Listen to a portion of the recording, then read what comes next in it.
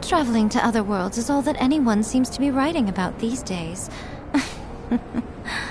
Goodness knows what they find so disappointing about their own world.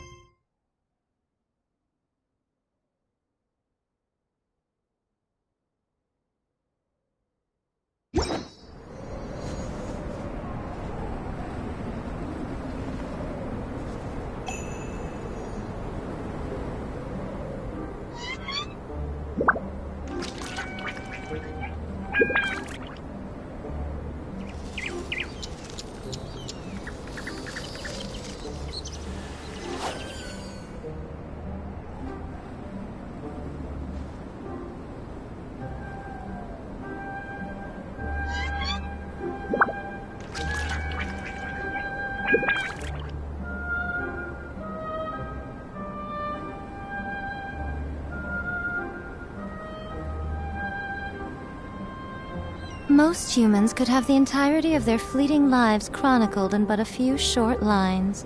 Their stories really make for terribly dull reading.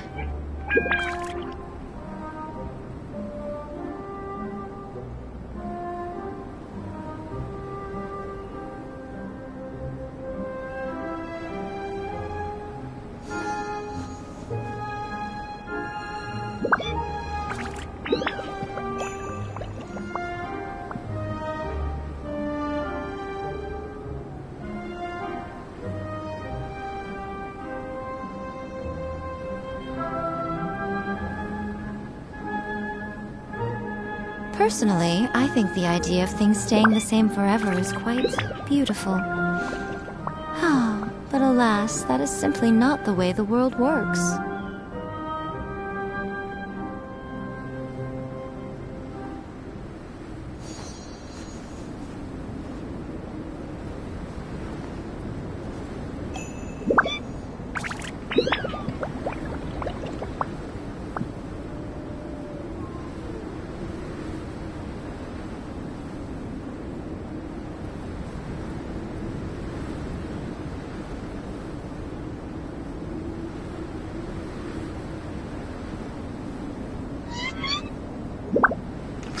Most humans could have the entirety of their fleeting lives chronicled in but a few short lines. Their stories really make for terribly dull reading.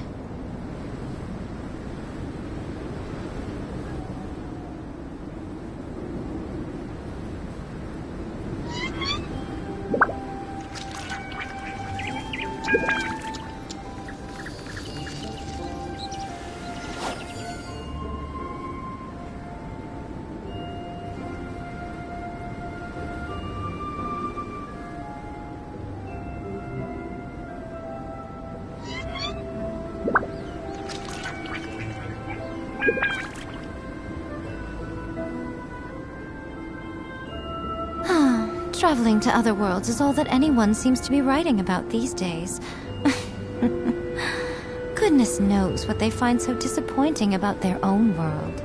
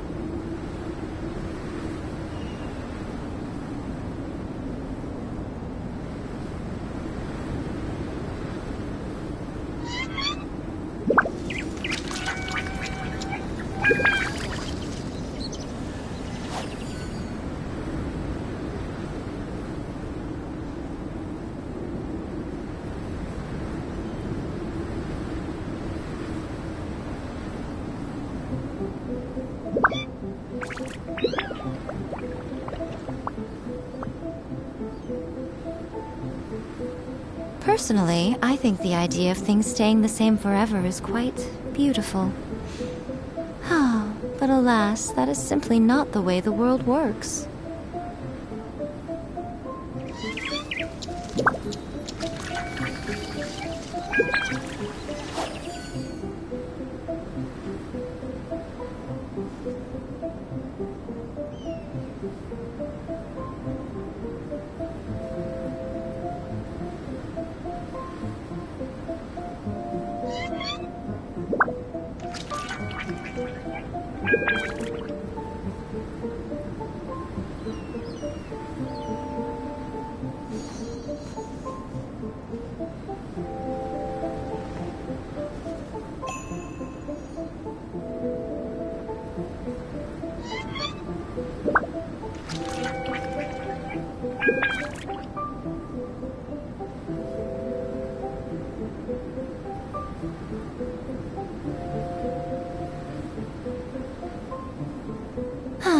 Traveling to other worlds is all that anyone seems to be writing about these days.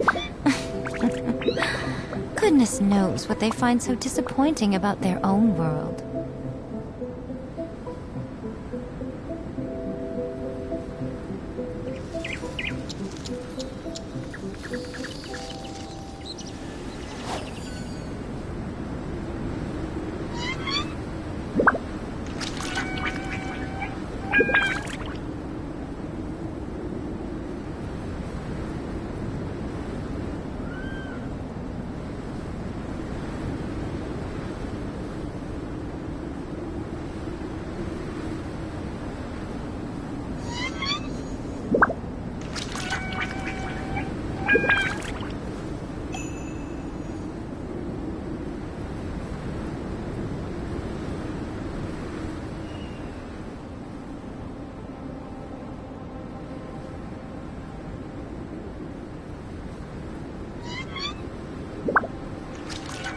Most humans could have the entirety of their fleeting lives chronicled in but a few short lines. Their stories really make for terribly dull reading.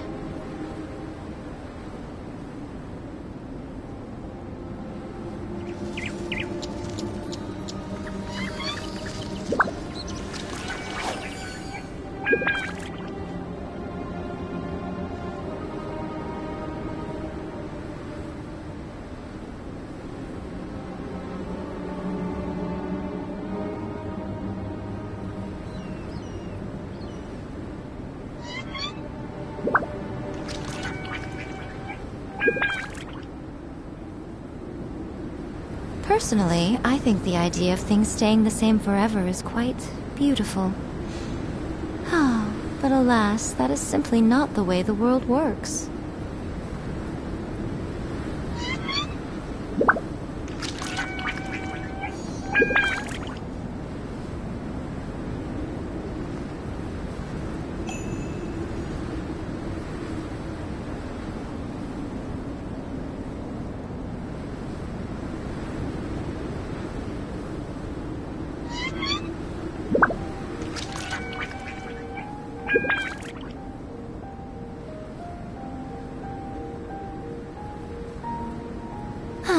Traveling to other worlds is all that anyone seems to be writing about these days.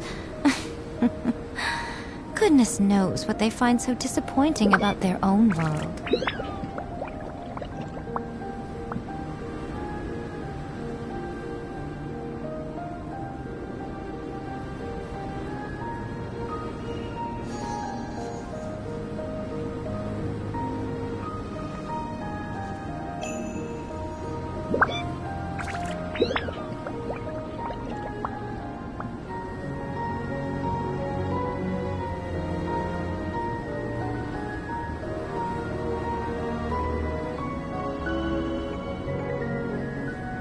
Most humans could have the entirety of their fleeting lives chronicled in but a few short lines.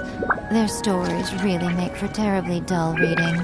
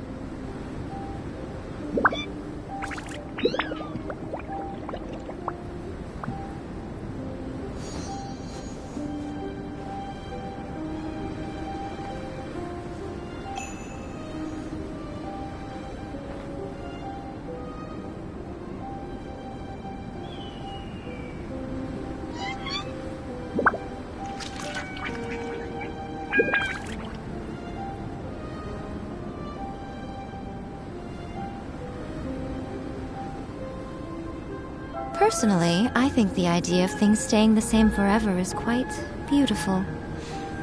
But alas, that is simply not the way the world works.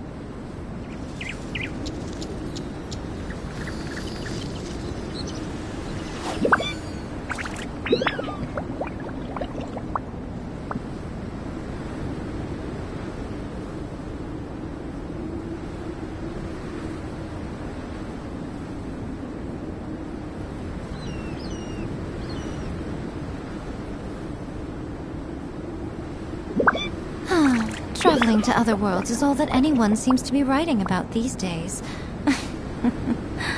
Goodness knows what they find so disappointing about their own world.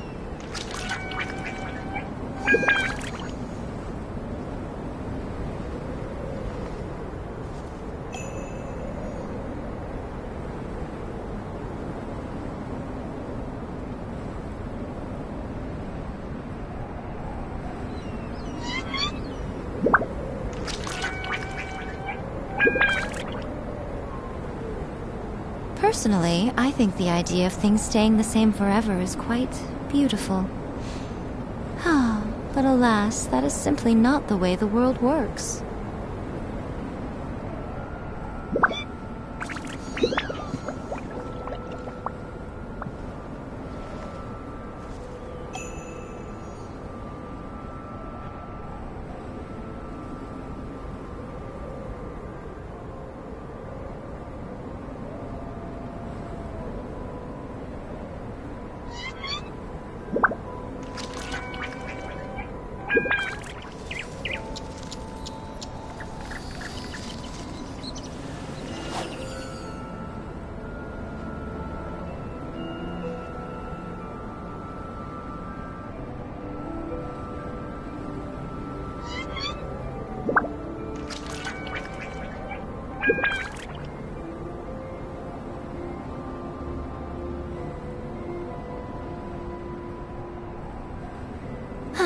Traveling to other worlds is all that anyone seems to be writing about these days. Goodness knows what they find so disappointing about their own world.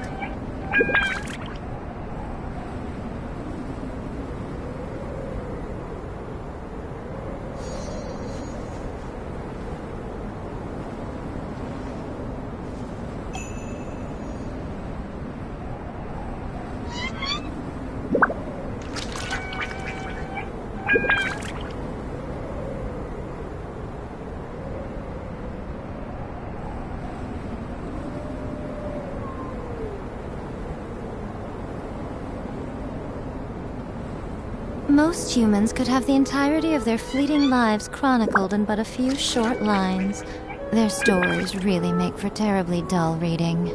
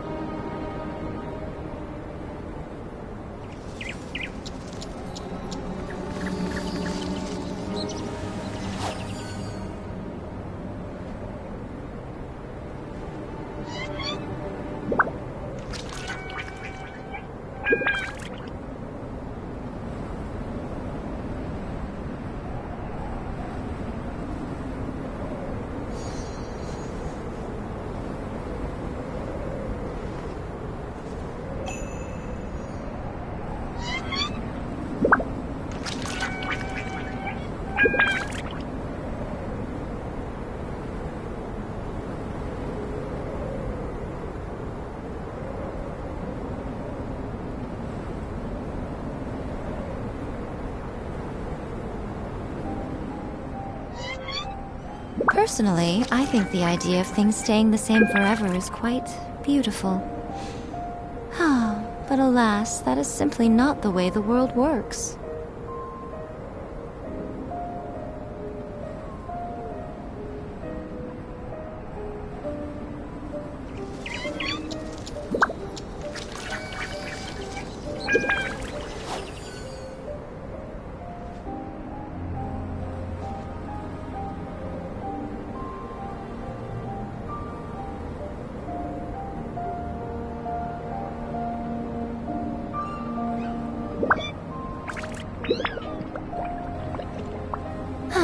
Traveling to other worlds is all that anyone seems to be writing about these days. Goodness knows what they find so disappointing about their own world.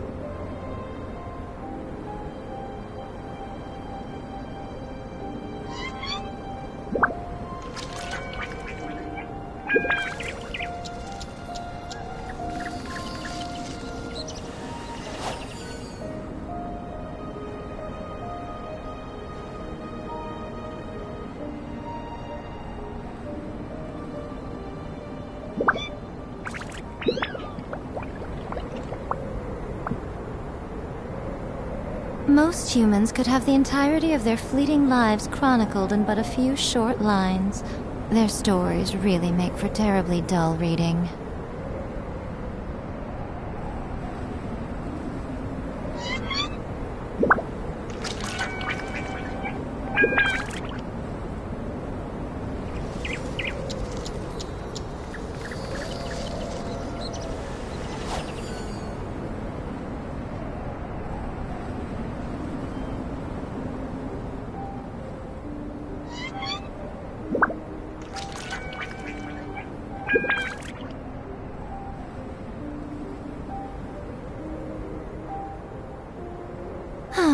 Traveling to other worlds is all that anyone seems to be writing about these days. Goodness knows what they find so disappointing about their own world.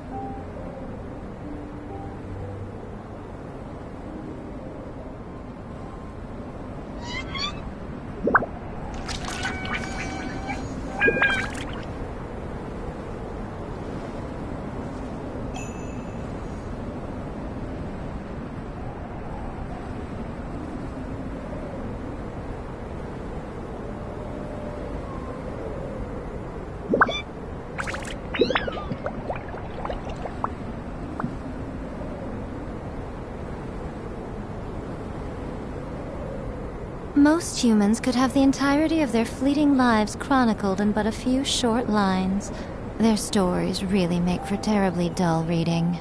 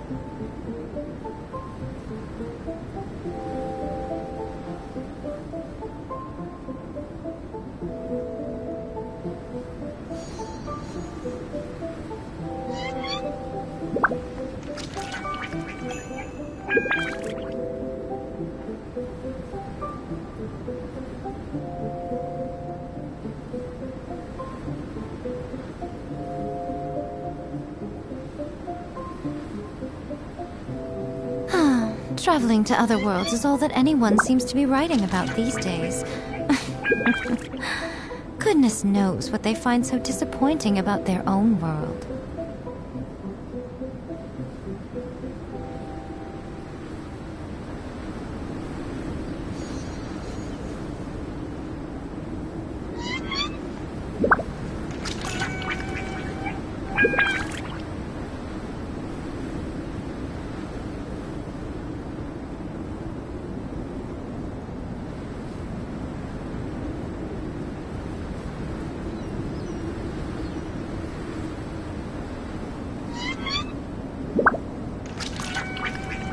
Personally, I think the idea of things staying the same forever is quite beautiful.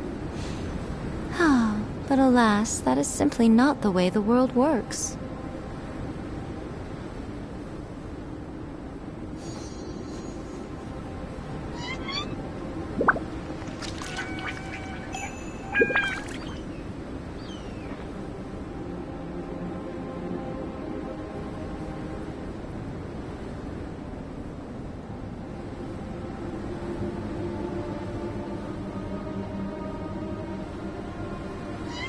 Most humans could have the entirety of their fleeting lives chronicled in but a few short lines. Their stories really make for terribly dull reading.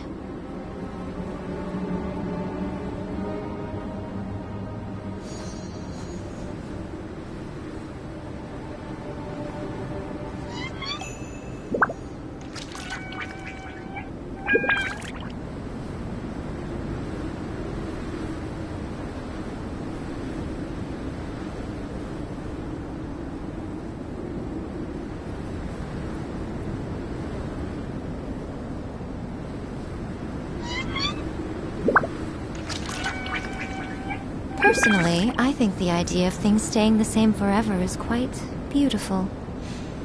But alas, that is simply not the way the world works.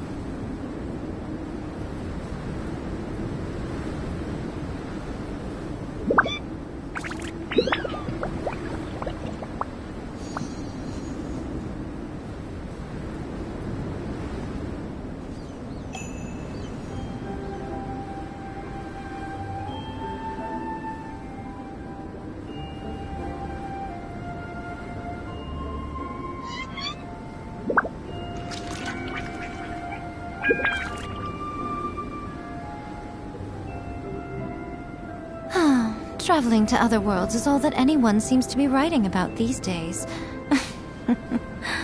Goodness knows what they find so disappointing about their own world.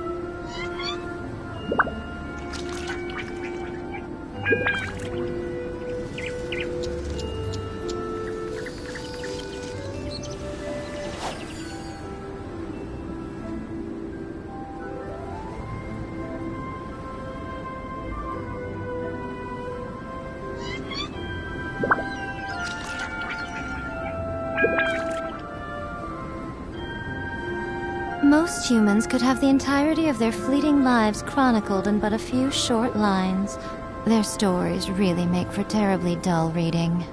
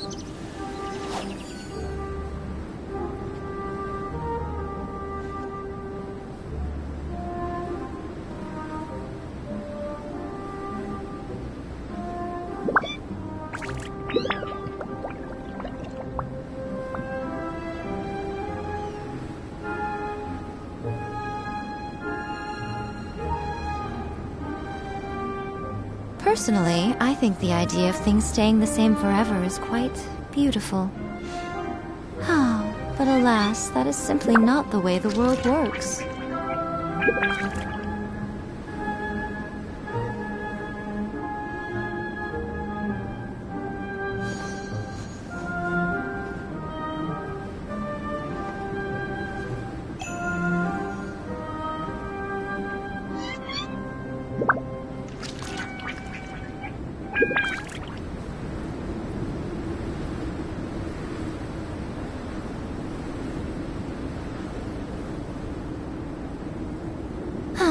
Traveling to other worlds is all that anyone seems to be writing about these days.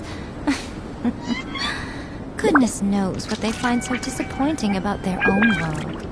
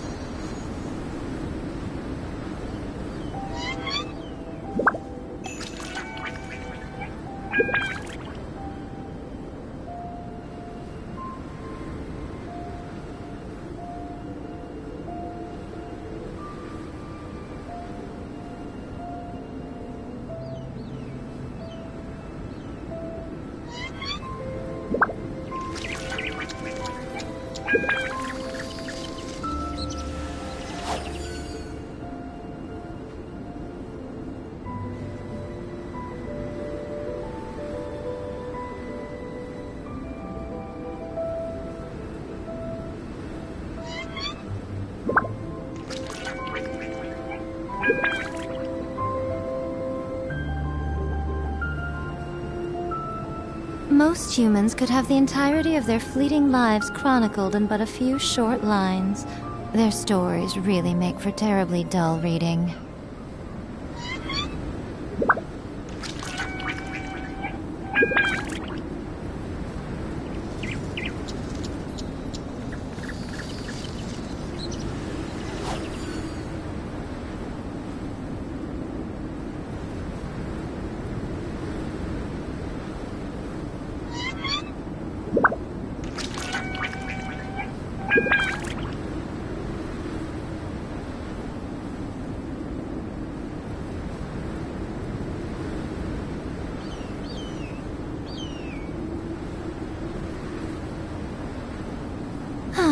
Traveling to other worlds is all that anyone seems to be writing about these days.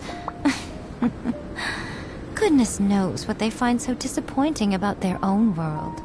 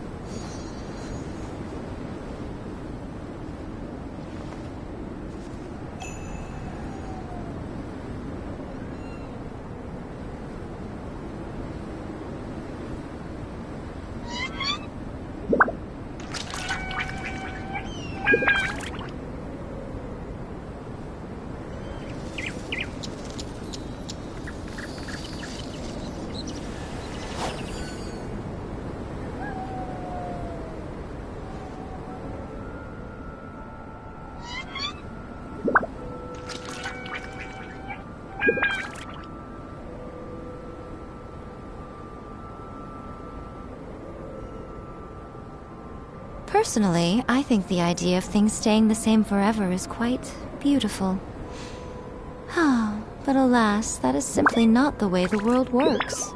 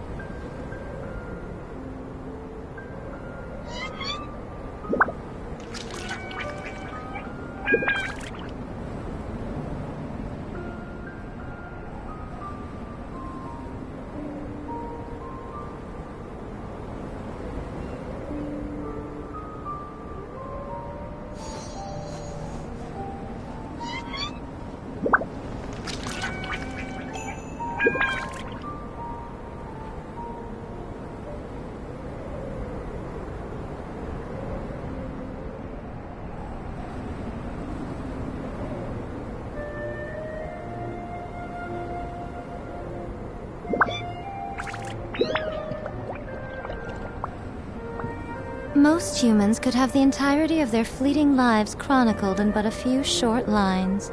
Their stories really make for terribly dull reading.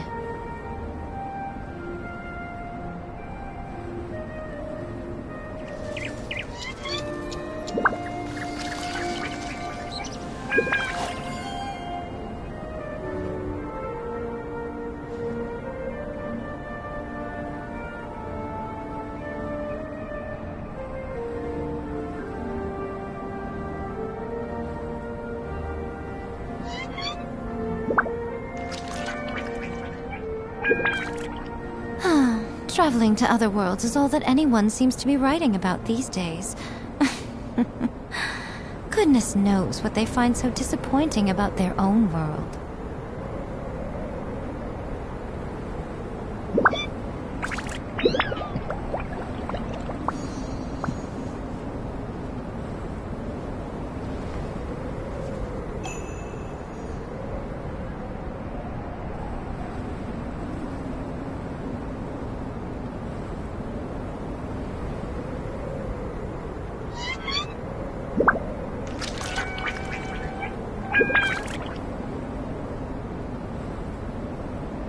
Personally, I think the idea of things staying the same forever is quite beautiful.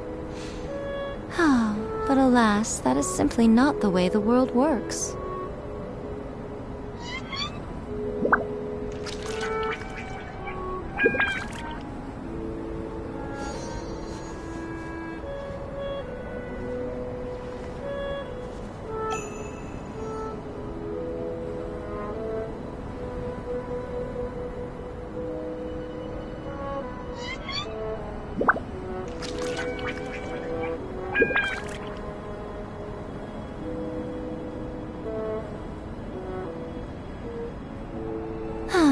Traveling to other worlds is all that anyone seems to be writing about these days. Goodness knows what they find so disappointing about their own world.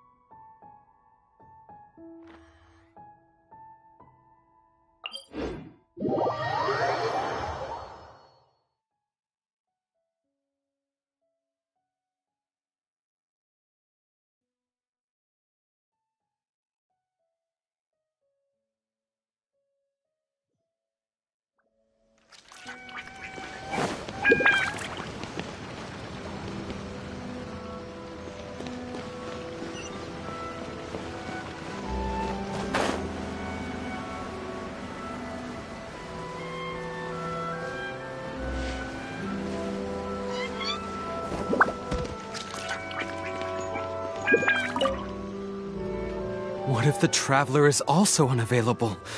What am I supposed to do? Well, that's your problem. It was your choice to get into this mess. Oh, but fortunately for you, it appears your savior has just arrived. Ah, Traveler. Great, you made it.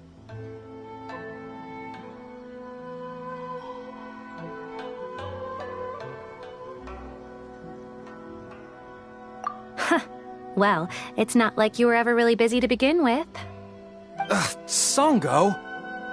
Compared to the Traveler, you're the one who has too much free time. No, I'm very busy. I'm busy standing here. I have to stand here all day. Even if it's a commission you're unwilling to take, your excuse is just pathetic.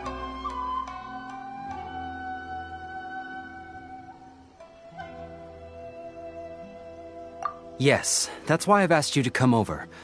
Allow me to explain. A key member of the Tenryou Commission has recently gone missing. No one has seen them, and their whereabouts are currently unknown. The Tenryou Commission has entrusted us to find this person discreetly because it would be a hassle for them to look for this person openly for a variety of reasons. Their name is... Kujosara. That's right. The General has gone missing. If the General was really missing, the Tenryou Commission would have flipped Inazuma on its head by now. And do you think they would only commission us for a case like that? Please ignore Sango's nonsense, Traveler. In fact, the missing person's name is Shikanoin Heizo. He works as a special detective at the police station. Although his rank is merely a doshin, he is quite competent and held in high regard by the police station.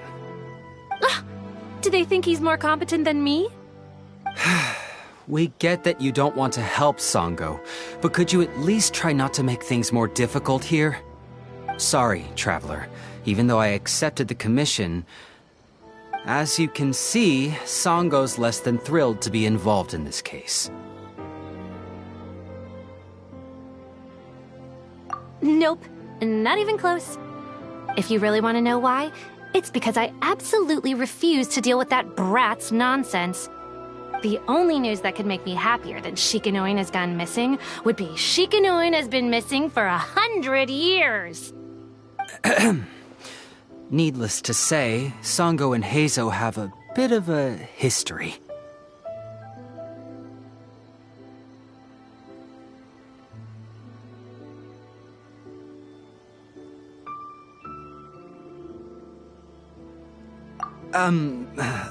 Well, it's a little more serious than that. According to Sango, Heizo was an obstacle in her path to the Temple of Truth. Like a yappy dog that was constantly in the way. Even though Heizo has a unique personality, he's actually a nice guy. Really, I've learned a lot from him. So I can't just ignore this case, even if Sango doesn't approve. At the very least, I could entrust the commission to someone capable and trustworthy, like you, Traveler.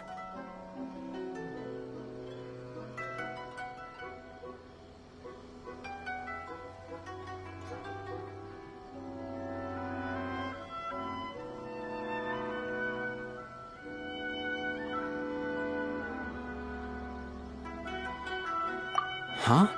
No, it's not like that. Listen, I'll pay the entire amount originally promised by the Tenryou Commission, and I'll even personally throw in some additional funds. I'm really hoping you can take this commission, Traveler. If Heizo truly is in danger, I know he'll be safer with you by his side.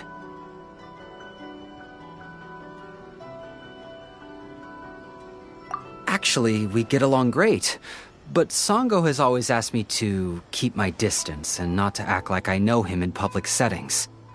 So, when people ask, I usually just say I've met Shikanoin a few times. If it hadn't been for today's incident, well, let's not get into that. Anyway, could you please help look for him?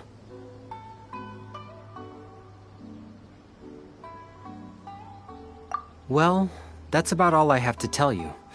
Oh, please take this commission letter from the police station.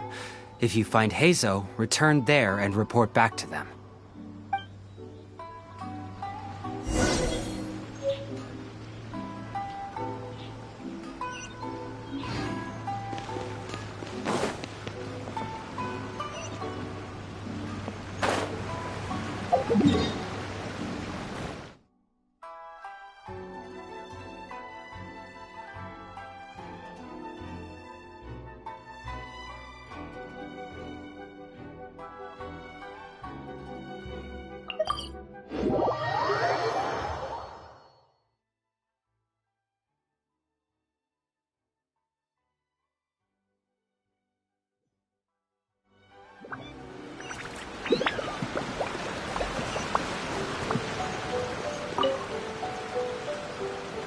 Oh, it's you! The captain of Swordfish 2? My name is Shibata. I'm in charge of the watch here. May I inquire as to what the captain needs?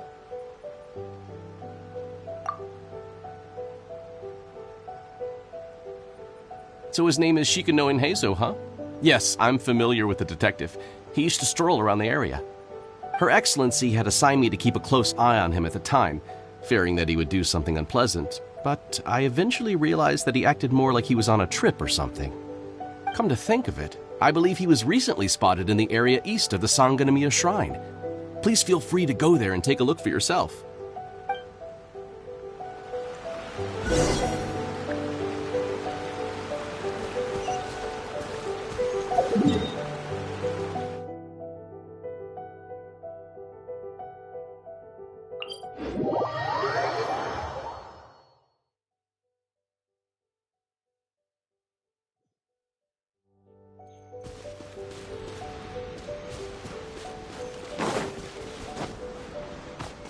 Come on, you guys. I'm nothing but a poor tourist with empty pockets.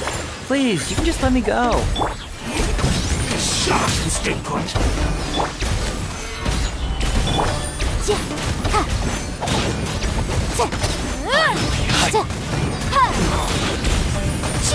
How's this?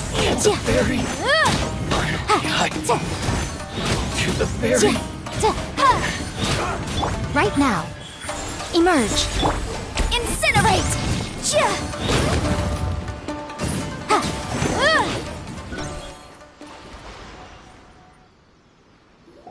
Well, well, look who it is. I was wondering who could be valiant enough to wipe the floor with these guys so easily. Turns out it was the distinguished traveler. Really, I can't thank you enough.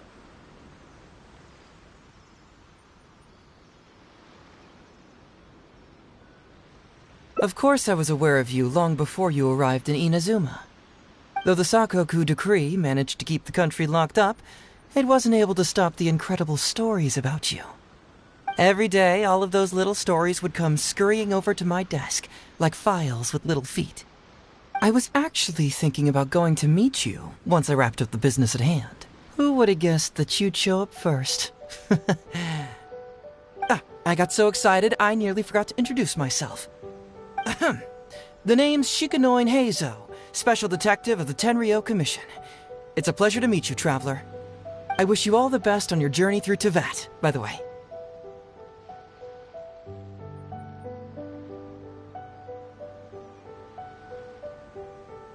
Huh. I guess that means I've taken over as the main character in your story today. I've always heard that you take commissions from all kinds of people, helping everyone out with everything you can imagine. So now it's my turn to take your help, huh? Don't mind if I do. That was already obvious to me. It's no coincidence that you've arrived here. Because that would be the stuff of an epic novel. The two protagonists of the story both travel to Watatsumi Island by chance and cross paths as if by fate. The traveler from afar heroically rescues the weak and defenseless detective from the clutches of the ruthless Nobushi. Traveler, you are so dreamy. Unfortunately, though, I don't believe in coincidences. So, guessing you came to me on the police station's commission, didn't you?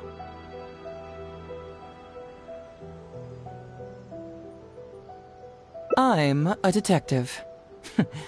Can you guess what gave it away?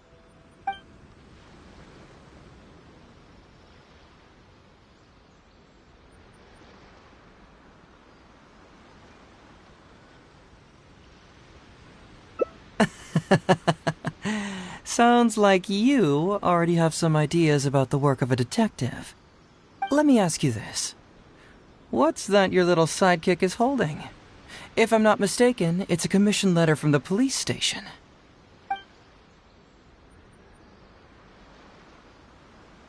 What? Paimon's just here to take a look. And hey, who are you calling a little sidekick? Paimon was worried she might be in danger, so Paimon came to help. Why are you two staring at Paimon? Is Paimon not supposed to be here?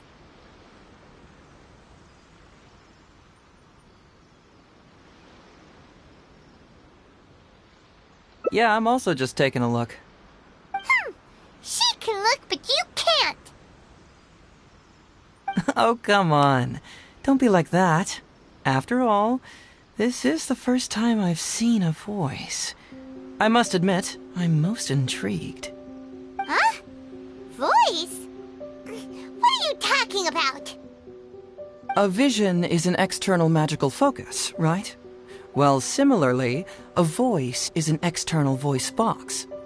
I've heard that the Traveler isn't very talkative, but given how chatty you are, you must be her voice, right? That sounds awful! Paimon's not somebody's voice! Paimon's emergency food!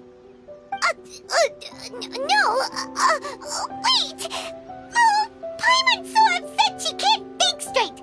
Paimon is Paimon! How dare you give Paimon such a terrible nickname? We came here to rescue you, but you actually opened the cage yourself. You were only pretending to be captured by the Nobushi, weren't you? Pretty suspicious if you ask Paimon. Come out with it, mister. What kind of schemes are you up to? Sheesh. For someone who says they don't want to be a voice, you sure do talk a lot.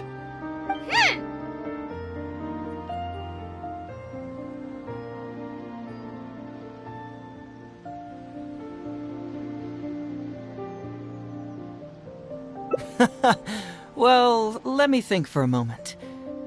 Yes, all this started a long time ago, during the war.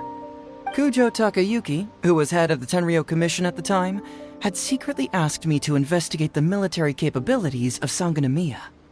But I had already grown tired of the guy for a while, so I simply treated the trip as a paid vacation. I had heard that Watatsumi Island is really beautiful. As for the mission, I thought I'd just come up with some random excuses or whatever when I reported back. But guess what? The first night I arrived on Watatsumi Island, I had a dream. The dream contained only one message, an echo resounding from the depths of the earth that kept ringing in my ears, saying,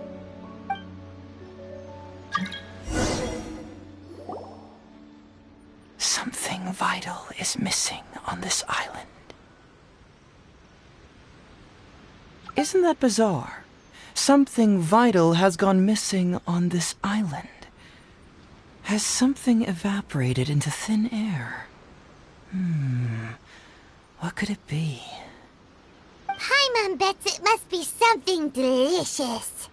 You know, because the soil of Watatsumi Island can't grow crops. There's a shortage of food here.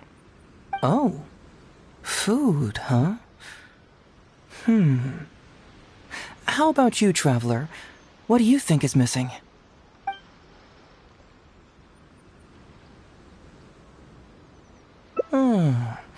That was an unexpected response. It'd be right at home in a novel. Interestingly, I didn't have the same dream again after I left this place, so I became even more intrigued. Was this really just some random dream? Some people believe that dreams represent the divine's helping hand, which I suppose is understandable. However, if you ask me, dreams have nothing to do with the gods. Instead, they are flashes of intuition. It was my intuition telling me that there was something important about this island that, poof, suddenly vanished.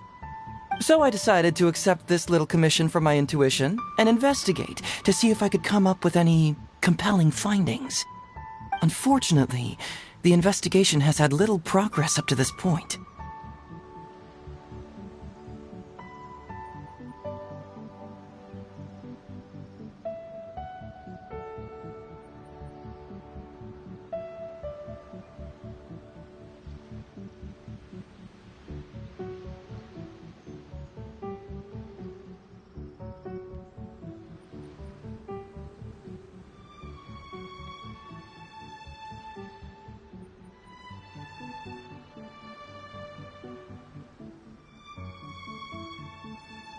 Who knows? I felt there was something peculiar about them, so I pretended to get captured to see if there were any leads that would surface. And that's when you showed up.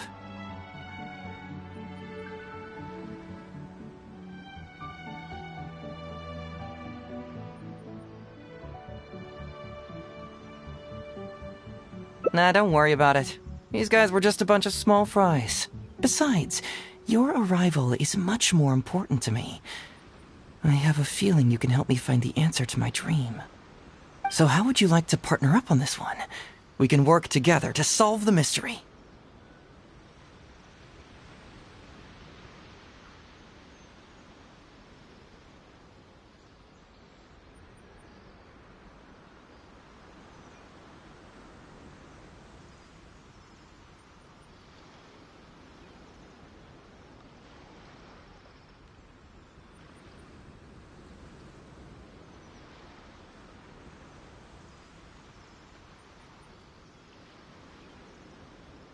Yes, of course, I understand.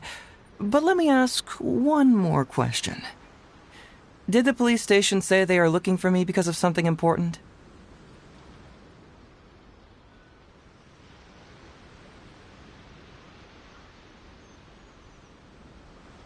Well, then it's probably nothing major. Most likely they're short on staff or something petty like that, and they happen to remember their model employee. So since we're already here, why don't we just solve this puzzle together? Once everything is settled, I'll gladly accompany you back to the police station, or anywhere else you'd like to go. What do you think?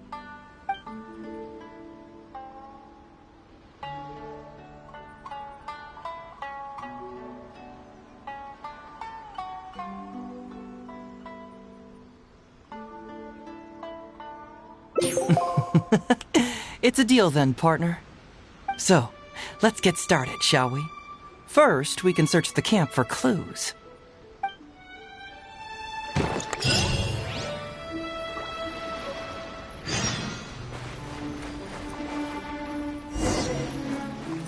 Hey, isn't this Crystal Mirror?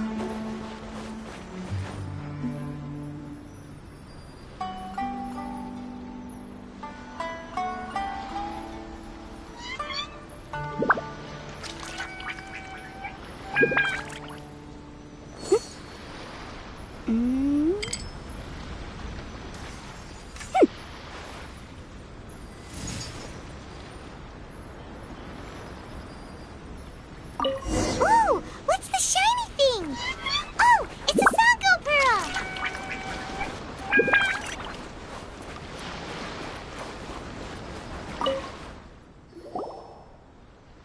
So, have you found anything?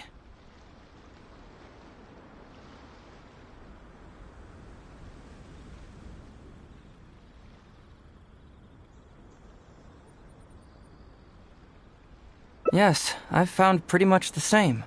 And there really are a lot. Aren't these all super expensive? Oh, these must be the valuable things that went missing from the island! That's it! The Nobushi must have stolen them all! I don't know if I'd go that far. The Nobushi would be very hard-pressed to find many opportunities to get their hands on commodities like these. Huh? What do you mean? Did the Nobushi gather all this themselves? No, that's unlikely. Crystal marrow is a rare material for crafting weapons, and Sango pearls are an even more precious commodity. Here's what I think. Due to Watatsumi's poor soil, the island's economy is quite fragile and heavily reliant on the trade of these special resources. So, it's absolutely vital that they keep them under lock and key and well out of the Nobushi's reach. Which means they got lucky with a huge batch like this. My guess is they ambushed a caravan. If we go ask around the Sangonomiya Shrine, we can find out if there have been any recent instances of caravans being plundered.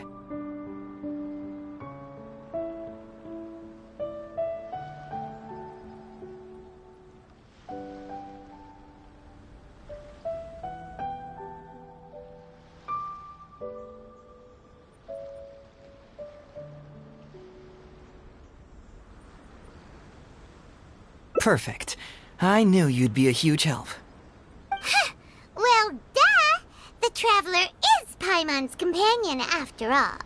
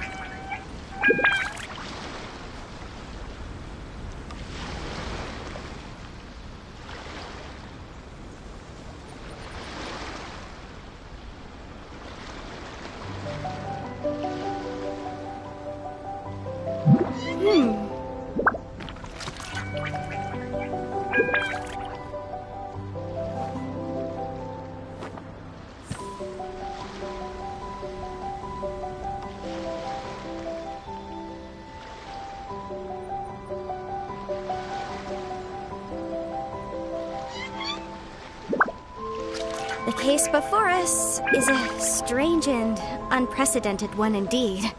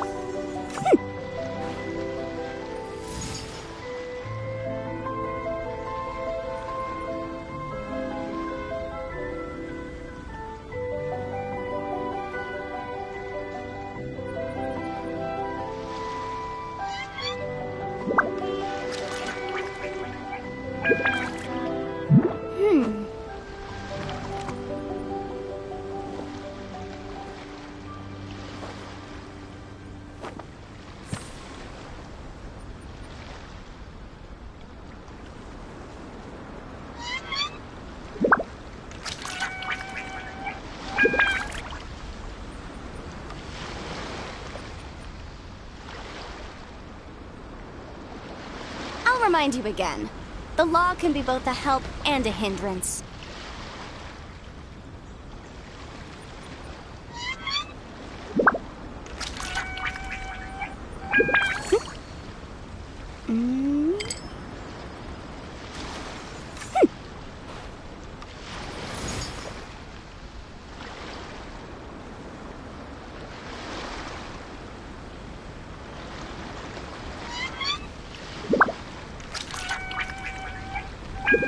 Sometimes the law is compatible with human nature, but sometimes the two conflict.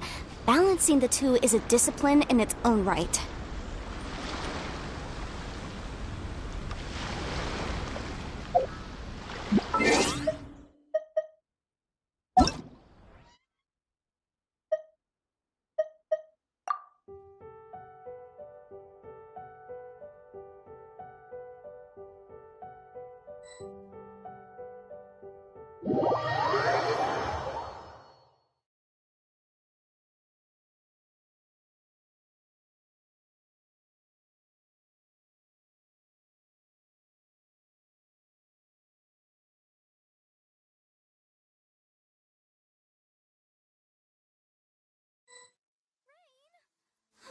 Lord of Geo, please do us a favor and clear this up at your earliest convenience.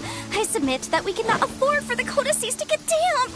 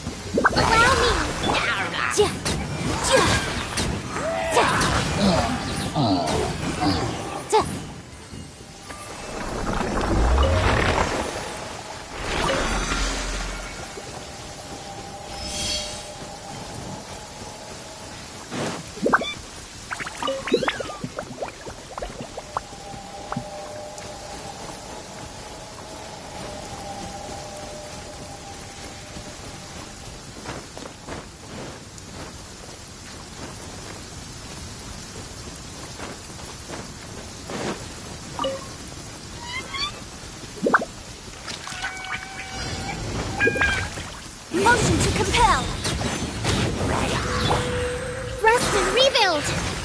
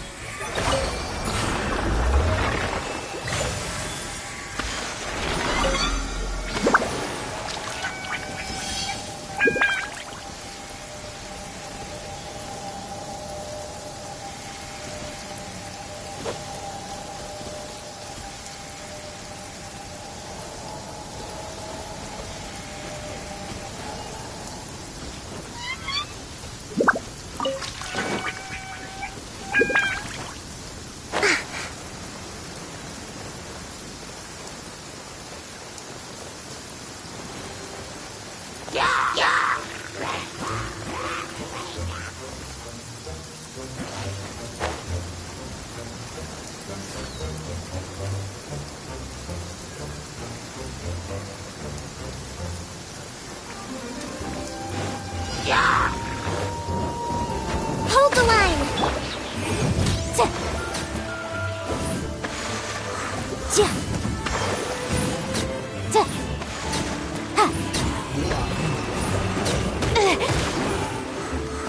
Too late for regrets!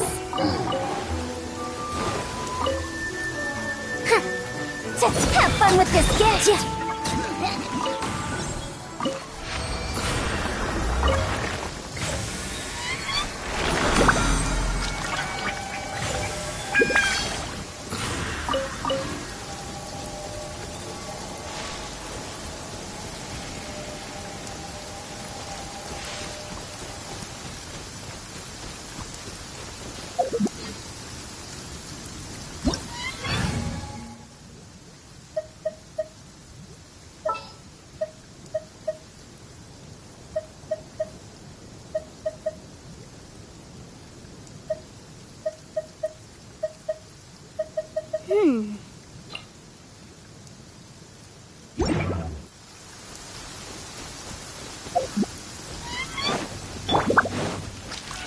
Here we go!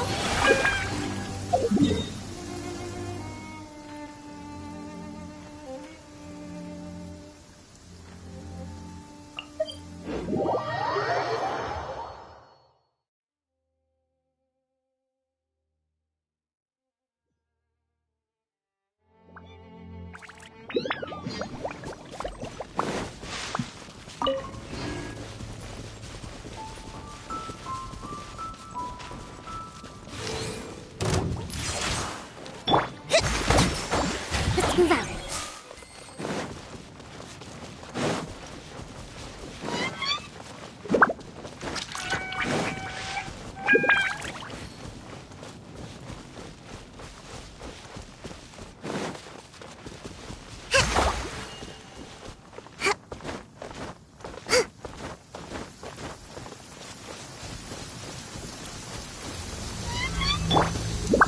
Let's brace yourselves.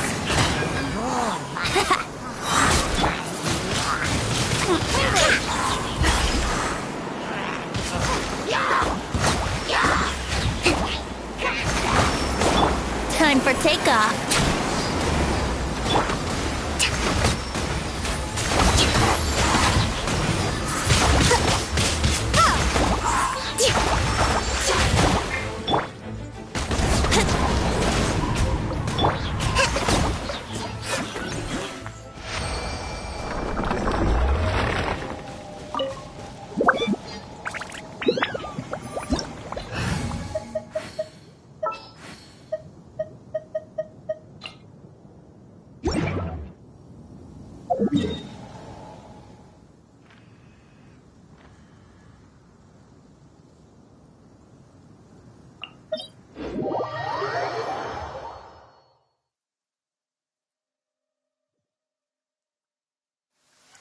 Marching in the rain conceals the sound of our arrival, but is also a test of stamina.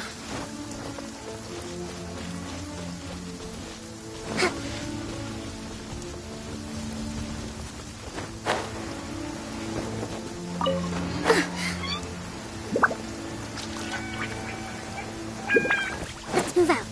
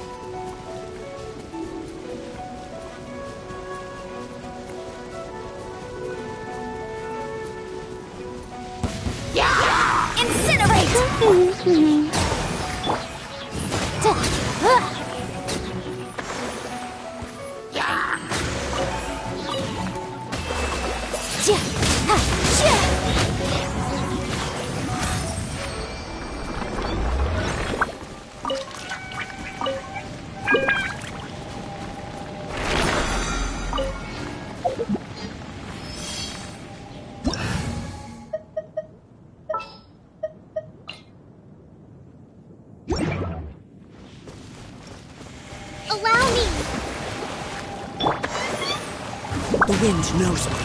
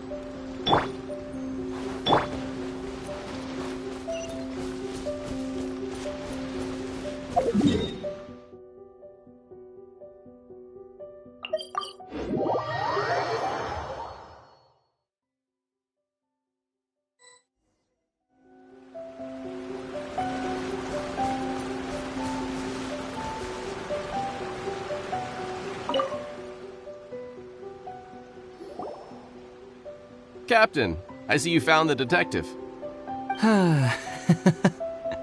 Watatsumi Island sure is a beautiful place. I don't think I could ever leave. You can stay as long as you like, granted you don't cause any trouble, that is.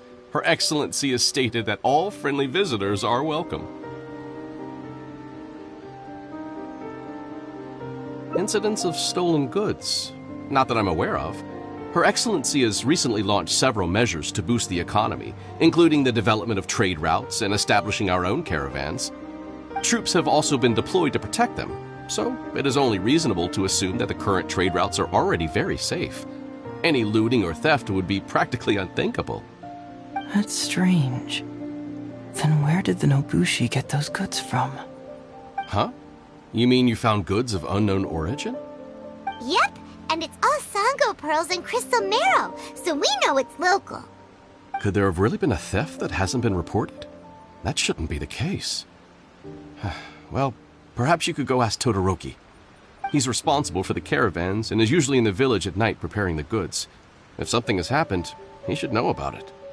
Great. Thank you for all the info. Let's go. Hey, Traveler! It's been a while. I've missed you. Why didn't you inform me that you'd be coming over today? General Goro. You're dismissed, Shibata.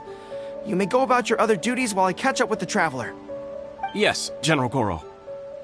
I overheard you discussing a case of stolen goods. Is that right? That's right! We found a lot of Watatsumi's valuable products in an Ibushi camp!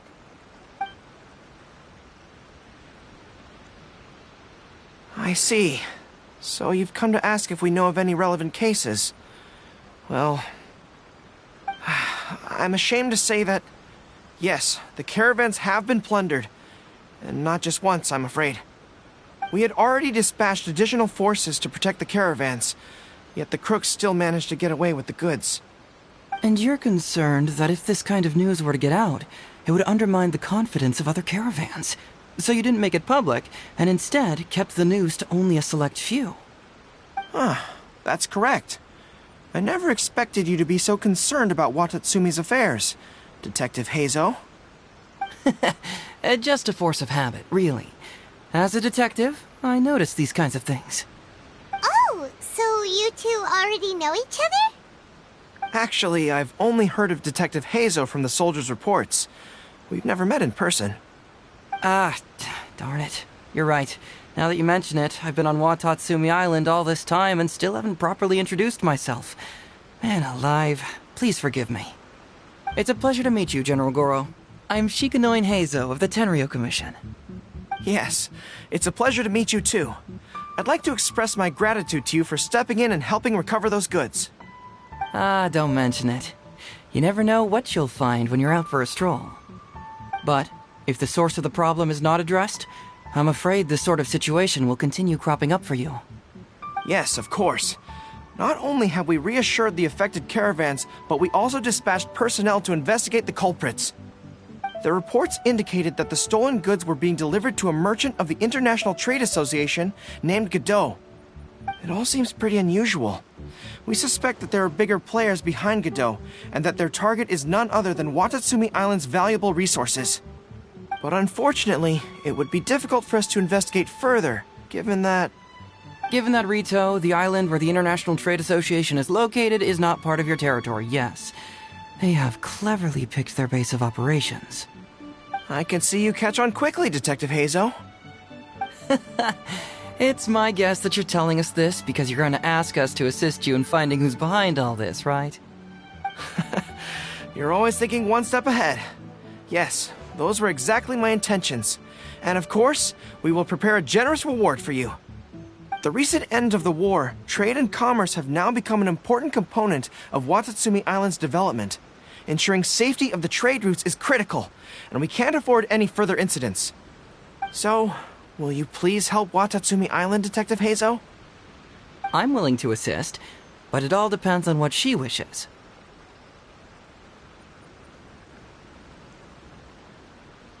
Great! With both Detective Heizo and the Traveler on the case, I'm sure it'll be solved in no time. The situation is now in your capable hands. I look forward to hearing your report when you get back. All right, we'll take care of it. Traveler, let's go discuss where to head from here.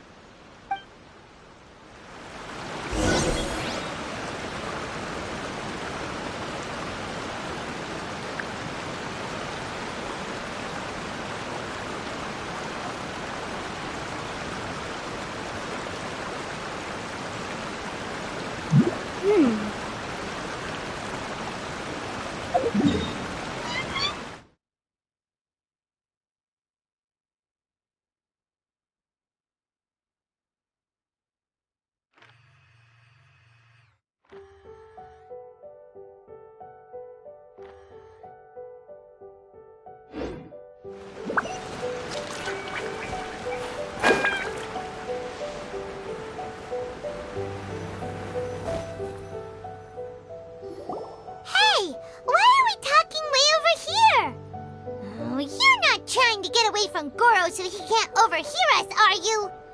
Very perceptive. Seems even Paimon has her moments. Let me ask you, do you believe in intuition? Huh? Intuition? Where are you going with this? My intuition tells me that General Goro is lying. What? How could you say that? Although he did seem a little on the serious side today, but Goro's a good guy. Good people can be deceptive, too. After all, everyone has their secrets.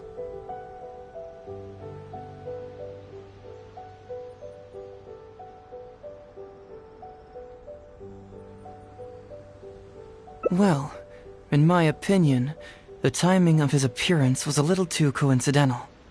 Sangonomiya's soldiers have been keeping an eye on me for the entire time I've been on Watatsumi Island, yet I had never seen General Goro even once.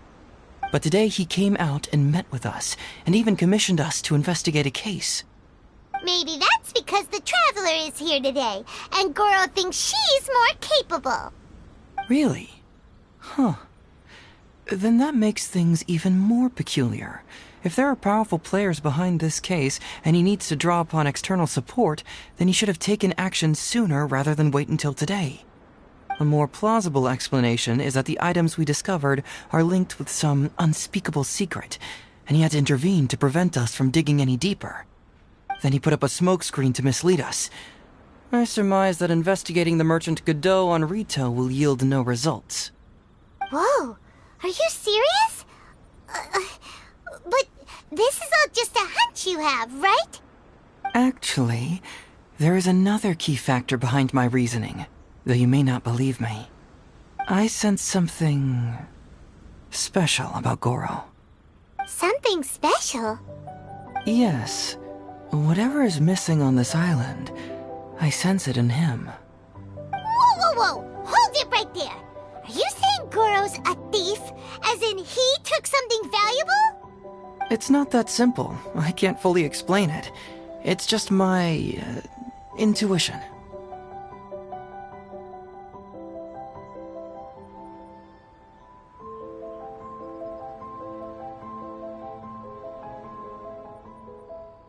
Sure, I trust your judgment, but perhaps you're overlooking someone else, the true leader here.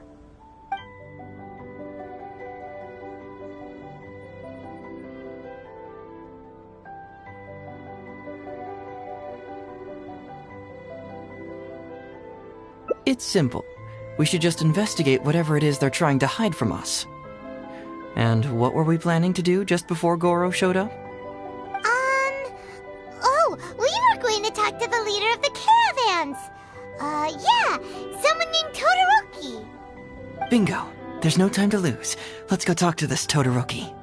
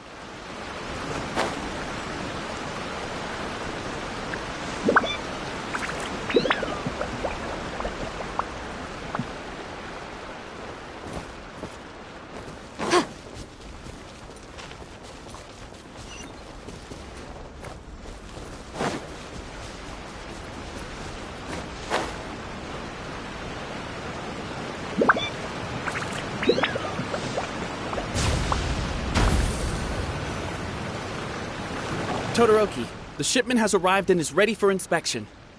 Good. Let's go. Hey, it's Todoroki! Shh! Keep quiet. Let's follow him and see where he leads us.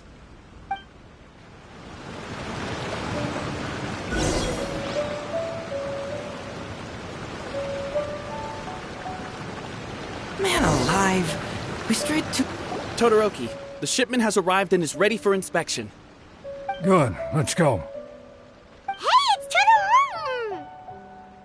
Shh! Keep quiet. Let's follow him and see where he leads us.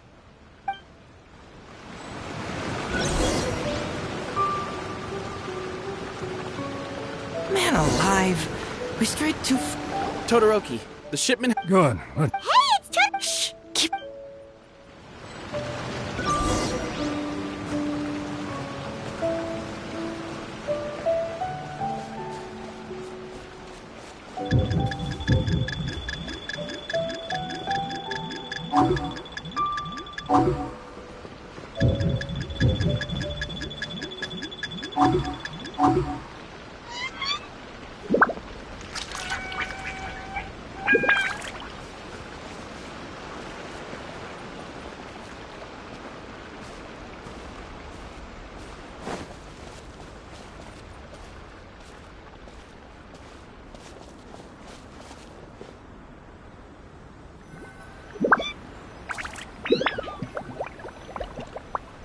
Your intel was spot on. When we arrived, the Nobushi were all still asleep. We captured them all, and the goods were retrieved and brought back here. I'll take a look. Everything seems in order. Good work. It's nothing. Thanks to the efforts of your caravan, the price of grain in the village has decreased. That's right. And who would have thought that the injuries we sustained during the war would have such a lingering effect on our bodies? But thankfully, you also brought back some life-saving medicine. Things are improving, thanks to the help from those up top. Oh, by the way, what is the state of the village's inventory? Make sure that it's confirmed tonight. I have to leave tomorrow morning after I go to the Sangonomiya Shrine and get instructions from General Goro. Don't worry. We've already prepared the list. Just follow us. Huh? The soldiers from Sangonomiya seized the Nobushi stolen goods? But didn't Goro say all the stolen goods were headed to the International Trade Association? And Todoroki said he'll get instructions from Goro tomorrow. Interesting. It appears these seized goods were never stolen. There's something else behind all this. Now's our chance to look around and see if we can find any leads.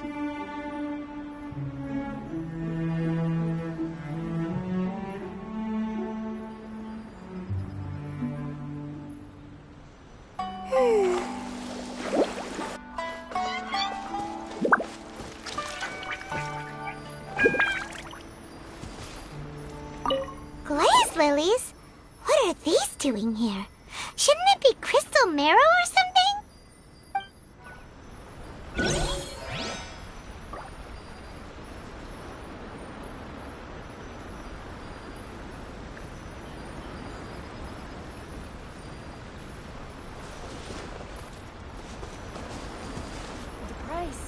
Whoa! Qingxian? Paimon was expecting to find Sango pearls.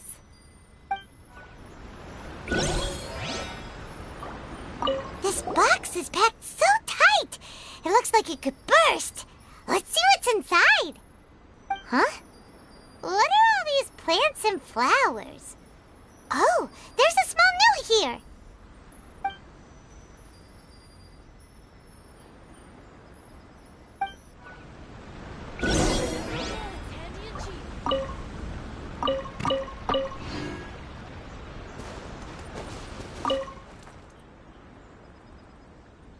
So, did you find anything? Whoa! Look at all the Qingxian! And glaze lilies, too!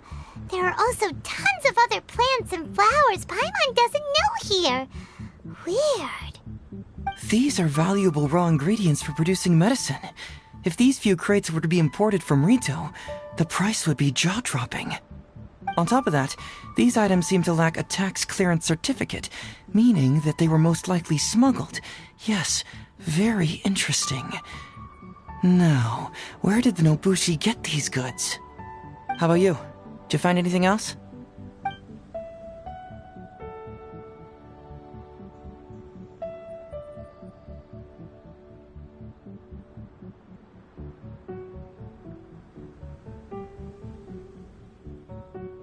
Really? I see. All right. In which case, I have a rough hypothesis. First, we... Huh? Who goes there? Oh no! We've been spotted! Huh? Wait, Captain? Is that you? Oh, so it's you, Captain. You had me worried there. We almost mistook you for bandits. Captain, do you remember us? During the war, I was in the field hospital with Masashi. Teppei brought you to see us and helped find medicine for us. Hey, come on now. The captain wouldn't forget. I gotta tell you, Captain, we all miss you. We haven't seen you ever since the end of the war. When we heard that you were coming here, we just assumed you were only going to see General Goro and Her Excellency. The guys are all really hoping to see you.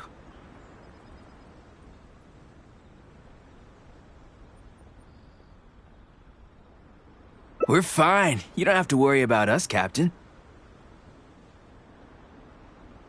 No, you're not fine. Captain, you may not be aware, but Masashi previously fainted on the front lines.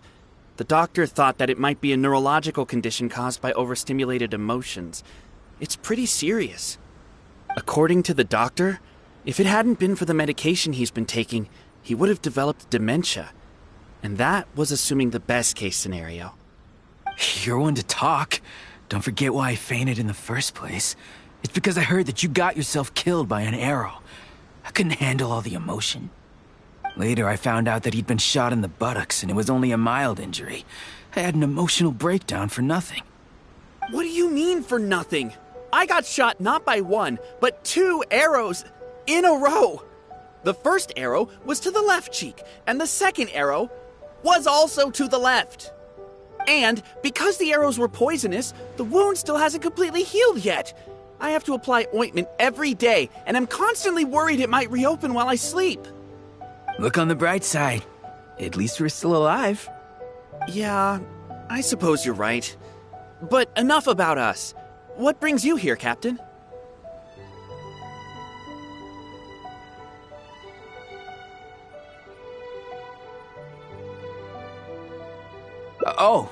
These goods were all seized from the hands of Nobushi and treasure hoarders. Todoroki was the one who provided us with the intel. He mentioned there were bandits here and there, so we went and took care of them while also confiscating the goods. By the way, Captain, you still haven't met Todoroki, have you? He's the one we're working for now. Her Excellency recently announced plans to stimulate the economy and created the caravans, with Todoroki at the helm. Yeah, he's proven to be quite capable. Even though he was just a farmer before, he's now successfully running the caravans. And his 2 sons are also our brothers in arms. Both received a special medal of honor from General Goro, which is quite remarkable, don't you think? So, as injured veterans, we've been reassigned to Todoroki. He's the one who gives us orders and pays our salaries now. What do they call that again? It's called changing careers, dummy. Ah, right. Changing careers. Anyway, I think the whole caravan thing is wonderful.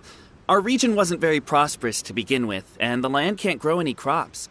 We have to pay a hefty price just to get basic food from outside. I can't even imagine trying to maintain and feed an army like we did during the war. I see. I think I understand the general situation now. May I ask where the apprehended criminals are? And you are?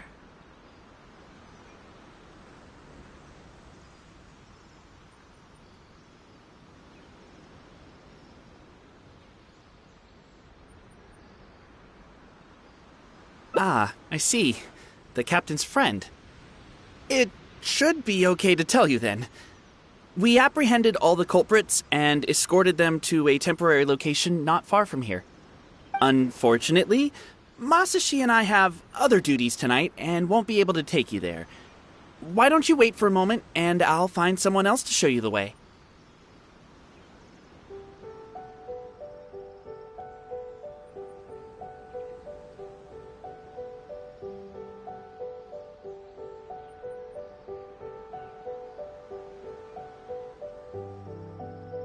I'm pretty sure I've already got a grasp on what's going on. All I need now is to confirm it with the apprehended bandits. Let's go.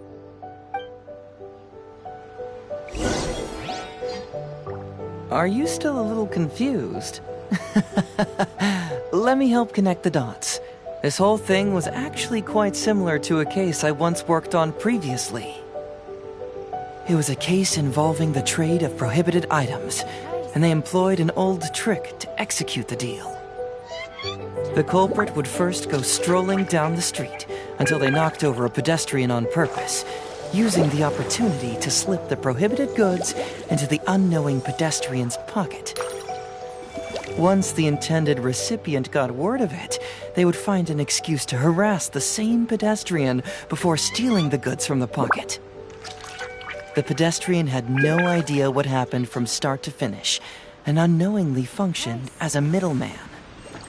So, can you guess who the middleman was in this case?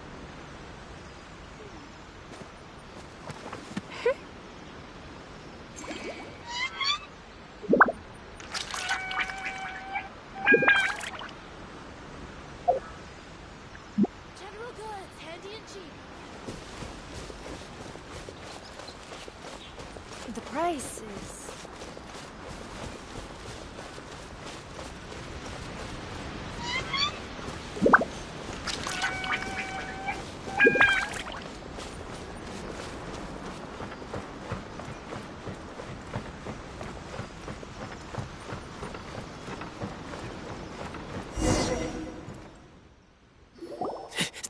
Sir, please forgive us, sir.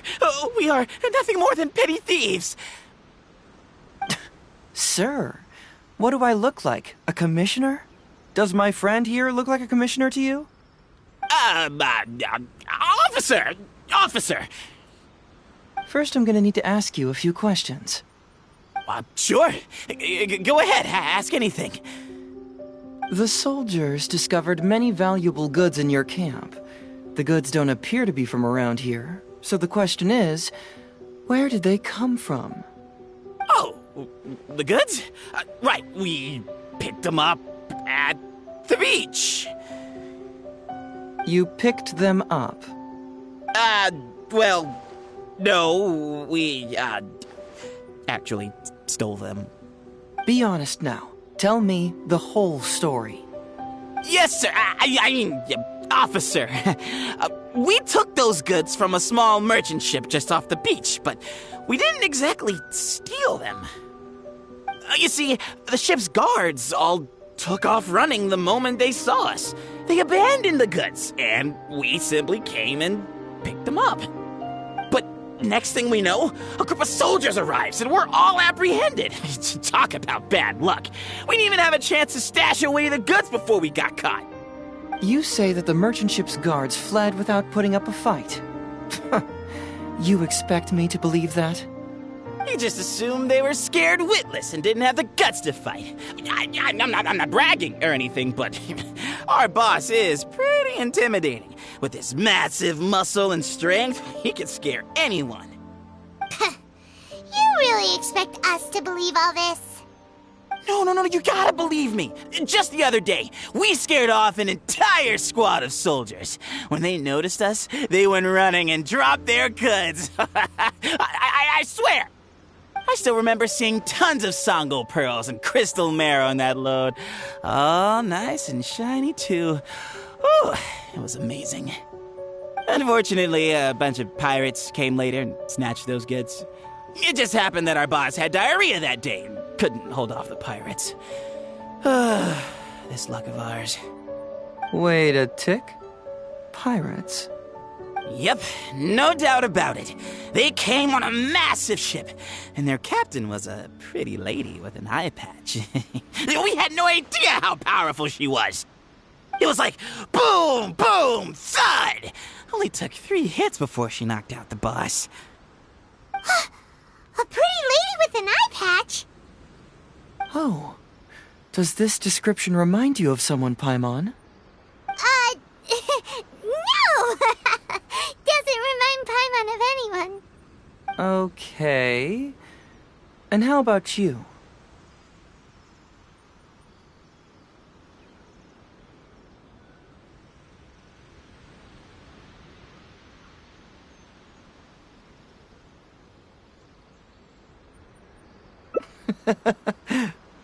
Really? Okay, I'll take that as a no, then.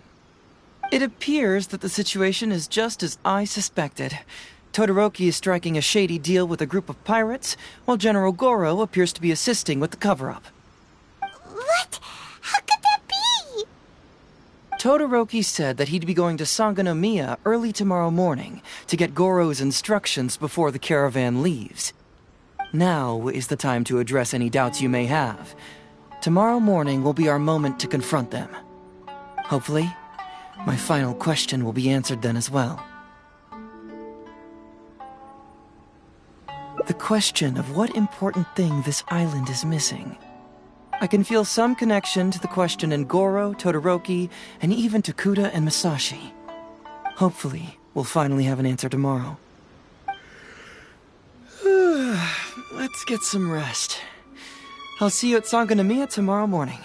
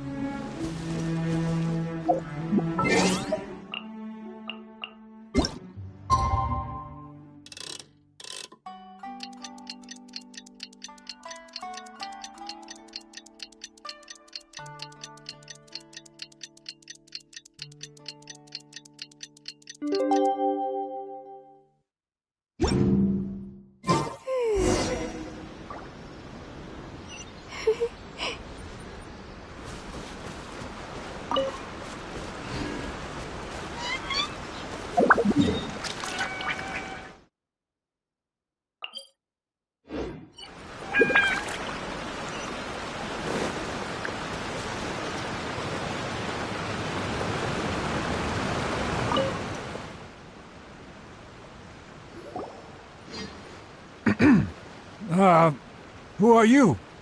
Hello, Todoroki. I'm Shikanoin Heizo, Special Detective of the Tenryou Commission.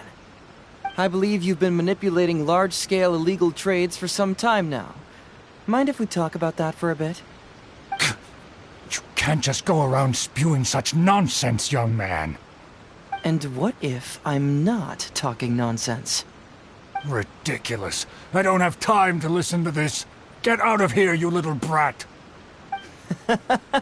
I know I'm on the younger side compared to you, Todoroki, so I'm sure you must have heard the old saying. Off the scale, some goods only weigh a couple pounds, but on the scale, they weigh more than 1,000. So the question is, do you want to put your goods on the scale or not? What are you trying to say?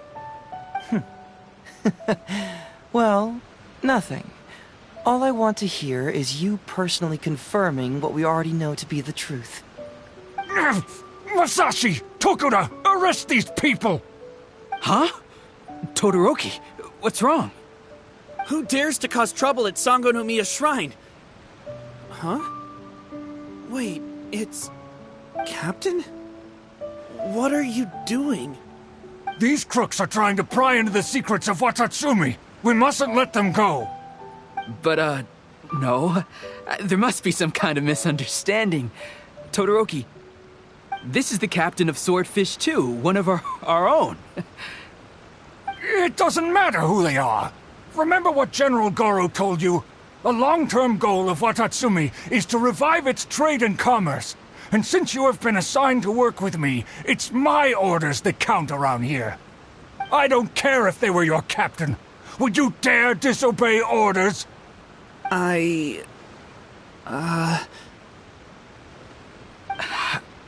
What do we do? Well, what are you waiting for? All right, I see how it is. If you two won't do it, I will. I really hoped it wouldn't come to this. But... here we go. Wait! Everyone, stand down! General Goro! You're here. My apologies, Traveler, Detective Heizo. I wasn't telling you the truth. Todoroki, the Traveler here is the hero who saved Watatsumi Island. Without her, Watatsumi Island would never have found the peace it has today. We mustn't raise our weapons against her. How could you be so naive, General Goro? If we let them go free, then who's to say the Shogunate won't come after us tomorrow? If the Shogunate decides to investigate, we won't be able to hide the truth. I wouldn't allow them to take you, Todoroki. Let's not kid ourselves. If going to jail could solve the problem, I would go and turn myself into the Tenryou Commission right now. The question is, what are we going to do with the goods? Will you be able to keep them? Not to mention the chance of astronomical fines. Can you afford that? Goro, we both know that Watatsumi Island is a barren land. Plant 100 radishes here and maybe only 3 would grow. And those 3 combined would still be smaller than just 1 carrot imported from elsewhere.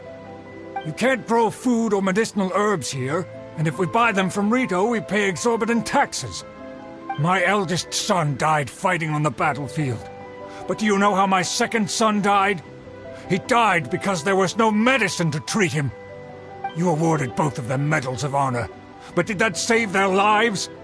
Can medals heal Tokuda and Masashi's wounds? No. It was the medicine that I got that saved their lives. If we detain them today, the Shogunate will never know what we've done. Besides, they're only a few months away now. We will set them free once the new bill is passed in just a few months, and everything will be okay. None of what happened here will be mentioned again, and life on Watatsumi Island will continue to improve. I understand, Todoroki, but they won't... I can trust the Traveler won't, but the detective here is a Tenryou Commission officer. Forget it. You're the general. I'm just a radish farmer.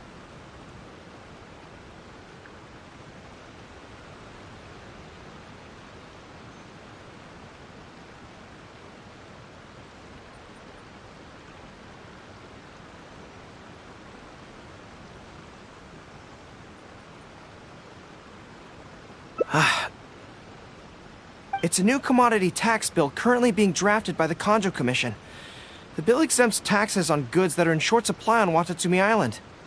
Once the bill's introduced, we'll be able to buy commodities that we need from regular marketplaces. Oh, I see. Man alive. I wish I had known sooner. In that case, how about we put your fears at ease and I'll stick around here a little longer.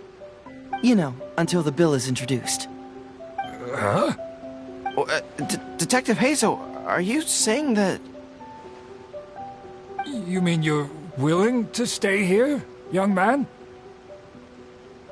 Come on, you two. What's with the strange looks?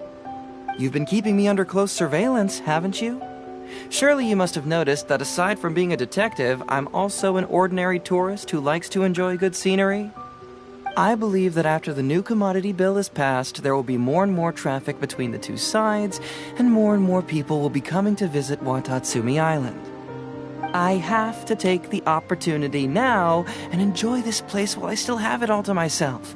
Before long, tourists will start pouring in. Thank you, Detective Hazel. On behalf of the people of Watatsumi. My pleasure.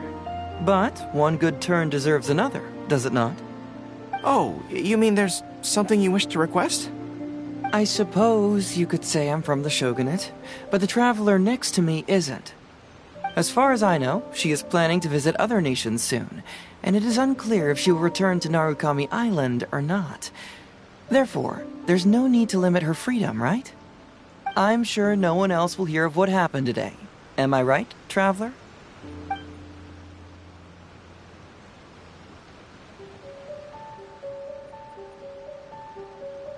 Well, it's settled then.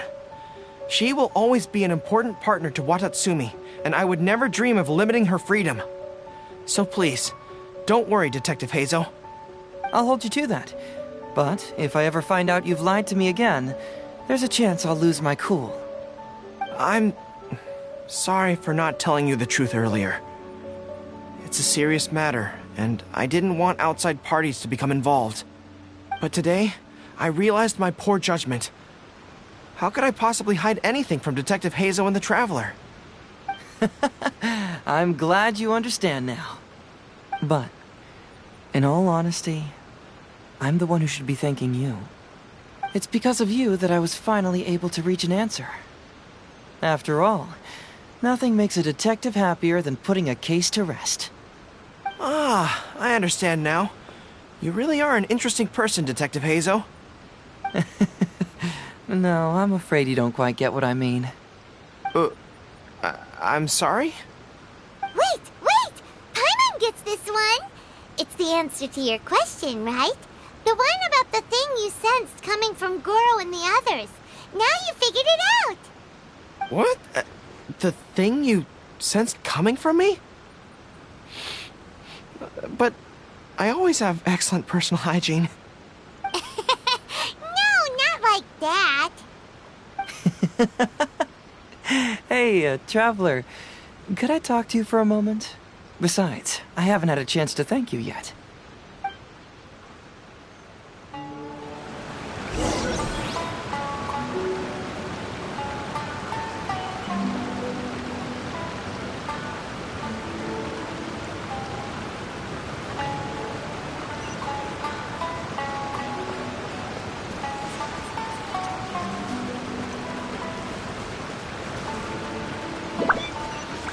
Breathtaking. Hey, there you are. Come here, look. It's beautiful, isn't it? Watatsumi Island. It's remarkable how such a barren land can give life to such wonderful and stunning scenery. To be honest, I am grateful to you for this trip. Before you arrived, I was running around like a headless chicken. Even if I happened to find out what was going on here, I wouldn't have been able to uncover any concrete information without you present. I'm just sorry that I promised I'd accompany you back. It appears that I won't be able to do so for the time being. So please, cover for me in the meantime, okay? It's all in the past now. Let's just chalk it up as an intriguing experience I had on my trip here. Besides, that's not what I wanted to investigate anyway. Yes. Everyone you led me to and everything they said brought me closer to the answer. And now I finally get it. Watatsumi Island is an ancient land where the soil is poor and many crops do not grow because it's lacking a certain thing. But what the inhabitants of this land do have is bravery. They were courageous enough to stand up and resist the gods and accomplish what they knew could not be done. This is yet another instance in which that certain thing shines. That missing element. That certain thing is what I sensed present in Goro, Todoroki, Tokuda, and Masashi. Which is the true vitality of this land. I guess I was mistaken when I declared that something was missing. That something from this island had evaporated into thin air. Because even something that evaporates is not gone. It's still there, just in a different state of being. When water is heated by fire, it evaporates and eventually finds its place in the sky. Similarly, when the land was harmed, its vitality evaporated and eventually found its place among the inhabitants. This is the final answer I've been searching for. Anyway, thanks again. You know, even though we just met, I wish you could be my partner all the time. Call me greedy, I guess.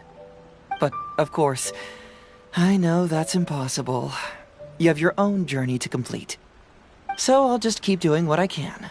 Hopefully keeping my memories from evaporating safe and sound in my mind. That way, I'll always be able to remember these beautiful things. The beauty of Watatsumi Island. The people who are full of life and vitality. And you two, who were by my side.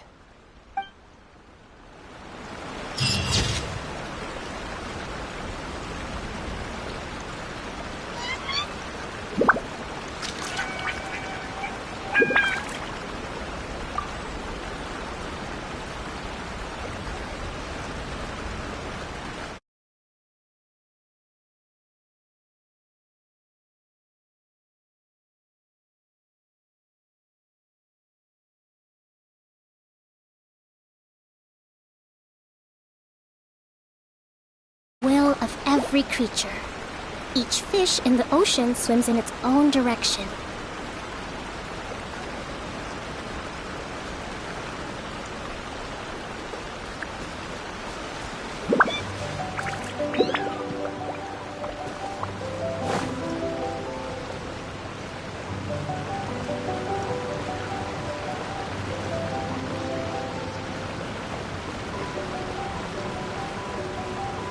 Let's move out.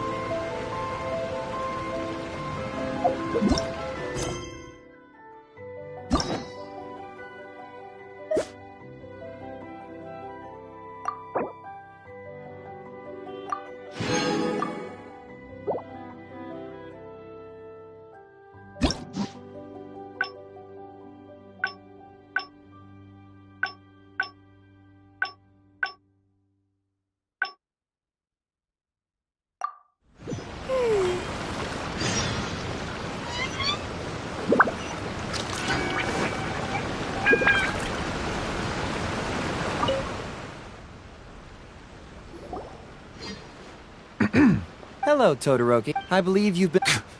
And what if... Ridiculous. Off the scale. So the question is... What are you... Huh? Who dares to cause... Captain?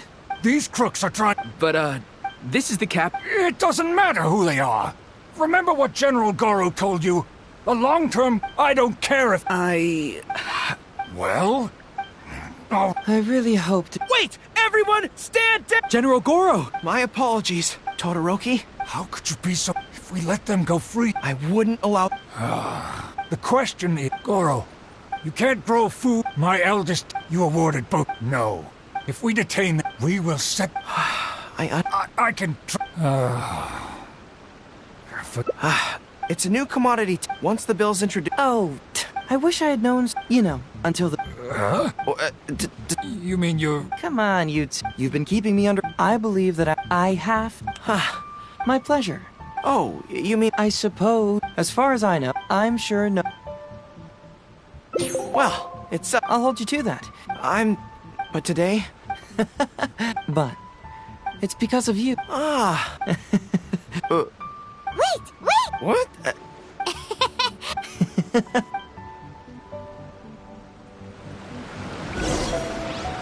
I apologize again for not being completely honest with you. I truly am sorry, but I had to do it.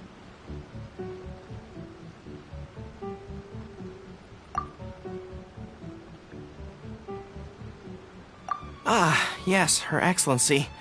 Well, let's just say that the war brought many terrible things while also forcing us to learn a lot. Right, but that still doesn't answer the question. Well, aren't you curious about who's been pushing for the new commodity bill? It certainly isn't the Kanjo Commission, because it doesn't immediately benefit them. And we don't have any connections there. Yeah, it's kinda as if the gods suddenly appeared to offer you a divine hand. Yeah, the gods. I was invited to attend the Iridori Festival on Narukami Island with Her Excellency a while back. At the festival, I waited in the marketplace while Her Excellency...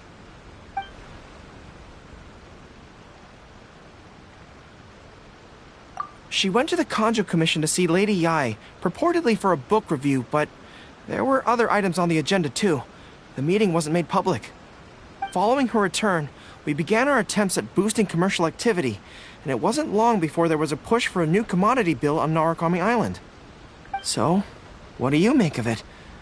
Do you think Her Excellency knows about this?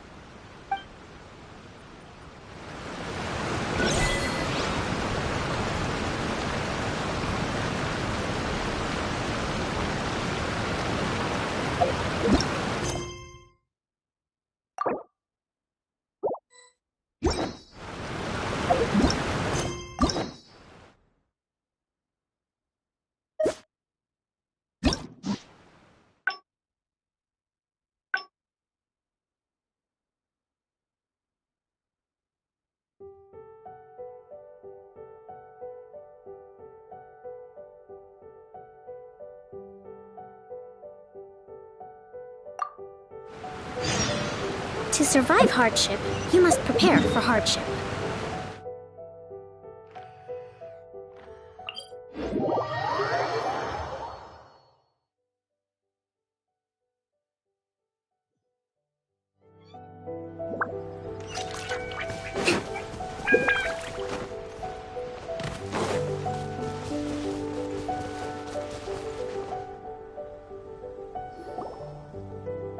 Something vital is missing on this island.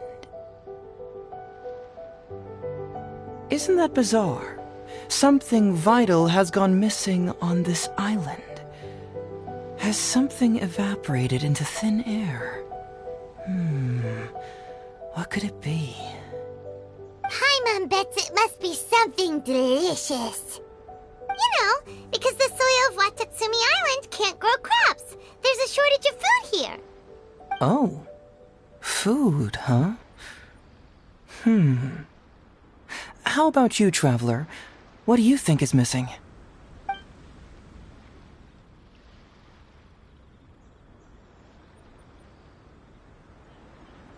See, no, I thought so too. But after that, I had the same dream over and over again. Interestingly, I didn't have the same dream again after I left this place. So I became even more intrigued. Was this really just some random dream? Some people believe that dreams represent the divine's helping hand, which I suppose is understandable. However, if you ask me, dreams have nothing to do with the gods. Instead, they are flashes of intuition. It was my intuition telling me that there was something important about this island that, poof, suddenly vanished. So I decided to accept this little commission from my intuition and investigate to see if I could come up with any compelling findings. Unfortunately, the investigation has had little progress up to this point. Who knows? I felt there was something peculiar about them, so I pretended to get captured to see if there were any leads that would surface. And that's when you showed up.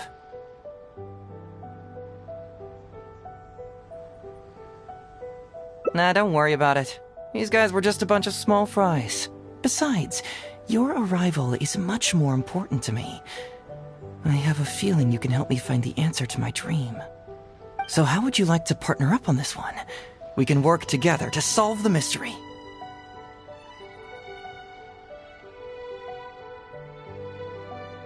Yes, of course, I understand. But let me ask one more question. Did the police station say they are looking for me because of something important?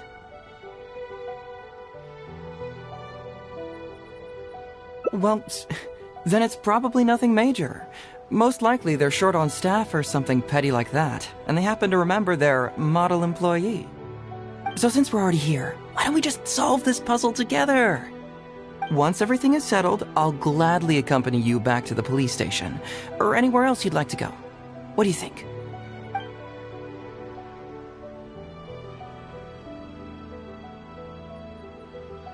Someone concerned about my safety? Then it must be Ryuji, right? I suppose if you insist. All right.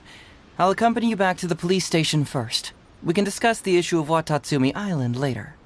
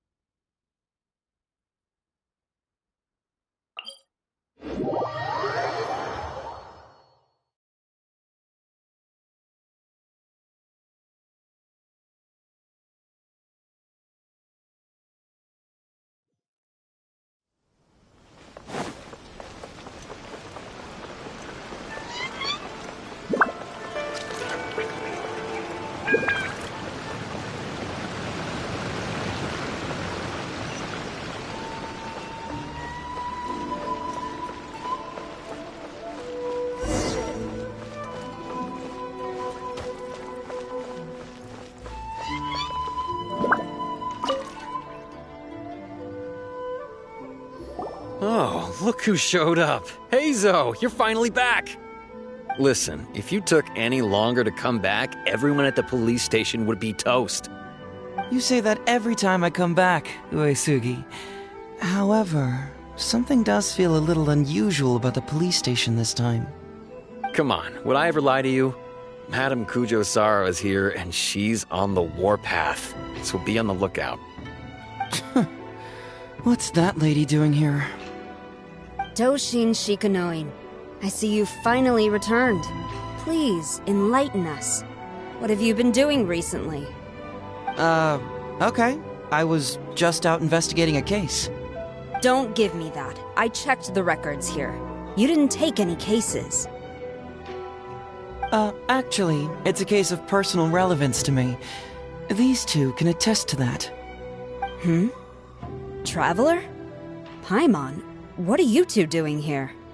We're the ones who brought Hazel back. Brought him back? Can someone please explain?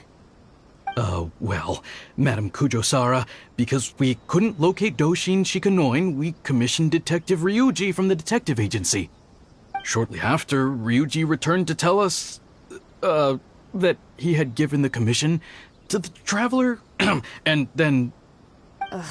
It used to be that the Tenryo Commission assisted others with disappearances, but it seems these days others are now assisting us. You've done it this time, Shikanoin. I think I've really seen it all. I mean, is it really so unusual for officers and citizens to assist one another? Yeah, it was kind of weird, but it was definitely an investigation. He even pretended to be captured by Nobushi and treasure hoarders. Oh? Is that so? Well, since you are testifying for him, I suppose I won't ask any more questions. But since you're here, I have an extra favor to ask. I'd like you to be Shikanoin's temporary supervisor. It'll be your duty to ensure that he handles his case properly, and that he doesn't disappear and neglect his work again. I'll be sure that the police station prepares the appropriate compensation. Oh, yes, Traveler. I'm sure we'd all really appreciate it.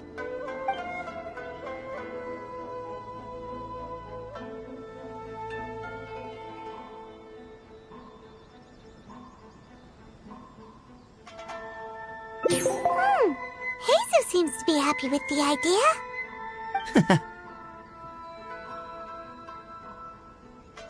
You should thank the Traveler this time, Doshin Shikanoin. Otherwise, I don't think I would have let you off so easily. Here, take this letter of complaint. It's written against you. Please consider carefully what to do with it. I do not wish to see another one. Understood? Huh? Someone filed a complaint? That can't be right. Why would there be a complaint letter? You must not be doing your job properly, and now you're attracting complaints. No, it really doesn't add up. You two don't get it. Although Madame Kujo-Sara just made some harsh remarks, we all know that Heizo-senpai is a real whiz when it comes to cracking cases. He's the biggest asset in our team. Several leaders have risen through the ranks as a result of his achievements. He's definitely no slacker. Then he must have gotten himself into some kind of trouble. Well, let me see what's the deal here.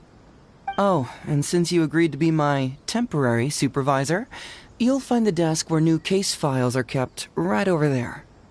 Would you mind helping me check what cases I need to deal with?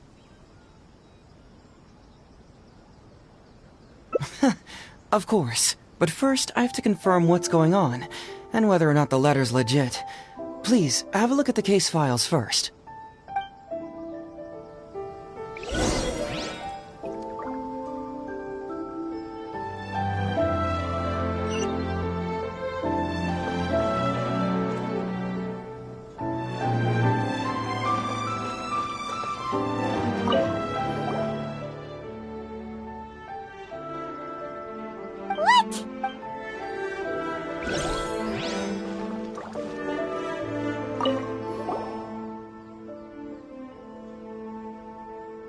Heizo talks fraud?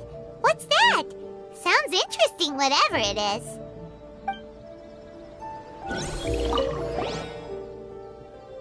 Who would give a dog such a strange name?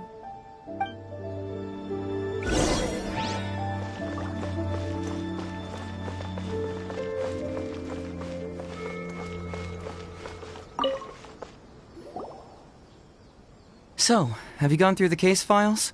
Is there anything that caught your eye?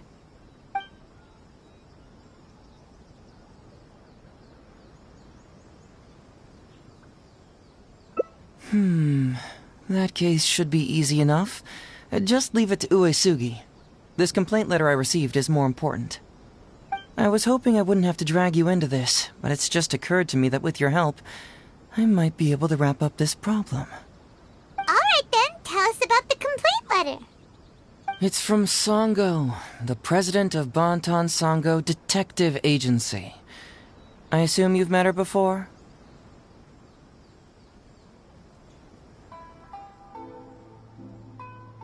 You can say that.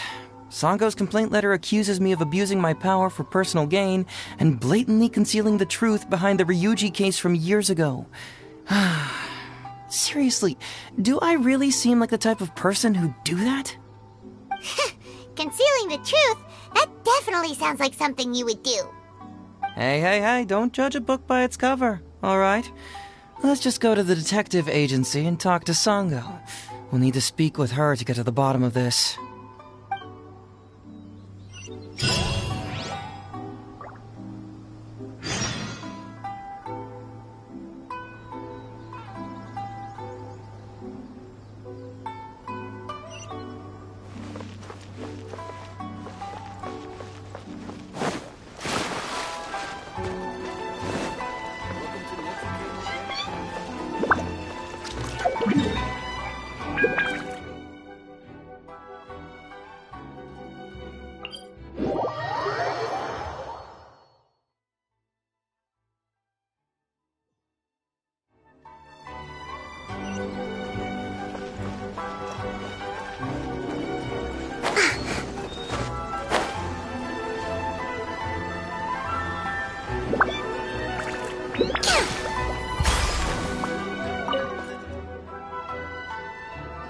Welcome back, Mr. Heizo. I'm glad you're all right.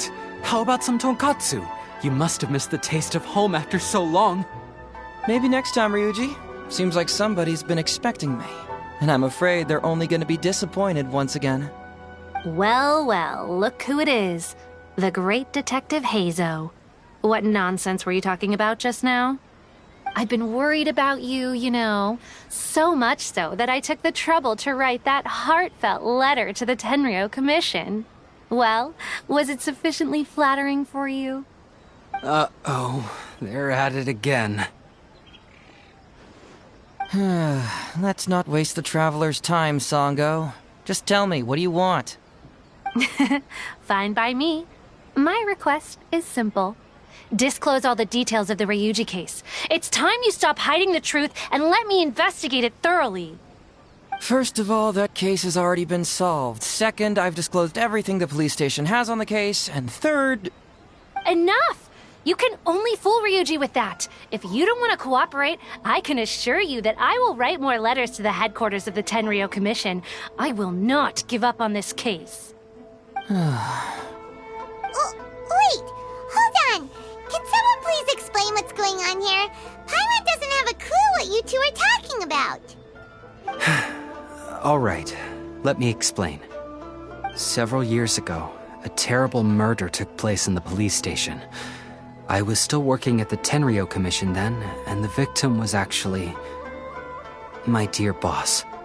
Due to various factors, I was deemed to be the top suspect, which is why it's called the Ryuji case. Also, Heizo wasn't a part of the police station back then. He was a detective at the agency.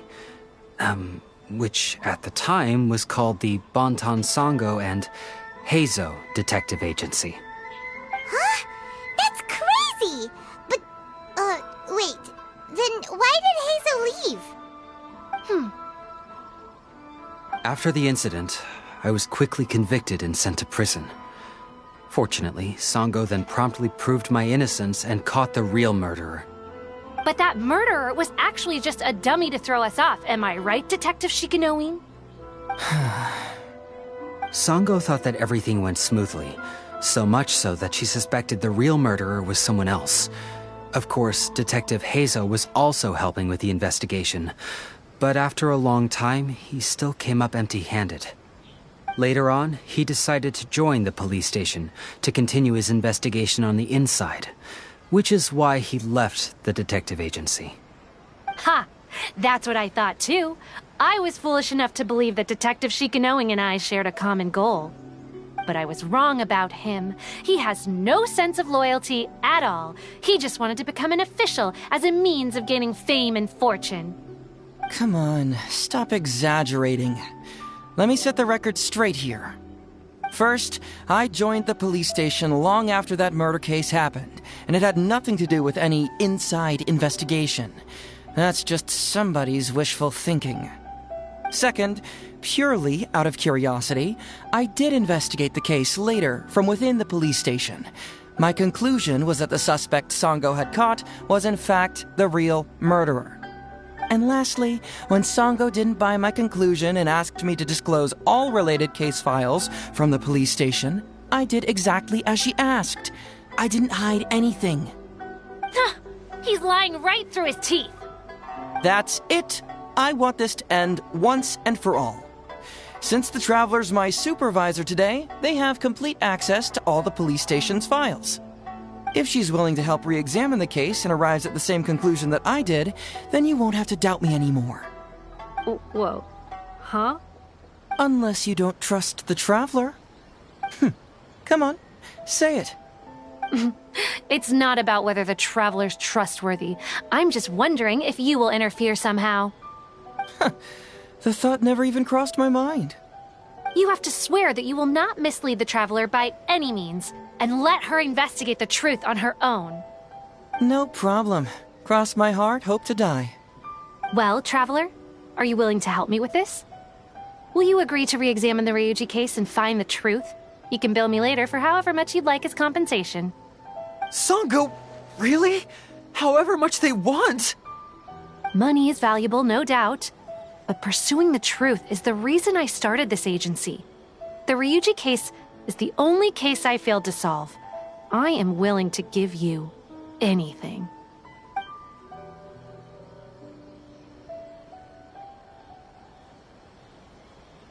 All right. I'm counting on you, Traveler. You hear that, Detective Shikanoin? Ha! Now we just need to wait and see. All right, I got it. No need to keep yammering like that. You'll scare the kids next door. Come on, let's go back to the police station.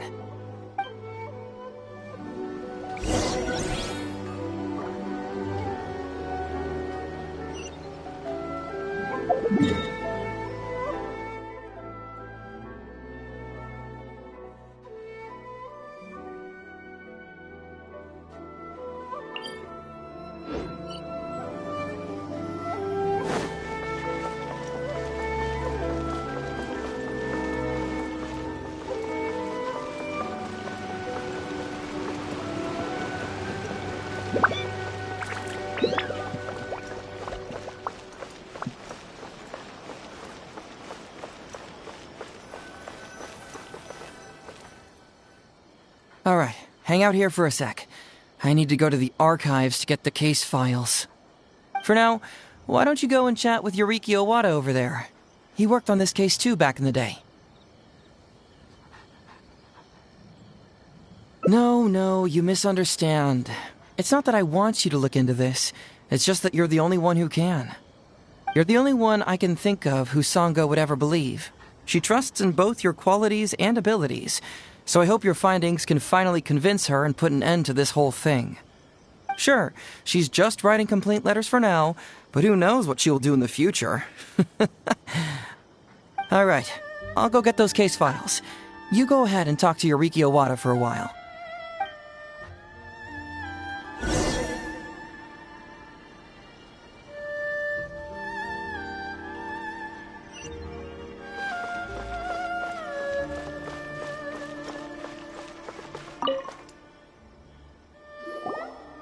Oh, hello there. The Ryuji case. Oh, so you want to reinvestigate that one? That was several years ago now, but I still remember it clearly. It's pretty hard to forget something like that. Especially when the victim was the head of this police station. His name was Takatsukasa Isamu, the younger brother of Takatsukasa Susumu, head of the Takatsukasa clan. He was really one of a kind. Decisive, brave, and smart. He was much younger than me, and already had quite a reputation. I'm sure he would have gone far in the Tenryo Commission, if only he was still alive. What a shame. Who would have guessed someone was plotting against him? People will believe anything they hear. Everyone in the police station knew that Ryuji saw Takatsukasa Isamu like a father. Ryuji was an orphan, you know. Before he joined the station, he had been taking odd jobs here and there. It was Isamu who really took him under his wing. Ryuji was simple and not particularly bright, but he was very loyal to those who treated him well. He's also hard-working. Isamu must have seen these qualities in him and decided to keep Ryuji by his side. Ryuji worked with him for years after that, and was even promoted to be his personal assistant. Do you really think Ryuji would do anything to harm him? So, has Ryuji convicted? Even Paimon can tell that's a mistake. Well, here comes the interesting part of the case. Within a week, and before all the loose ends had even been tied up, Ryuji received his conviction. Moreover, it was signed by Madame Kujo Sara. What? Why would Sara do something like that?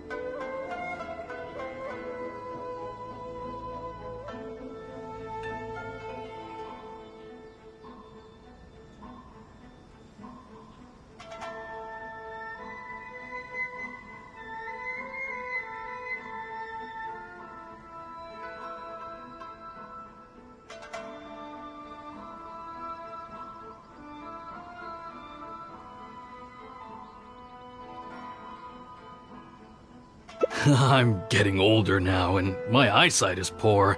I can't see too clearly anymore. Hey, come on, Yorikyo Wada, there's nothing to see. It's obvious that the Kujo clan did it. You can't just go around saying things like that, Wisuki. Those were just hearsay. There was no evidence. That's not true. Traveler, you may be unaware that the Takatsukasa clan has always been assisting the Kujo clan in the Tenryo Commission. But who doesn't want to be the boss, right? And Takatsukasa Isamu was the key figure for the Takatsukasa clan to bring down the Kujo clan. At that time, no one was held in higher regard than Isamu. So, naturally, the Kujo clan saw him as a potential threat. Kujo Takayuki must have been planning it all along, that rascal. Takayuki is able to control the Takatsukasa clan as long as he's in power. But by the time he retires, Isamu would have been at the apex of his political power, while Masahito and Kamaji of the Kujo clan would still have been too young. The two of them wouldn't stand a chance against Isamu. You think Kujo Takayuki would simply sit back while Isamu gained traction? So he decided to strike first. You youngsters and your conspiracy theories. No, it's true. It's the only way to explain it. Otherwise, why would an impartial person like Madame Kujo-Sara sign Ryuji's conviction so quickly? They had to find a scapegoat to pacify the Takatsukasa clan, so Kujo Takayuki must have told her to sign it immediately. I'm not accusing Madame Kujo-Sara of anything, mind you. I respect her very much. But maybe she had no other choice. What do you know? I'm sure Madame Kujo-Sara must have had her own reasons.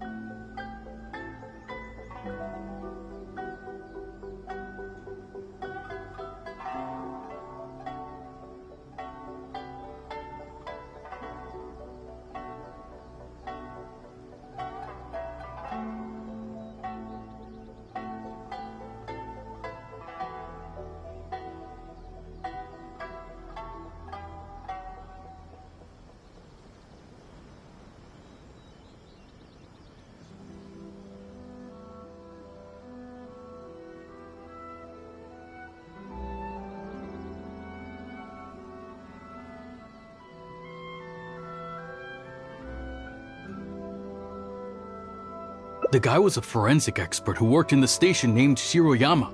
I have to admit, he wasn't easy to track down. That Sango really is something, though. She caught him without even breaking a sweat. It turned out that after poisoning Isamu, Shiroyama secretly took the poison to Ryuji's place in order to frame him. Later on, the poison was also found in the forensic office, but that was already after Shiroyama's death. He confessed everything in a testament. That's right. He hung himself in the forensic office not long after Sango was on his trail. Probably because he knew it was only a matter of time before he would be caught. Of course, he didn't admit whether he had been prompted by Kujo Takayuki. He took the responsibility alone. I bet Kujo Takayuki promised him a sizable compensation. After all, Shiroyama had a family to feed. There you go again, pulling conclusions out of thin air. There wasn't any evidence of that at all. Listen, I can almost guarantee that it was the Takatsukasa clan who invited Sango to investigate. We all knew that Ryuji was just a scapegoat. You think the Takatsukasa clan wouldn't figure that out? They're not stupid. So, they were suspicious of the Kujo clan and invited Sango to take the case. However, the Kujo clan were still a step ahead and were able to remove themselves from the situation before the whole thing blew up. They drove Shiroyama to take all the blame as well as his own life. A perfectly clean cut for the Kujo clan. With Shiroyama dead, there was no one left to testify. Even the Electro Archon herself wouldn't be able to do anything. You make up stuff faster than a politician. It's a wonder nobody's asked you to be an advisor yet. Hey, that's their loss. The whole thing is starting to sound complicated. Hey, I brought the files. I bet you got quite an earful just now, huh? But don't believe everything they say.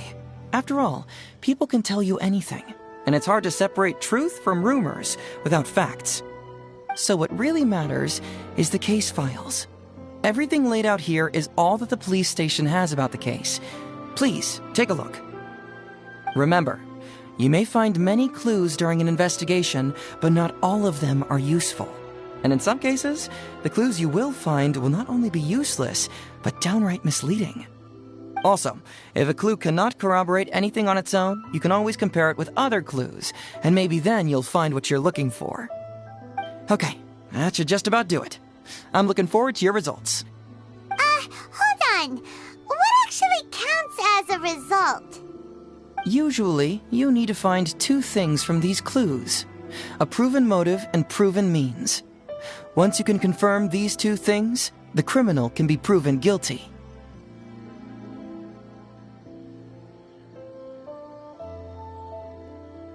All right, you can go ahead and get started now. I look forward to hearing your verdict.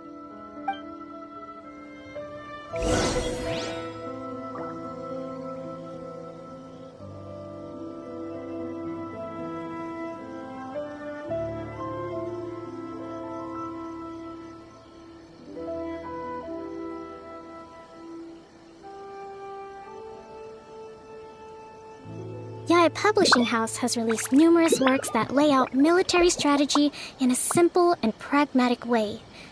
Those are my favorite.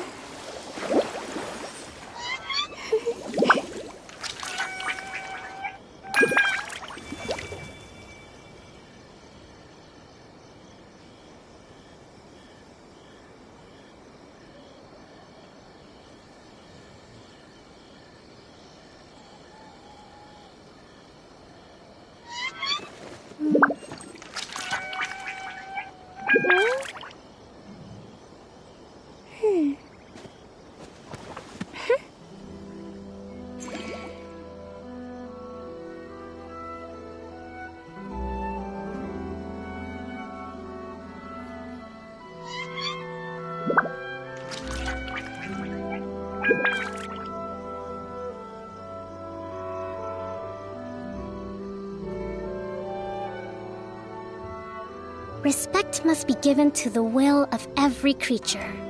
Each fish in the ocean swims in its own direction.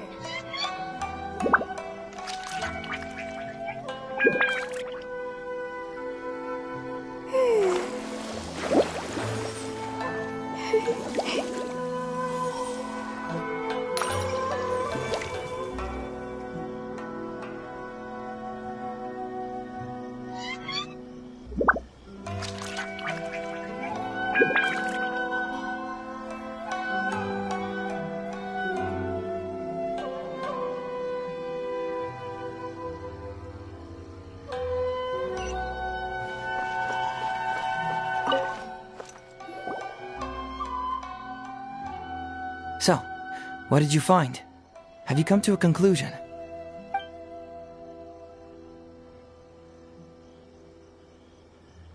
Sure. Let me know once you've made some progress.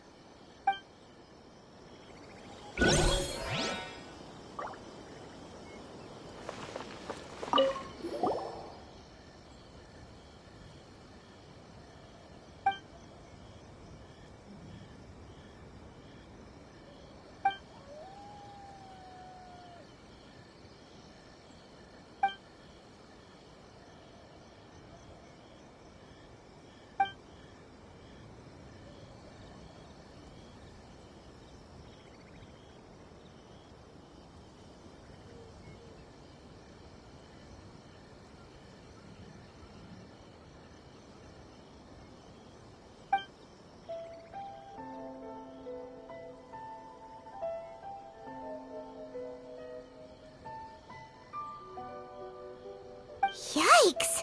He ate all kinds of stuff.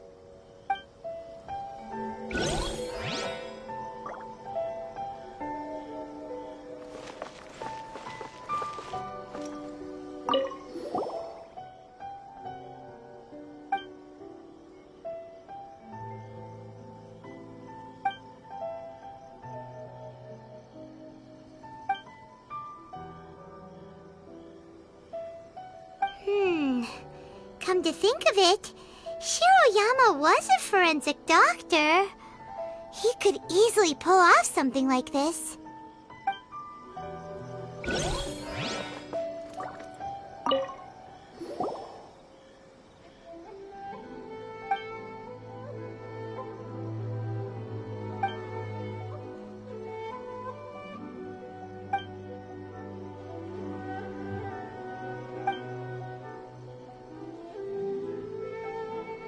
Hey, this is the key to proving that Shiroyama was the murderer, right? That is, if he was telling the truth, of course.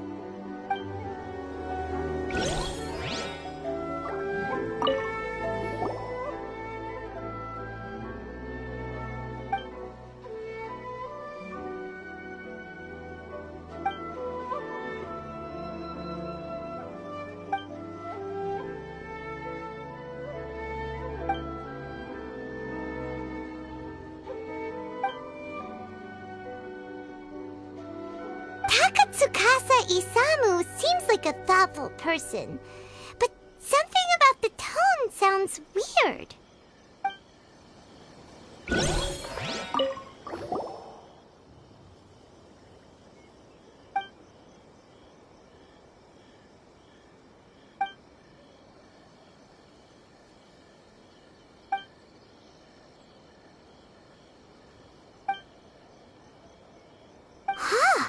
So Shiroyama's conviction was also signed by Kujo-Sara, just like Ryuji's.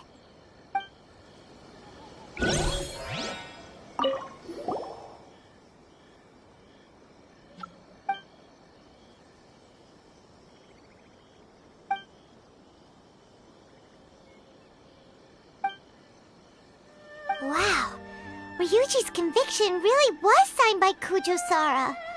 But now we know she had it wrong!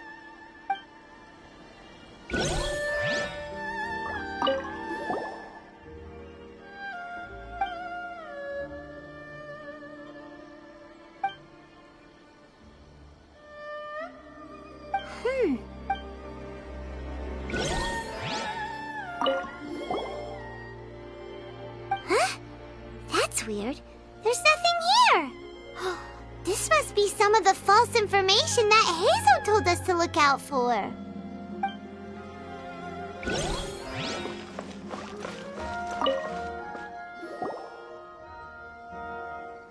So, what did you find?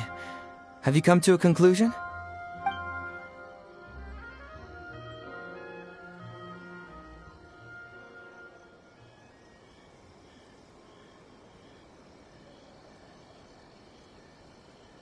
Really? You found the criminal's motive and means that quickly? Awesome. All right, let's talk about the motive first. What clue reveals the criminal's motive?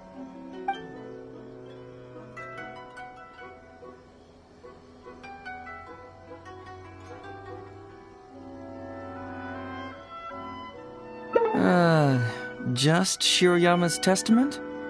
Though it does have the confession of his motives, this alone is not enough. He could have been lying. We need evidence to prove what he said is true. Perhaps you should give it some more thought.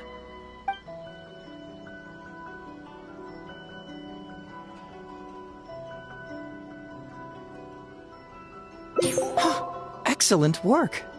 According to the victim's message, the two had deep conflicts. Although we cannot confirm whether the poison had been requested by the victim or not, it is true that Isamu used Shiroyama's family to blackmail him. Such circumstances could be enough motive for Shiroyama to commit the crime. But wasn't Takatsukasa Isamu good to Shiroyama? He even went to Shiroyama's house to bring health supplements. But maybe he didn't really bring health supplements. Maybe it was something bad. Is that what you think, Paimon? Well, we later found out that what Takatsukasa Isamu sent to Shiroyama's house was indeed health supplements. But if you consider the circumstances, what he sent wasn't important. What was important is that sending the supplements was actually a dangerous signal. Isamu was essentially implying, I can put anything in your wife's supplements at any time. If you really care about her safety, then get me what I want.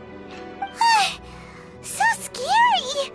Your assumption sounds like a real threat!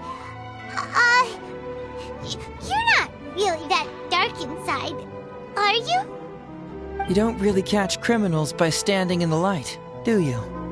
Basically, these two clues work to verify each other, and the murderer's motive is confirmed. Now, all that's left is the means of the crime.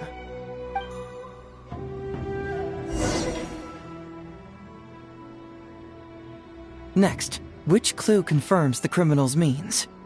So, what did you find? Have you come to a conclusion?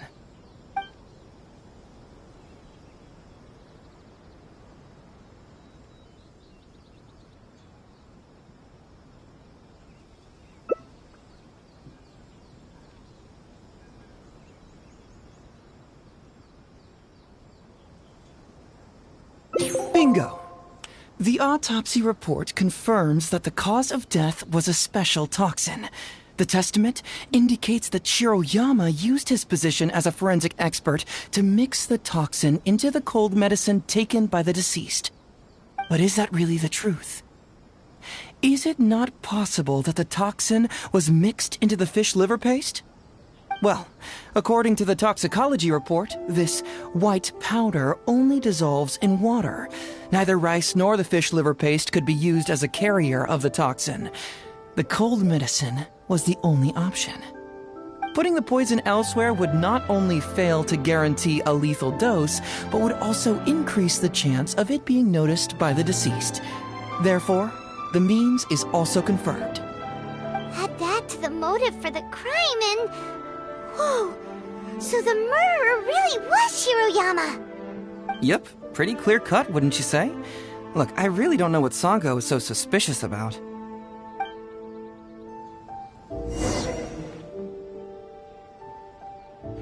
Yeah, it's pretty clear cut. Huh.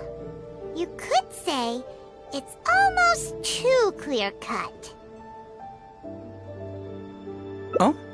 Well, let's hear them. Maybe I have answers. What's bugging you?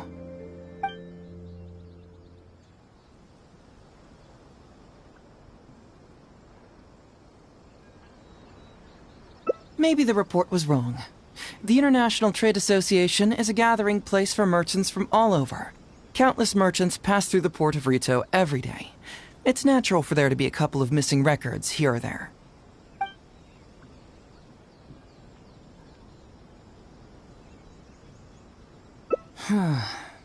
This also puzzles me. Maybe someone doesn't want us being privy to the content inside, or maybe Shiroyama tore a bunch of pages out by accident. But regardless, this isn't essential to the case. Like I said before, a lot of what comes up in an investigation is irrelevant information. The crucial elements are Shiroyama's motive and means, which we have established.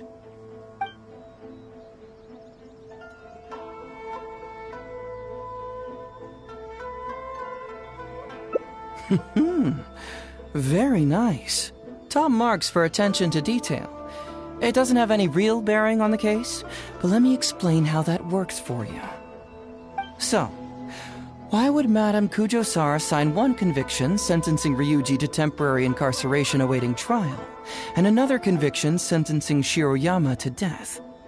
You may have heard some rumors back at the station that when this case first came up, the Kujo clan higher-ups were in dire need of a scapegoat to keep the Takatsukasa clan off their backs. And poor Ryuji became the successful candidate. In less than a week, the conviction was drafted, sent to Madame Kujo-Sara, and signed. Allegedly, she knew what it was about as soon as she saw it, and signed it with no questions asked. But anyone who buys this story clearly doesn't know that much about Madame Kujo-Sara. She's the most principled person in the entire Tenryo Commission, for goodness sake. So, how would she respond to a case filled with unanswered questions and no confession from the suspect? Oh, you mean... Exactly. Before she signed it, she changed Ryuji's conviction from the death sentence to temporary incarceration. Ryuji escaped a disastrous fate without ever realizing it. Had Madame Kujo-Sara not changed his sentence, Sanga would have been seeking justice for a dead man. Why was Sara so lenient with Ryuji? That's the wrong question. This wasn't about Ryuji, but Madame Kujo-Sara's principles. The conviction could have been for a Ryuji, a Guji, heck, even a Tanuki, and she would have made the same decision. Given the enormous pressure she was under at the time, I'd say she did the most she could. Don't you think? Pressure? Really? Was someone higher up putting pressure on Sara? The pressure came from all sides. The deceased was the leader of the police station and the rising star of the Takatsukasa clan. All eyes were on this case. How this became reduced to the unimaginative rumor that Madame Kujo-Sara convicted Ryuji under pressure from her superiors, I have no idea. Ugh. Rumors here, conspiracy theories there. Lies at every turn. Fortunately, Madame Kujo-Sara works in an open and transparent manner, and pays no heed to rumors like this. She just rolls her eyes and forgets all about them.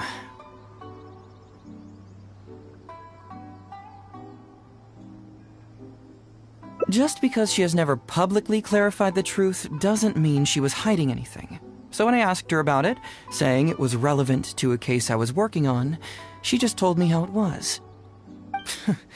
Believe me, in this case, more than any other, I have checked every last detail.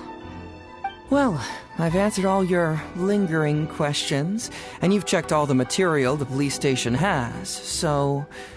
what do you think? Case closed? Paimon still feels like something doesn't add up. But then again, Heizo did give us all the files the police station had. Ugh, this is annoying.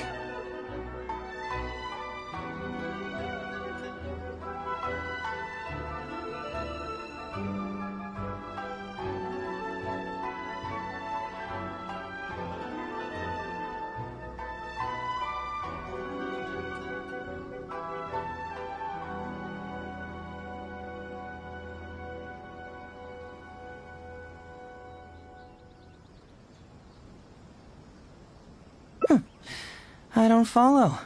Enlighten me.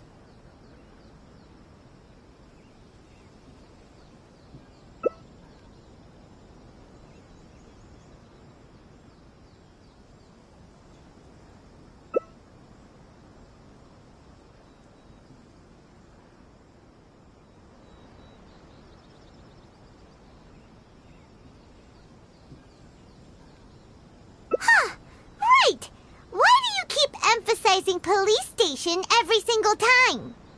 You tell me. Why do I keep emphasizing police station every time?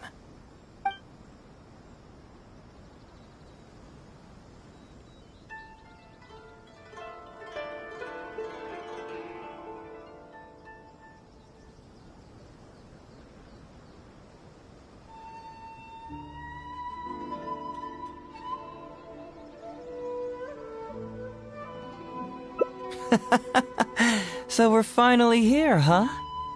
I was starting to think our investigation was about to end a little early. That would have been a real shame. Man alive, you finally saw through my little game. You're absolutely right. There is other information that the police station doesn't have. Reason being? It's my own evidence. And this evidence should help answer a couple of your questions more clearly. Why was the research log from the Office of Forensic Science blank? And where did the white powder come from? Aha! Paimon knew you were keeping secrets! Don't you have secrets too? No. Nope. Definitely not. Let's talk somewhere else. This isn't the best place for this discussion.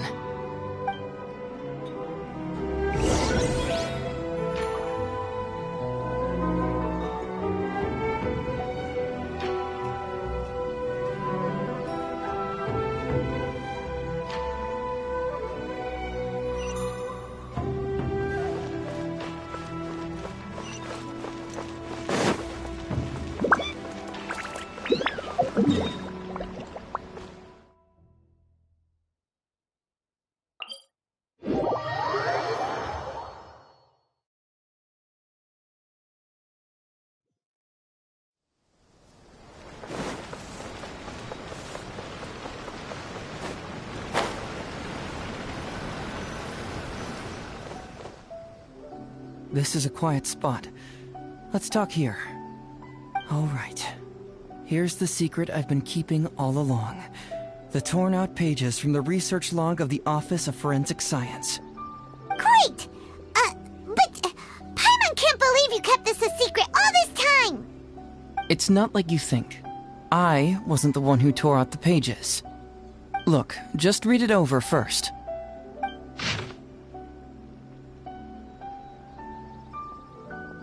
Finished? Do you see now?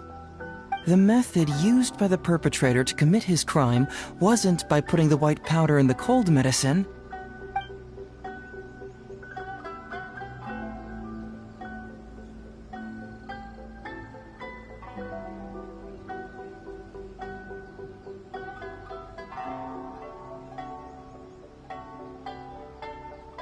That's correct. The white powder was Shiroyama's invention.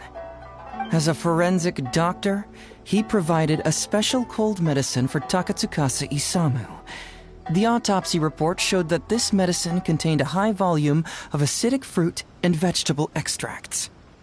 Then, he tricked Ryuji into sending fish liver paste to Takatsukasa Isamu.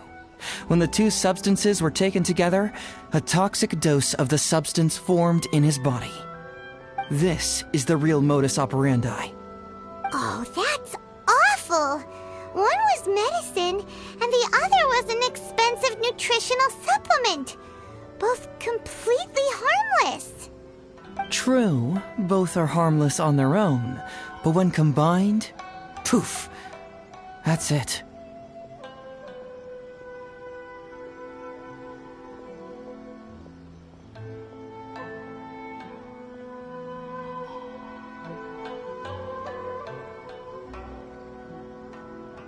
It was not him who wanted to hide it, but the person pulling the strings behind him. Huh. You mean there was someone else pulling the strings? Aren't you curious where I found these pages from the research log? It was in Kujo Takayuki's secret warehouse. After I found the missing pages, I did some digging around and found out that Shiroyama had worked for Kujo Takayuki before joining the police station.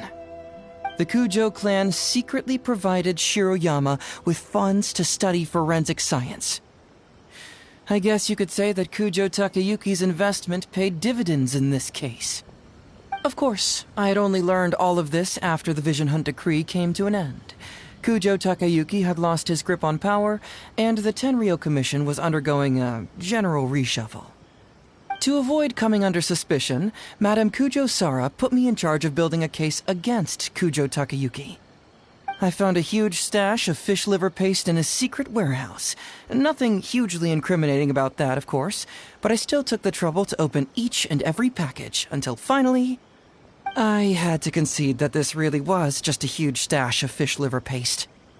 But then, underneath the floor tiles, where the fish liver paste was stacked, I found a secret compartment with this torn-off research report lying inside. So it was him who wanted to frame Ryuji all along. What a nasty piece of work. Let's review the whole case from the top. First, Takatsukasa Isamu, for whatever reason, noticed Shiroyama's talent as a forensic doctor and asked him to develop a special poison on his behalf. But Shiroyama was already working for the Kujo clan, so he refused. Takatsukasa Isamu wasn't about to take no for an answer, and that's where things took a dark turn. He twisted Shiroyama's arm by making a veiled threat to harm his family. All Shiroyama could do was to secretly report everything to Kujo Takayuki. When Takayuki learned what was happening, he instructed Shiroyama to pretend to cooperate with Takatsukasa Isamu, then kill the latter with the white powder once it was fully developed. Meanwhile, Ryuji's only role in this case was to deliver the fish liver paste to Takatsukasa Isamu on Shiroyama's orders, completely unaware of the fact that he was being used as a pawn and that this was a key ingredient needed to create the poison. After the incident, Kujo Takayuki hoped to make Ryuji the fall guy, until the death sentence was stalled when it reached Madame Kujo Sara. In the meantime, Sango had begun her own investigation. Kujo Takayuki grew nervous that the truth would get out, so he threw Shiroyama to the wolves, hounding him to death and erasing all traces of contact between the two. And yet, he wanted to keep this secret formula, so he hid it. Greedy guy, that Takayuki. He must have wanted to have it on hand just in case he needed to employ it again in the future and make someone else disappear. This Kujo Takayuki is an evil lunatic. We've got to report this to A. Whatever his current punishment is, it needs to be 10 times worse. That would be practically impossible. One research log found in his warehouse doesn't prove anything. Even I can think of 100 excuses.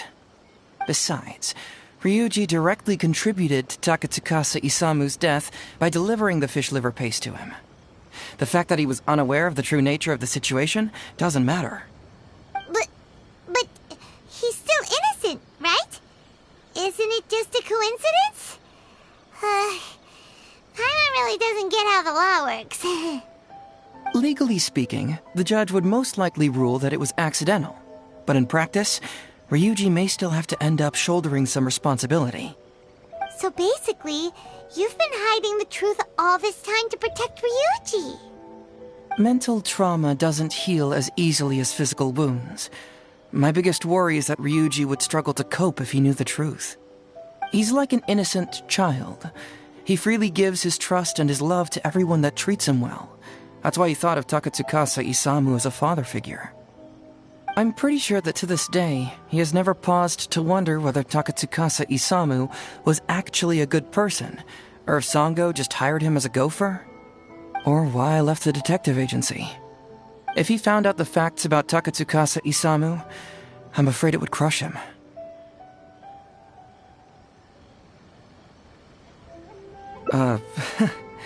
Well, as you can see, I'm a little less confident than people might think. To prevent Ryuji from getting hurt, I covered up the truth. But by doing so, have I held him back? Did I do the right thing? I couldn't turn to anyone for help, and everyone around me thinks I'm so smart that I should just be able to handle every case on my own. Even if I tried to discuss it with them, they'd just say, "Don't be ridiculous, Mr. Heizo, no problem's too difficult for you." But you're different. Unlike them, you don't have that kind of prejudice towards me. You've traveled far and wide and have had all kinds of experiences. It must have taught you a lot. Most importantly, My intuition tells me that you're someone special, that I can trust you, and that you can help me. Right? So, I'd like you to be the one to decide whether we should expose the truth or not. Oh, you don't need to tell me what you decide, and you certainly don't need to decide right now. Let's just say I'm leaving this teensy-tiny matter up to you. All right, let's head back to the detective agency. You can mull it over on the way. Once you've made up your mind, just tell Ryuji and Sango your verdict.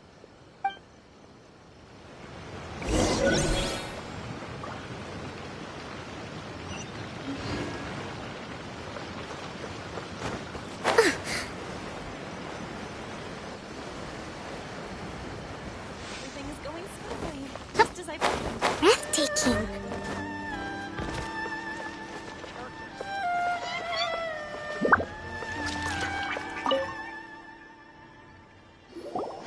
Hey, Traveler! Hey, Detective Heizo! You're back already, huh? I bet you're tired. Well, I just bought some tonkatsu. Care to join me? There's plenty for everyone. We'd love to! But wouldn't you like to hear the results of our investigation first? No matter what you were able to find, it's all in the past and won't ever change. So I think we'd better chow down first. Besides, if Sango's not happy with the results, we might not have anything to eat later. Come on, Ryuji, pipe down. Let's hear the Traveler's conclusion first. Okay then. Over to you, Heizo and Traveler.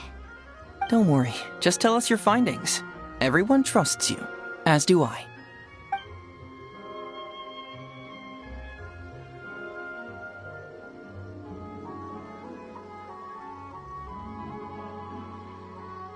Well, what do you know? I suspected that was the case. Please rest in peace, Master Takatsukasa. No! Impossible! Traveler, are you sure you checked every last file, carefully? Ugh! No, you little... chicken-knowing Heizo! You didn't pull any shenanigans on the Traveler, did you? Sango, no accusations without evidence, remember? The truth is out and the case is closed, Sango. Please don't send any more of your harassment letters to the Tenryo Commission. Well, I really owe it to you, Traveler. I'll be sure to properly thank you later. Until then, see ya. Hey! You're not going anywhere!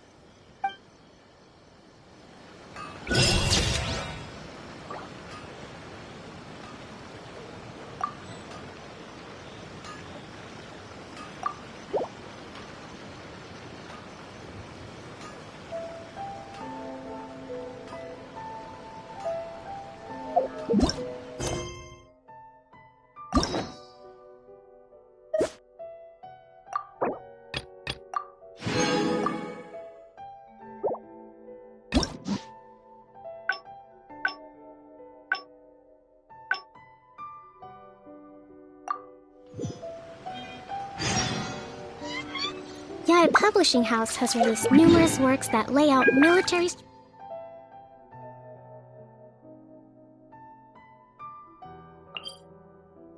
strategy in a simple and pragmatic way. Those are my favorite.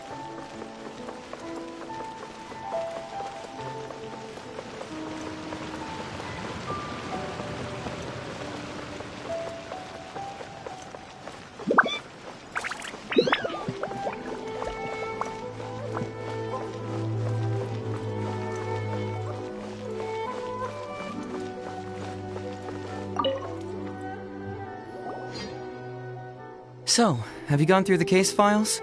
Is there anything that caught your eye?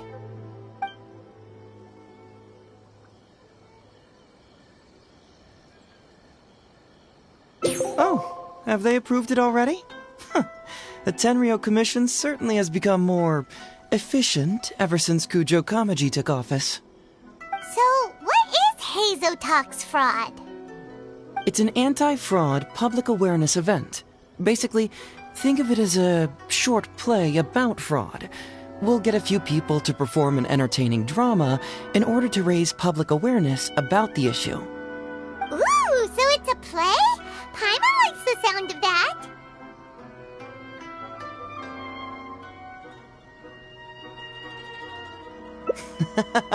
Well, see, fraud is a major issue here. You've traveled between different nations. I'm sure Mora isn't really an issue for you. You have to understand that scamming the poor of their money is essentially robbing them of their lives. Left unchecked, the situation could potentially deteriorate into something more serious. That makes sense. But will putting on a performance really work? It's hard to say. Preventing crimes is more difficult than solving them, there's no doubt about that, but prevention is also a more worthwhile cause. Maybe only a small number of people who attend the event will ever actually encounter a scam artist. And even then, of the handful of attendees who encounter said scam artist, I doubt many of them will be able to see through the scammer's ruse. But if even only one person escapes the clutches of a scam artist because of my event, then I'm willing to put on this play for that person. All right, count us in! Today we are the anti-fraud messengers! Great! First, we need 3 actors, 2 to play the scam artists and 1 to play the victim. I already have a couple candidates in mind for the roles of the scam artists, so come with me to the Grand Narukami Shrine.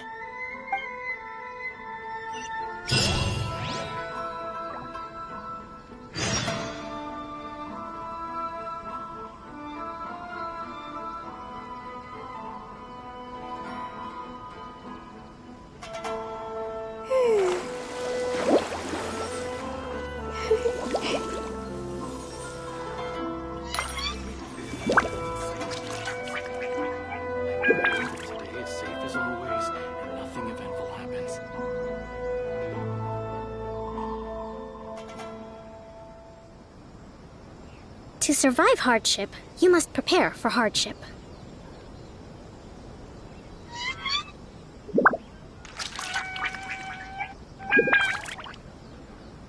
Have we really run out of exciting cases?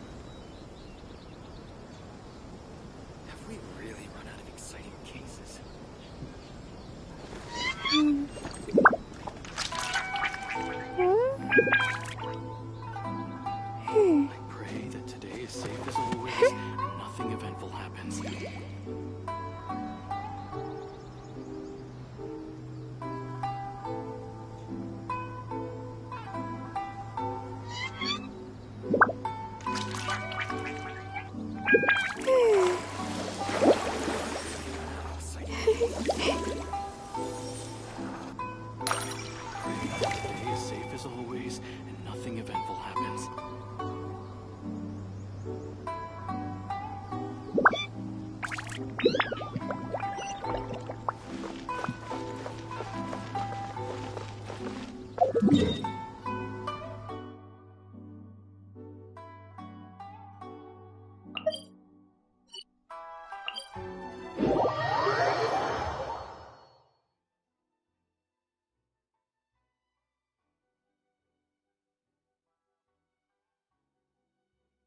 Ooh, if we're going to the Grand Narukami Shrine, are you planning to recruit Miko for your play? She'd be really good at acting. Well, I guess you'll have to wait and see.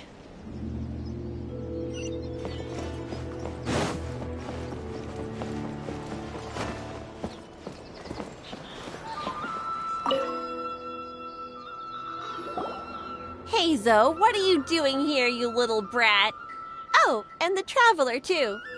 So, I assume you're here to see Lady Yae?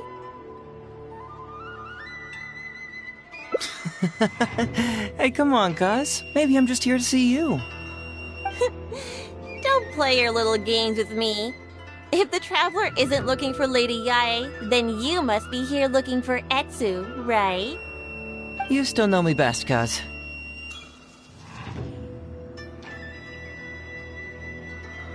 Please wait here. I'll go get her. Huh, so we're not here to see Miko? Bummer.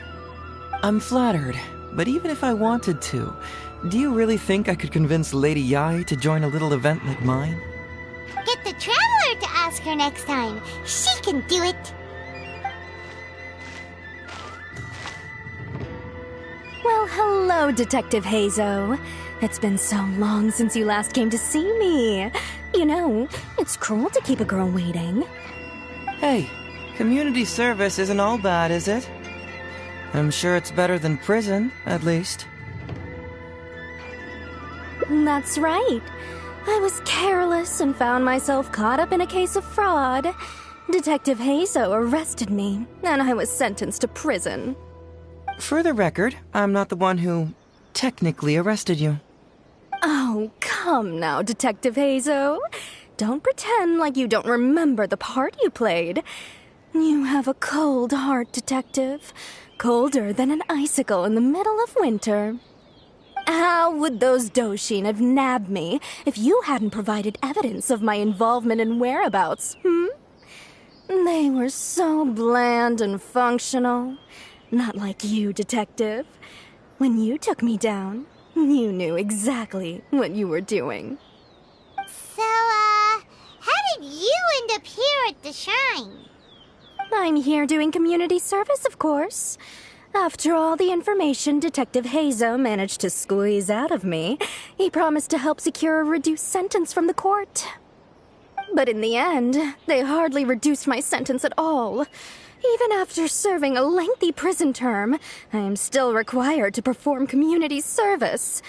I have to spend the entire day sweeping leaves or wiping floors.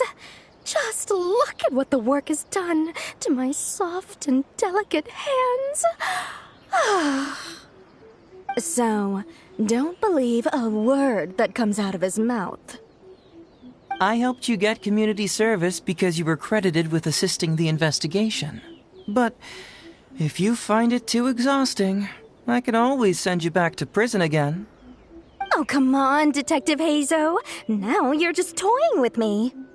Don't give me that. Listen, I'd like to invite you to the anti-fraud event I mentioned last time.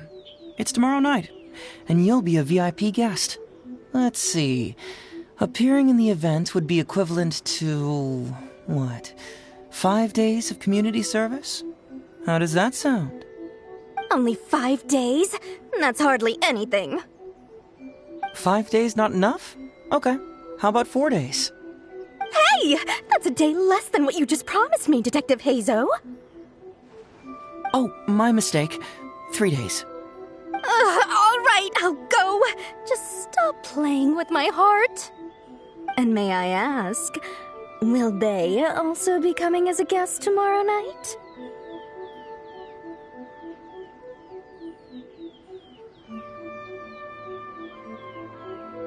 No wonder you're treating me so coldly today, Detective Hazo. Looks like you found someone else to keep you company. And what a charmer they are.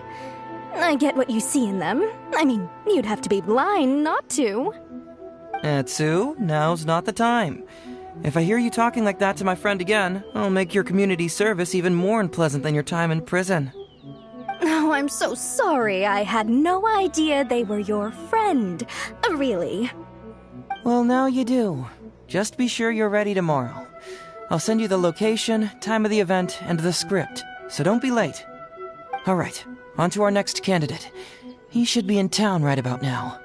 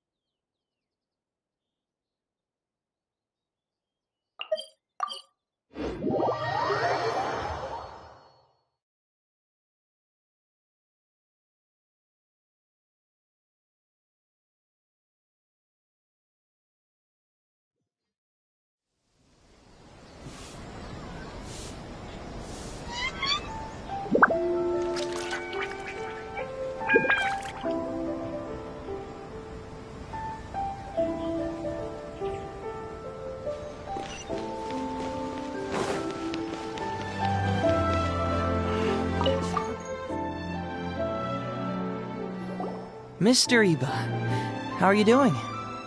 Oh, well, if it isn't Hazel. Thanks to you, I haven't kicked the bucket yet. Well, it's good to see you're alive. And well. All right, out with it. I know you wouldn't come see me for nothing. I see you're still sharp as ever, Mr. Iba. Look, have you had a chance to think about that anti-fraud event I mentioned to you last time? You can forget it. I'm pushing 71 this year. You think I want to make a fool of myself? Are you sure? You know, this event is very well funded. And now that the Sakoku decree has been repealed, I heard that your granddaughter Kazumi wants to take the chance to travel. If you participate, she can go without worrying about money at all. Huh? How did you know? Sure, I paid a hefty fine at the time, but I can still afford her travels. You're Heizo's colleague, aren't you? How haven't you heard about this? Well, it just so happens that Mr. Iba was a well-known figure in Inazuma back in the day. His Iba Trading Guild was even bigger than the current International Trade Association. Don't bring it up again. If I hadn't been misled by that foreign merchant, I never would have become a commercial scammer. Fortunately, young Heizo here has some respect for the elderly and applied for a probationary sentence. Otherwise, I don't think I would have ever seen the light of day again. Well, if Hazel was so good to you, then you should help him out too. He's not as innocent as he looks, you know. He just knows it's easier to get information when we're chatting outside. Ask him if you don't believe me. Those are some pretty harsh words, Mr. Iba. Anyway, I can't help you with that, event or whatever you call it. Ah, man alive. What should I do now? I already told Kazumi that you'd show up and caution everybody about avoiding fraud. I'm sure it'd be beneficial for everyone, and Kazumi even agreed to come and listen. How can I explain to her that you were too worried about being embarrassed? She might even think that you feel no remorse at all. You imbecile! You should have told me about this first! Come on now. How could I have known that you'd refuse to participate? Why, you sure are a crafty one, just like your father. So you'll join us? What choice do I have? Using my granddaughter to force me into some event. People these days. The world needs you to step up. I will send the time and place of the event as well as the script, so don't forget to prepare. All right, very well. Well then. Now we only need to find the last person to play the role of the fooled victim. We don't want someone too clever for this role. Otherwise, they'd see right through this ruse and the drama would come to a grinding halt. Not too clever. Oh! Paimon knows the perfect candidate.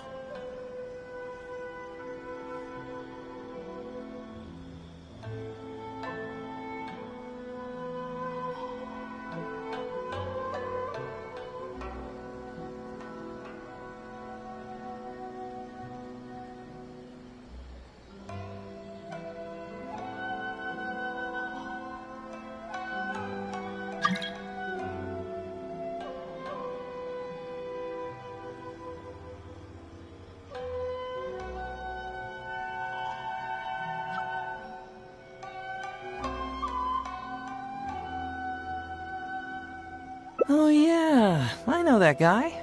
I've seen him in the police station a handful of times, though I've never actually spoken to him before. Do you know where we can find him? Well, we did just see a file called the Prince of Mischief in Hanamizaka.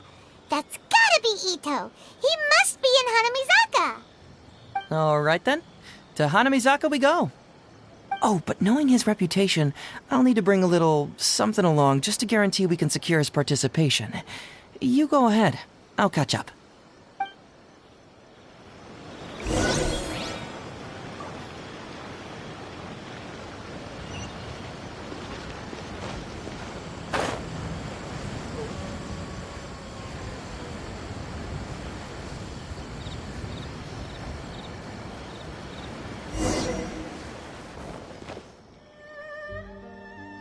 How about that, kiddo? My little Prince of Mischief's got some moves, huh? Guess that means your Onikabuto is now my Onikabuto. Yeah! Ito! What are you up to? Huh? Oh, Paimon, my compadre. This is a nice surprise. What brings you out this way?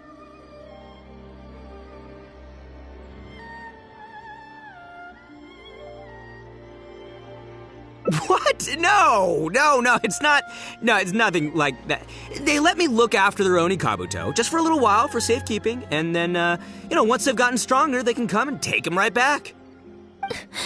You win some, you lose some. That's right, my little guy. Good attitude. All right, see you around. Okay, yeah, bye. There's just no helping this guy.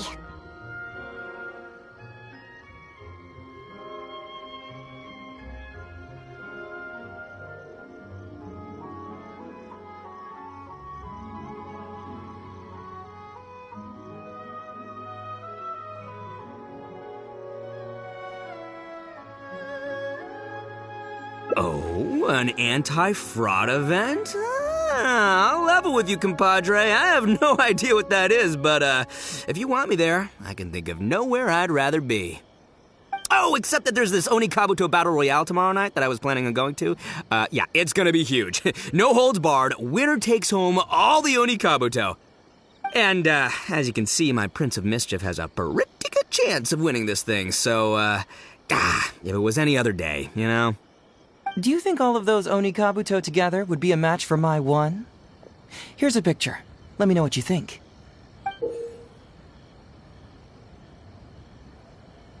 Huh? What this... What is this? How'd it get so big? What are you feeding this thing? Look at those beautiful demon stripes, those razor-sharp horns. Is this the fabled Emperor Onikabuto? This is a small token we provide for VIPs.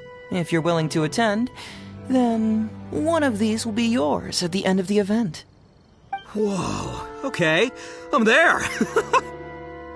Wait a sec, you look familiar. Who are you anyway?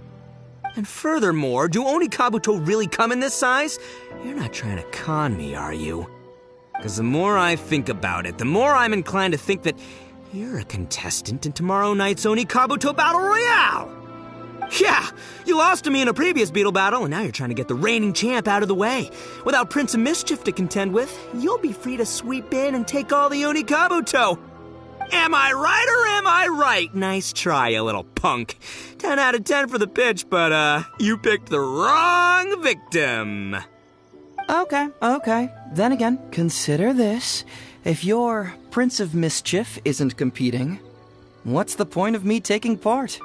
After all I'd stand to win is a bunch of puny little larvae. No? Well, you've stumped me there. You are completely right. I can't believe I didn't think of that. Sorry, my bro, my main man, my buddy. I had you all wrong. So, you're sure this guy's our best choice? Yeah, see? He was already wondering if you were trying to con him. Then allow me to introduce myself. I'm Shikanoin Heizo. I've seen you around a few times before at the police station. Huh? Oh, yeah, I remember now. No wonder you looked so familiar. You were that guy who was in for stealing other people's Onikabuto, right? Listen, Heizo, hombre, did you apologize to them? You can lose like a man, you can win like a man, but you can never steal like a man. And that's a little Ito nugget. Ito! He works there, for crying out loud! He's not one of your fellow inmates. What? Oh, jeez. What's wrong with me? How could I forget? Of course I know you. I remember you now. For real, this time. You're the guy who sells lavender melons at the station, aren't you? A lavender melon seller? At the police station? Don't be ridiculous! I know what I saw, okay? Several times now I've been sitting there starving in jail when this guy comes and slips me a few lavender melons on the sly. Didn't even want payment. Solid guy. Yeah, that was me. But it was only because your assistant, Kuki Shinobu, asked me to look out for you.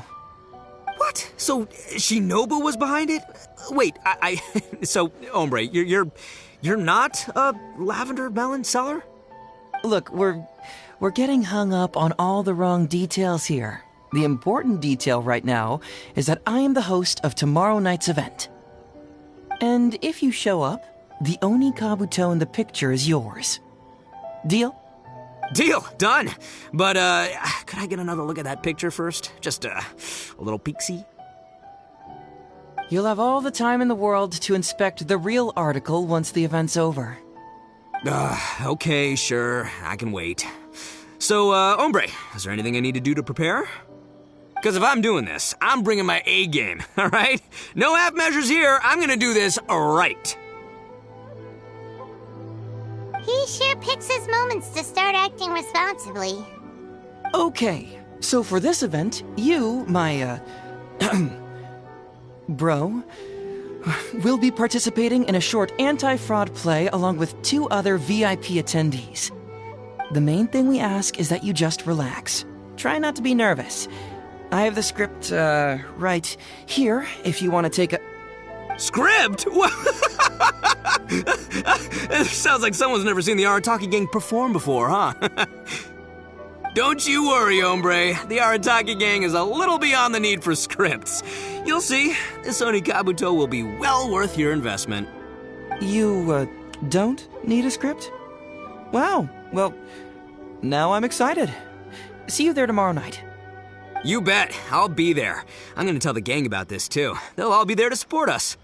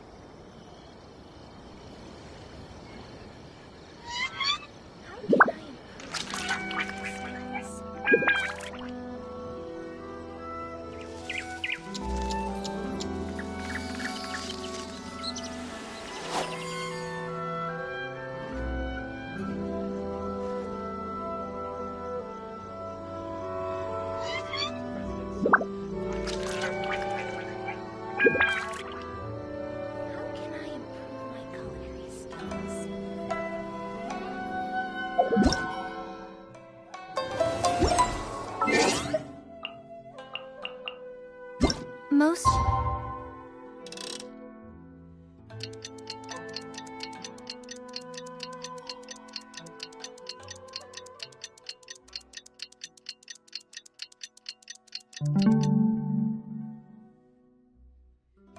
humans could have the entirety of their fleeting lives chronicled in but a few short lines.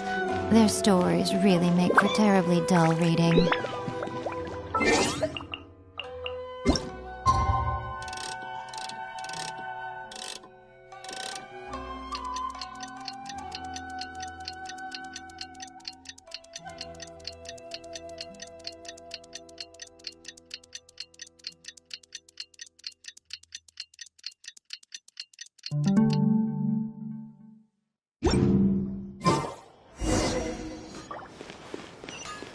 Please speak to President Sung. I'm just a helper.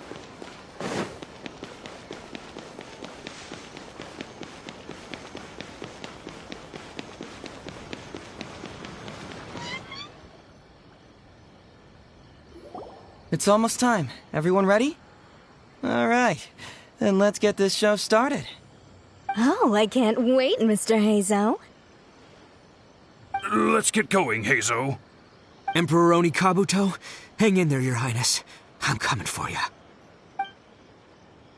It takes years to make a fortune, but only a moment to lose it all to a scam artist. Welcome to the first Heizo Talks Fraud. I am your eponymous host, Heizo.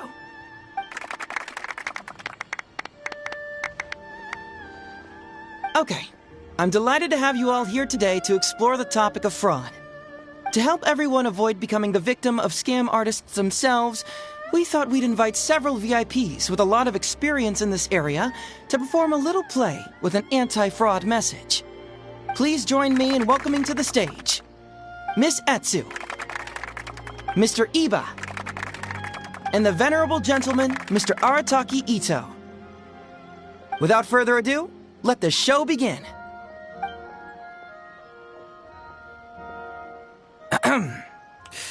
It was just another bright sunny day when a distressed Miss Etsu brought her elderly grandpa, Iba, into the police station to report a crime.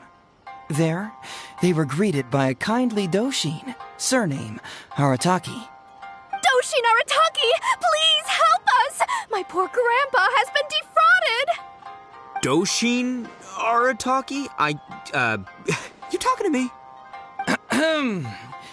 Perhaps for want of familiarity with the script, a confused look creeps over Doshin Arataki's face, and he asks himself that age-old question. Who am I? Yes, you are Doshin Arataki! You're Doshin Arataki! Oh, so I'm in the play. Right, yeah. Okay, got it. I'm a Doshin, of course. Okay, I got this.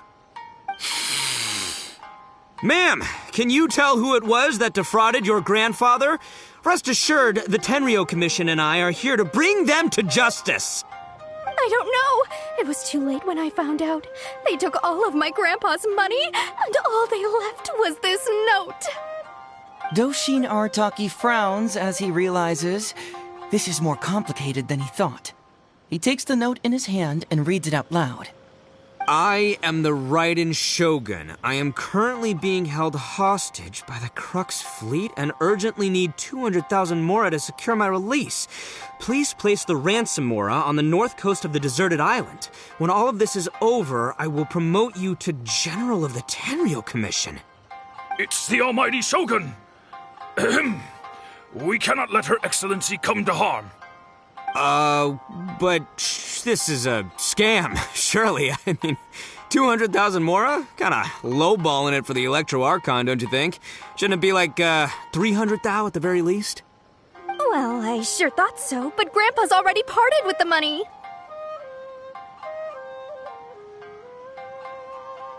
Well, then we gotta get it back. Is there still time? Before I could go out to look for it, Grandpa received another note. Doshin Arataki takes the note and reads it out loud. I am Miss Hina. I am currently raising funds to publish a photo book. I urgently need 300,000 mora for publishing fees. In return for your support, you will receive a limited edition signed photograph. It's Miss Hina. We can't leave poor Miss Hina in a tight spot. You're right, Gramps. Is 300,000 mora enough? I can spare some too if we need to make up the difference. Maybe I can get a photo of Miss Hina too. We gotta help Miss Hina out here. It's a scam, Doshin Arataki! Snap out of it! Oh, right, yeah, because if Miss Hina needed funds, she'd come to me first, as her #1 fan. Why would she go asking this old geezer for help? These con artists don't know who they're up against. Well, anyway, not long after Grandpa handed over the money, he received yet another note. Doshin Arataki grabs the note and reads it aloud. I am Arataki Ito. I was recently framed for a crime I totally did not commit, and now I'm stuck here in prison. I am in urgent need of 500,000 mora as bail. In return for your help getting me out, I will bring the whole gang over to thank you personally at your house. Must be a scammer, surely. I've never heard of this person, and they're asking me for 500,000 mora. Wait a minute. This is a scam. I'm Arataki Ito. You are? But your name tag says... Doshin Arataki follows Miss Etsu's gaze to the name tag emblazoned on his chest, which reads, Arataki Shmito. What kind of whack job script is this? Am I me or ain't I? So, the bail money? Nope, no way, not a chance. Arataki Ito would never ask innocent people for Mora in order to post bail. Whoever wrote this is a liar and a cheat. And we gotta get out there and get this guy off our streets. But just as Doshin Arataki is being overcome with righteous indignation, the sound of Miss Etsu's weeping brings his attention back to her.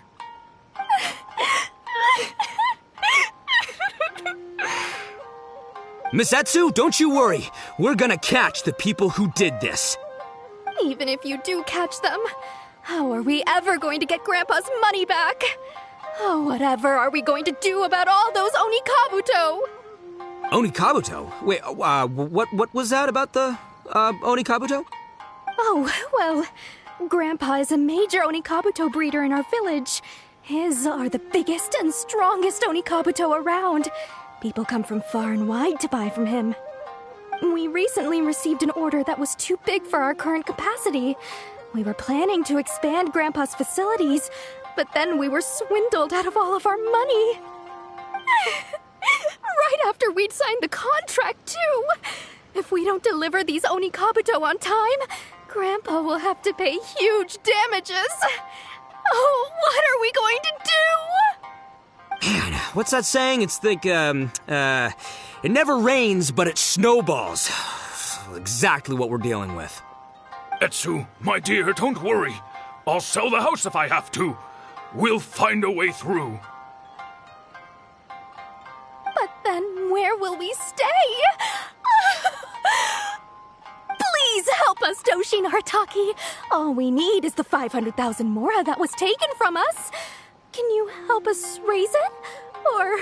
Or maybe you could lend it to us? Grandpa's business is going very well. We just need help getting over this hurdle. Doshin Arataki, please. If you lend us the money, I'm sure I can make it up to you by... I won't hear of it. As a public servant, I would never dream of taking advantage of a person in need. I was going to say, by giving you part ownership of the Onikabuto farm.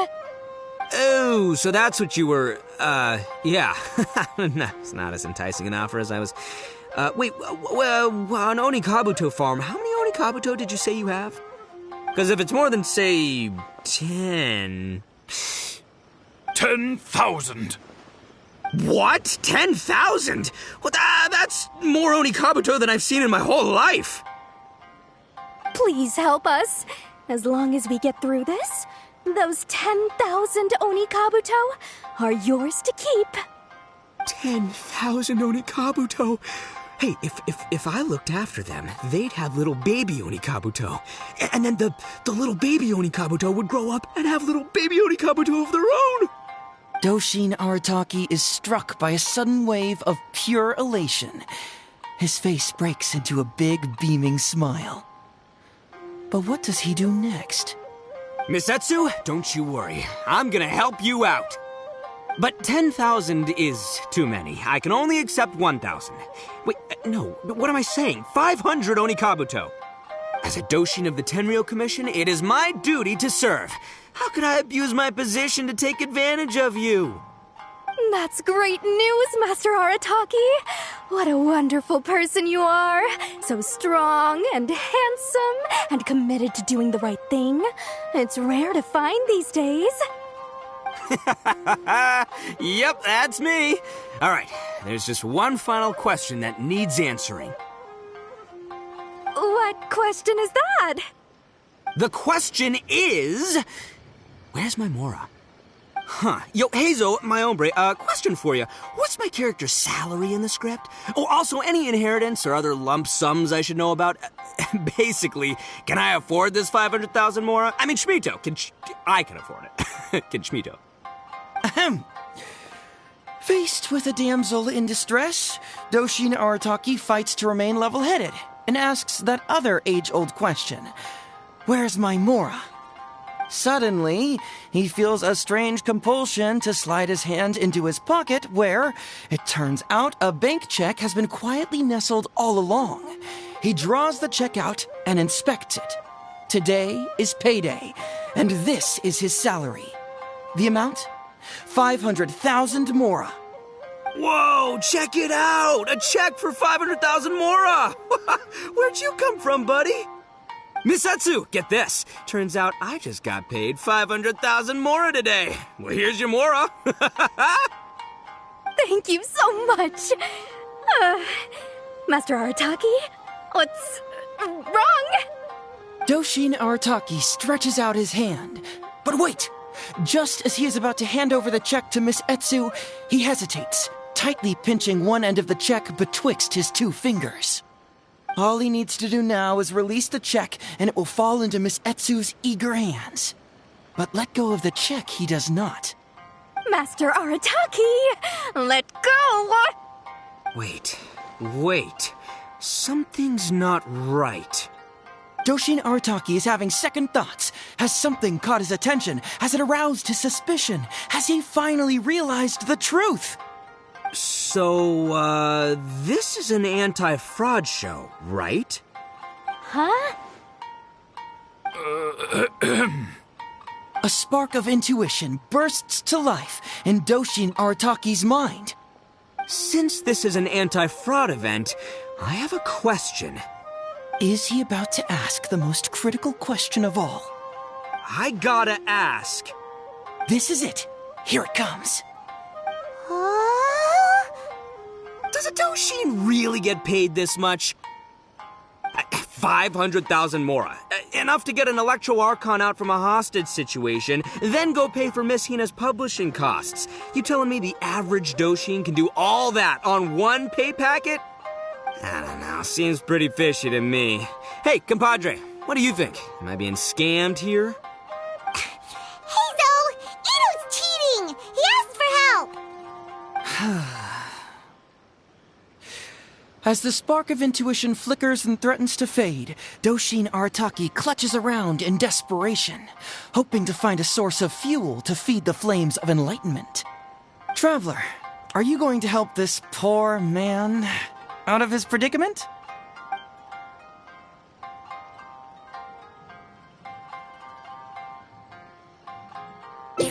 Follow my heart. All right, then. There's no way a Doshin makes 500,000 mora in a single pay packet. Two innocent victims, Miss Etsu and Mr. Iba, come to a Doshin for help. And the Doshin, whips out a 500,000 mora check? Yeah, likely story. There's only one possible explanation. Who's got two horns and carries around a fake checkbook? Yep, this guy.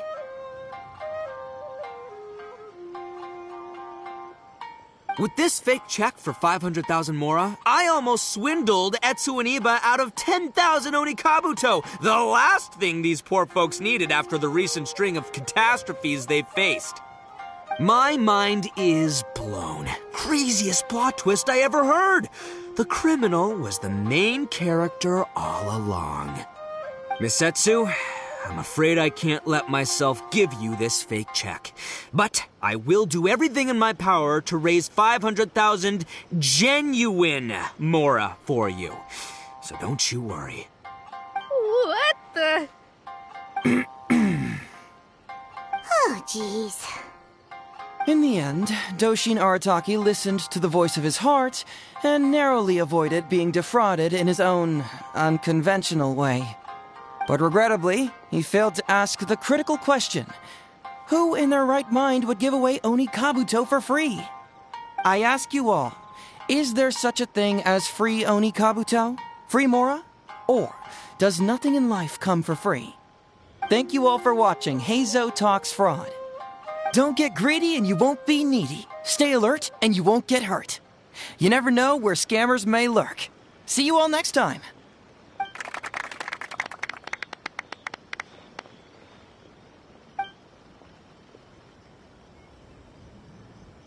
Wait, my man, what did you mean when you said I avoided being defrauded? I thought I was the fraudmeister here. Maybe someone should have read the script. Miss Etsu and Master Iba were the scam artists. Duh! You were the one they were trying to scam. What? Huh? I was being conned? Darn, can't believe they got me! Well, you still managed to protect your money. In the end, they didn't succeed. Yeah, but that was a happy coincidence. They scammed me, and I fell for it. Guessing it wasn't your first time either, huh? It was such a cheap trick, too. This is killing me. The trick is a common one for a reason, but don't underestimate it. That's how you end up being a victim. But how am I gonna protect my gang if even I get fooled by such cheap tricks? Don't blame yourself, old chap. In fact, you know what? I was also conned today. Yeah, me, of all people. Does that make you feel better? You too, hombre? No way! No, that's impossible. You're just trying to cheer me up. Oh, no, it's the truth. Please, just take a look at the present I got for you. Wait, why can't it move? That's just it. I'm sorry to say, it's just a figurine. What? A figure? You mean it's a fake?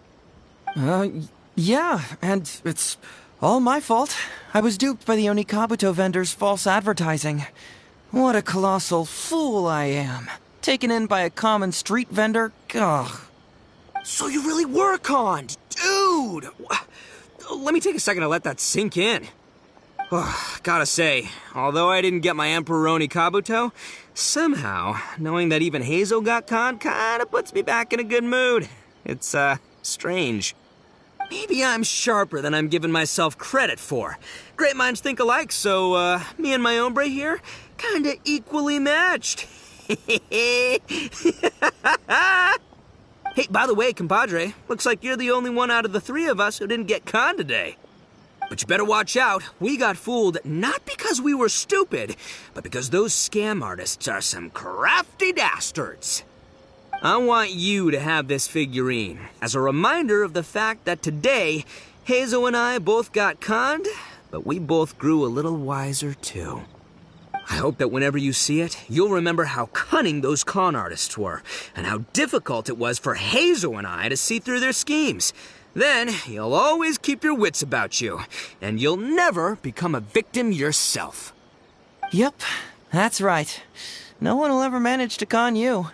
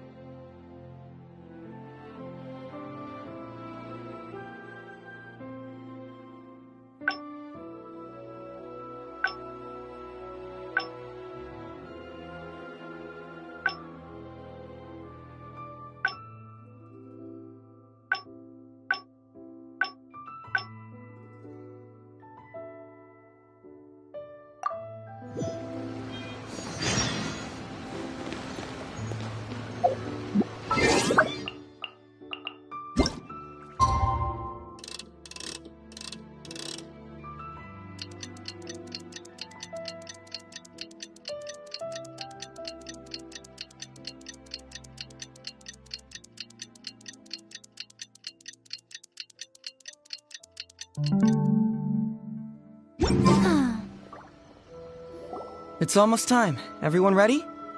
All right, then let's get this show started. Oh, I can't wait, Mr. Hazo. Let's get going, Hazo.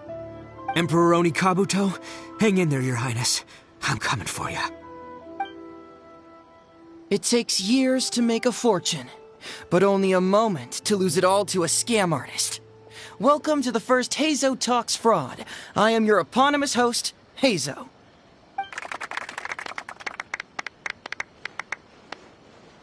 Okay, I'm delighted to have you all here today to explore the topic of fraud. To help everyone avoid becoming the victim of scam artists themselves, we thought we'd invite several VIPs with a lot of experience in this area to perform a little play with an anti-fraud message. Please join me in welcoming to the stage Miss Etsu, Mr. Iba, and the venerable gentleman, Mr. Arataki Ito. Without further ado, let the show begin.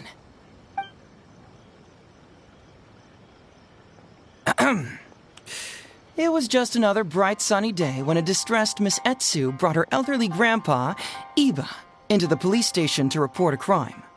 There, they were greeted by a kindly Doshin, surname Arataki. Doshin Arataki, please help us! My poor grandpa has been defrauded! Doshin Arataki? You talking to me? Perhaps for want of familiarity with the script, a confused look creeps over Doshin Arataki's face, and he asks himself that age-old question. Who am I? Yes, you are Doshin Arataki! You're Doshin Arataki! Oh, so I'm in the play. Right, yeah. Okay, got it. I'm a Doshin, of course. Okay, I got this. Ma'am, can you tell who it was that defrauded your grandfather? Rest assured, the Tenryo Commission and I are here to bring them to justice. I don't know. It was too late when I found out. They took all of my grandpa's money, and all they left was this note. Doshin Arataki frowns as he realizes this is more complicated than he thought.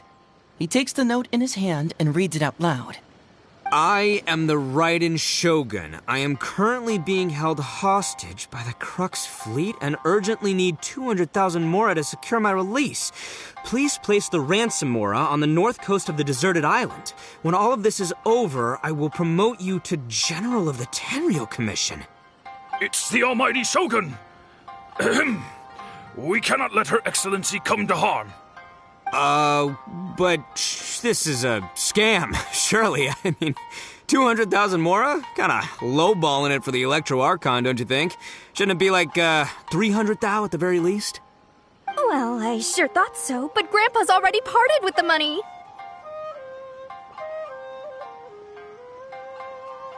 Well, then we gotta get it back. Is there still time? Before I could go out to look for it, Grandpa received another note. Doshin Arataki takes the note and reads it out loud. I am Miss Hina. I am currently raising funds to publish a photo book. I urgently need 300,000 mora for publishing fees. In return for your support, you will receive a limited edition signed photograph. It's Miss Hina. We can't leave poor Miss Hina in a tight spot. You're right, Gramps. Is 300,000 mora enough? I can spare some too if we need to make up the difference. Maybe I can get a photo of Miss Hina too. We gotta help Miss Hina out here. It's a scam, Doshin Arataki! Snap out of it! Oh, right, because if Miss Hina needed funds, she'd come to me first, as her #1 fan. Why would she go asking this old geezer for help?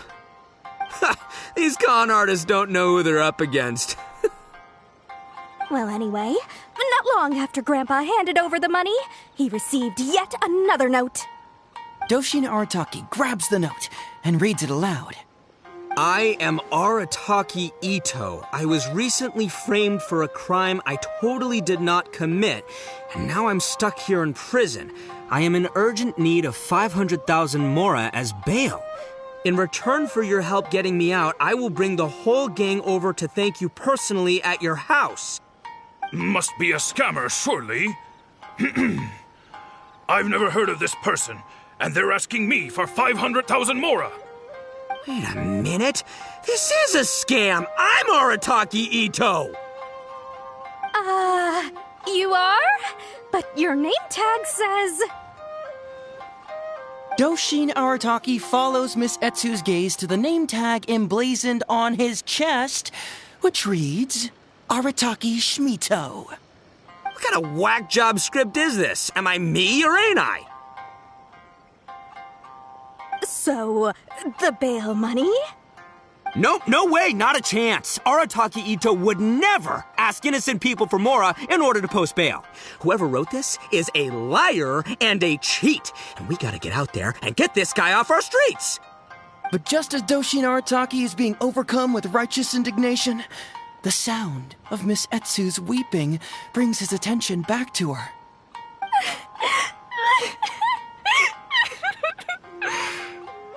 Miss Etsu, don't you worry. We're gonna catch the people who did this. Even if you do catch them, how are we ever going to get Grandpa's money back? Oh, whatever are we going to do about all those Onikabuto? Onikabuto? Wait, what was that about the, Onikabuto? Oh, well, Grandpa is a major Onikabuto breeder in our village. His are the biggest and strongest Onikabuto around. People come from far and wide to buy from him. We recently received an order that was too big for our current capacity. We were planning to expand Grandpa's facilities, but then we were swindled out of all of our money.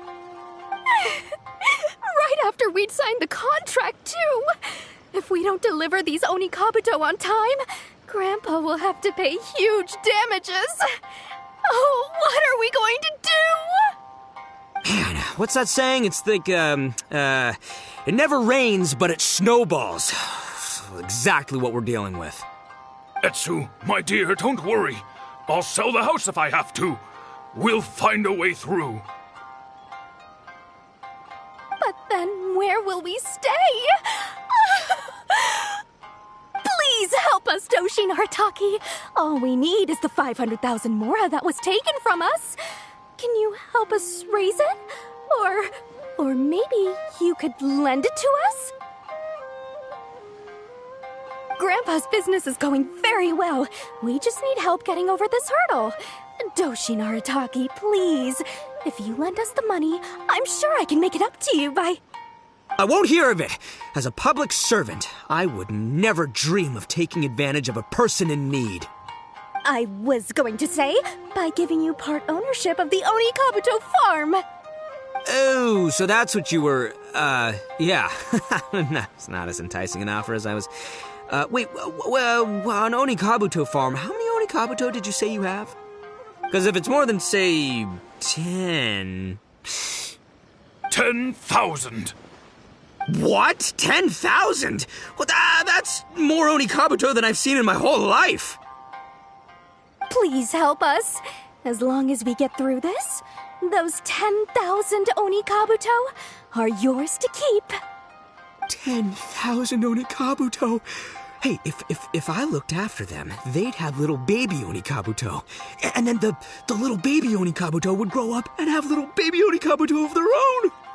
Doshin Arataki is struck by a sudden wave of pure elation. His face breaks into a big, beaming smile. But what does he do next? Miss Etsu, don't you worry. I'm gonna help you out. But 10,000 is too many. I can only accept 1,000. Wait, no, what am I saying? 500 Onikabuto. As a Doshin of the Tenryou Commission, it is my duty to serve. How could I abuse my position to take advantage of you? That's great news, Master Arataki. What a wonderful person you are. So strong and handsome and committed to doing the right thing. It's rare to find these days. Yep, that's me. All right, there's just one final question that needs answering. What question is that? The question is... Where's my Mora? Huh. Yo, Heizo, my hombre, question for you. What's my character's salary in the script? Oh, also, any inheritance or other lump sums I should know about? Basically, can I afford this 500,000 Mora? I mean, Shmito, I can afford it. Can Shmito? Ahem. Faced with a damsel in distress, Doshin Arataki fights to remain level-headed and asks that other age-old question. Where's my Mora? Suddenly, he feels a strange compulsion to slide his hand into his pocket where, it turns out, a bank check has been quietly nestled all along. He draws the check out and inspects it. Today is payday, and this is his salary. The amount? 500,000 mora. Whoa, check it out! A check for 500,000 mora! Where'd you come from, buddy? Misetsu, get this. Turns out I just got paid 500,000 mora today. Well, here's your mora. Thank you so much. Master Arataki, what's wrong? Doshin Arataki stretches out his hand. But wait! Just as he is about to hand over the check to Miss Etsu, he hesitates, tightly pinching one end of the check betwixt his two fingers. All he needs to do now is release the check, and it will fall into Miss Etsu's eager hands. But let go of the check he does not. Master Arataki, let go! Wait. Something's not right. Doshin Arataki is having second thoughts. Has something caught his attention? Has it aroused his suspicion? Has he finally realized the truth? So, this is an anti-fraud show, right? Huh? A spark of intuition bursts to life in Doshin Arataki's mind. Since this is an anti-fraud event, I have a question. Is he about to ask the most critical question of all? I gotta ask. This is it. Here it comes. Does a Doshin really get paid this much? 500,000 mora. Enough to get an Electro Archon out from a hostage situation, then go pay for Miss Hina's publishing costs. You telling me the average Doshin can do all that on one pay packet? I don't know, seems pretty fishy to me. Hey, compadre, what do you think? Am I being scammed here? Heizo! Ito's cheating! He asked for help! As the spark of intuition flickers and threatens to fade, Doshin Arataki clutches around in desperation, hoping to find a source of fuel to feed the flames of enlightenment. Traveler, are you going to help this poor man out of his predicament?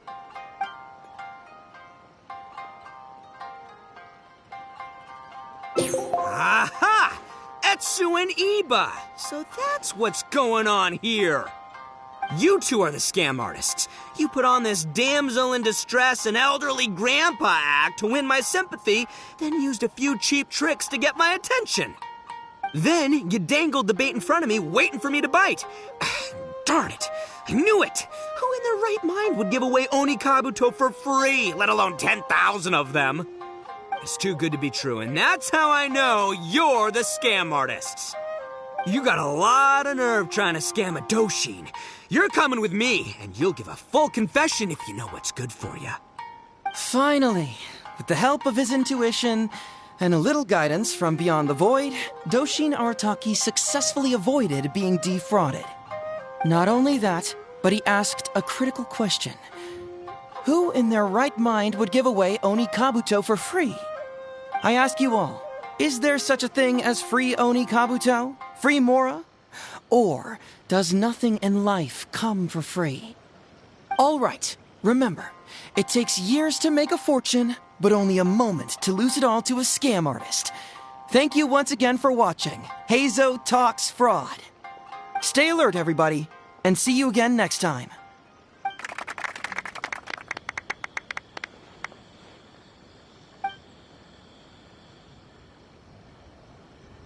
So, how's my acting? I think I did just fine without a script. Those two would-be scam artists need to up their game if they want to have a chance of taking me down. Hello? Without that hint from the Traveler, you would have handed that cash away without a second thought. Right, yeah. I should thank her for the timely hint. But I pretty much knew off the bat that something fishy was about to go down, so, it was just a matter of time before I saw right through their scam.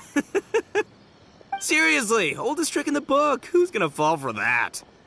Old tricks they may well be, but the reason they've stood the test of time is that the ideal victim is always out there somewhere. People who are behind on the times, naive, socially isolated, or have cognitive deficiencies. Just because they don't always get noticed doesn't mean they're not there. Scammers cast a wide net.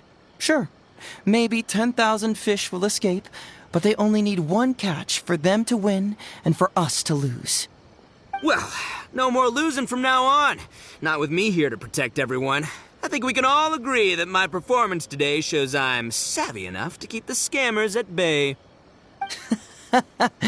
Don't be too confident. Anyway, Ito, my old... What was it again? Ah, yes, bro. Here's the reward you were promised. Ah, music to my ears. Emperor Oni Kabuto, come to Papa.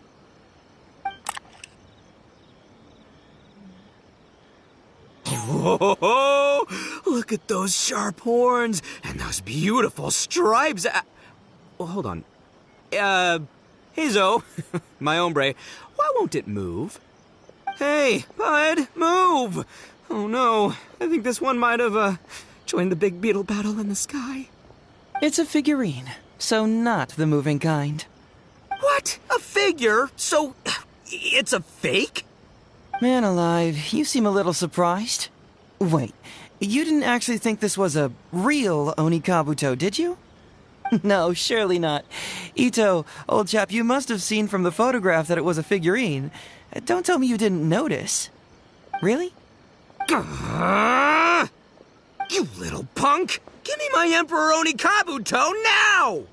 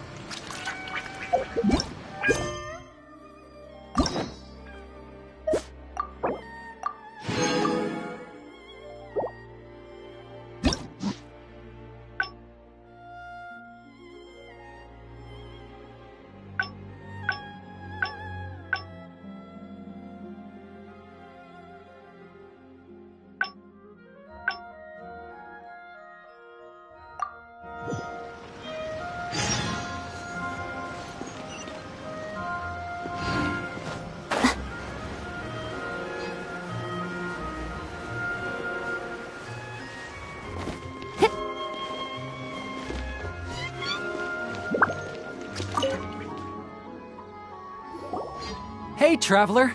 Hey, Detective Heizo. You're back already, huh?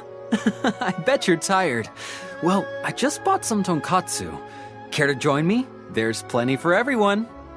We'd love to. But wouldn't you like to hear the results of our investigation first? No matter what you were able to find, it's all in the past and won't ever change. So I think we'd better chow down first. Besides, if Sango's not happy with the results, we might not have anything to eat later. Come on, Ryuji, pipe down. Let's hear the Traveler's conclusion first. Okay then. Over to you, Heizo and Traveler. Don't worry, just tell us your findings. Everyone trusts you, as do I.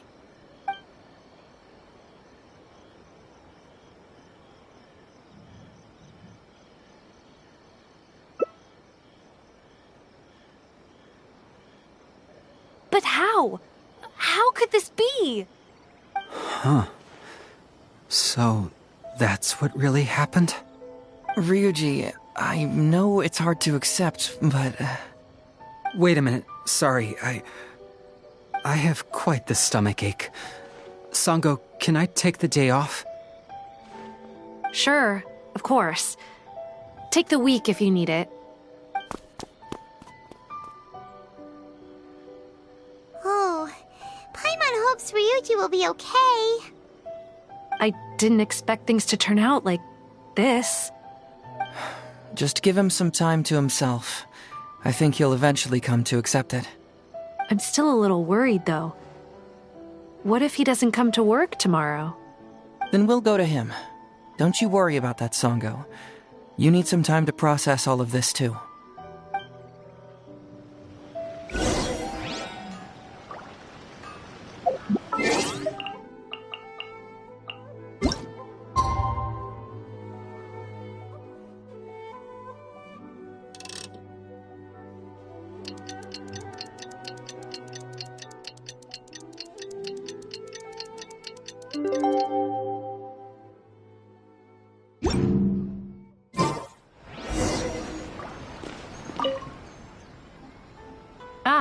You're here. Don't worry. Ryuji came earlier this morning. I guess he can handle a lot more than I had thought. I was honestly worried he'd suffer a breakdown. But as of today, it seems he'll be fine.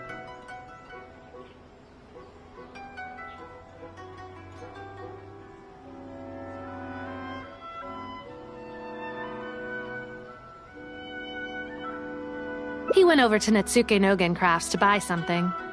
Let's go find him then. Shall we? Before you go, Heizo, I kind of understand now what you meant when you left. Oh, really? I'm happy to hear you say that. All right, time to find Ryuji.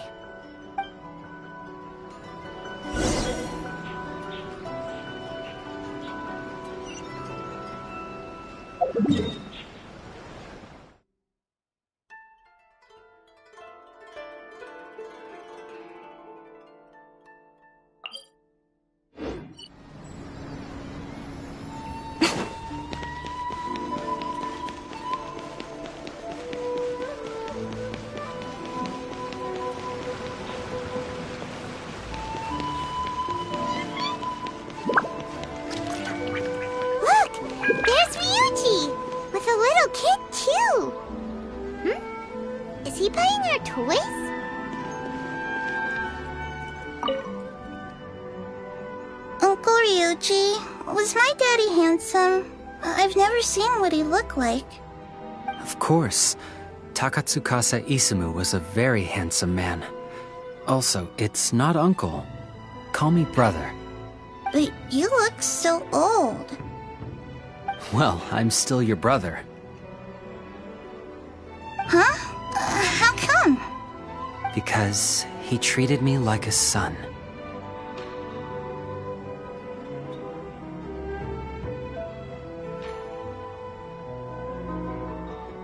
Huh? Who are you guys? We're friends with your big brother Ryuji, and with your father too. Oh, really? Yay! I've met loads of my daddy's friends today.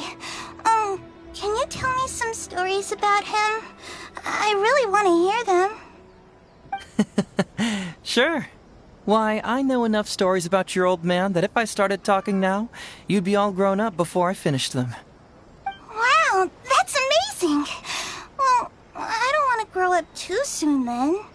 Maybe when I'm 100. No, 200 years old. No, 300 years old. Yep, I'm gonna wait until I'm 300 years old before I become a grown-up, so that I can make sure I finish all the stories first.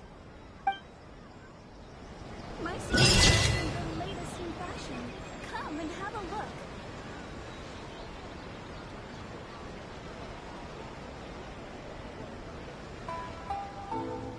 Welcome to Natsuke no Gen Crafts. You can make things other than sculptures as well. My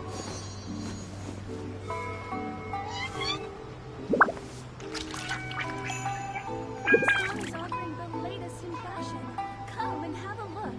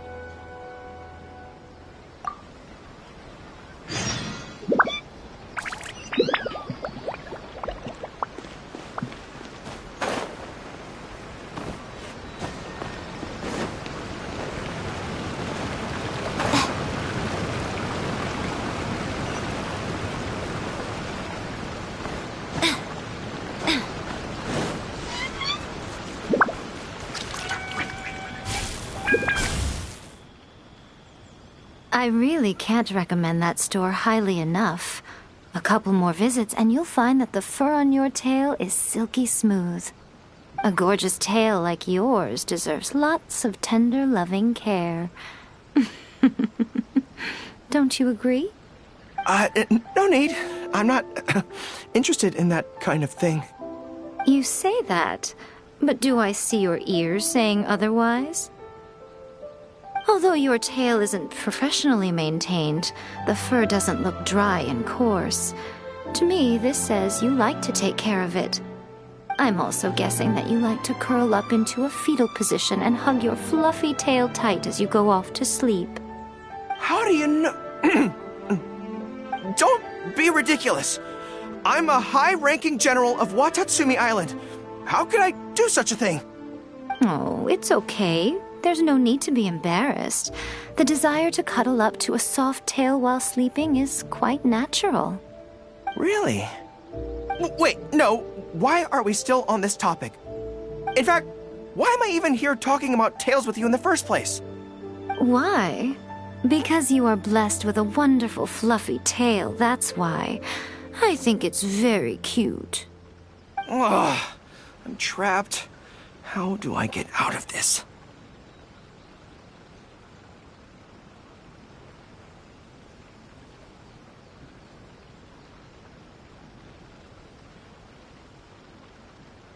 It's you! Oh, thank goodness. Please save me. Oh, and how is my favorite little one doing, I didn't expect to meet you here. We were just talking about tails. Goro has a beautiful tail, don't you think? Doesn't it make you want to stroke it?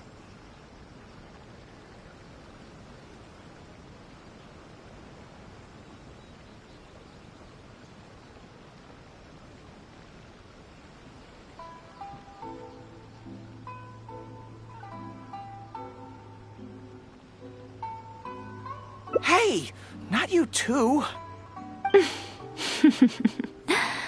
Goro, now do you understand how appealing your tail is? Pardon me. Lady Kuchi, we have completed the matter you instructed us about previously. We have selected a very skilled artist to be in charge. I'm confident that the finished product will be to your satisfaction. I'll take a look later, and if everything's in order, place it in front of the store. All right, I won't tease the two of you any further. Do make the most of your trip here, won't you? Quite a lot has changed. I wish you both a fun-filled time on Narukami Island.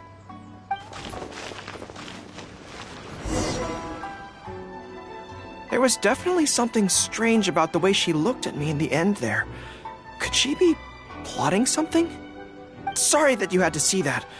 The real reason I'm here at Yae Publishing House is to buy some books for Her Excellency. Since Watatsumi Island signed a peace treaty with the shogunate, we've had much closer contact than we did before. I also wanted to come and see what things are like in an area ruled by the shogunate. I hadn't counted on running into her.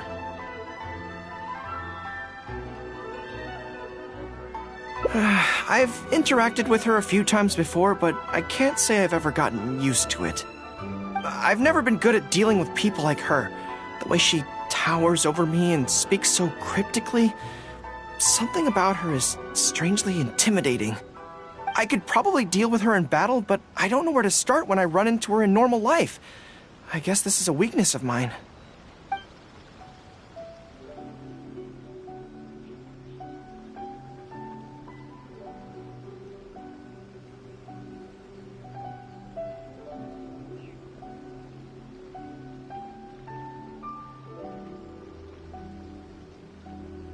Really?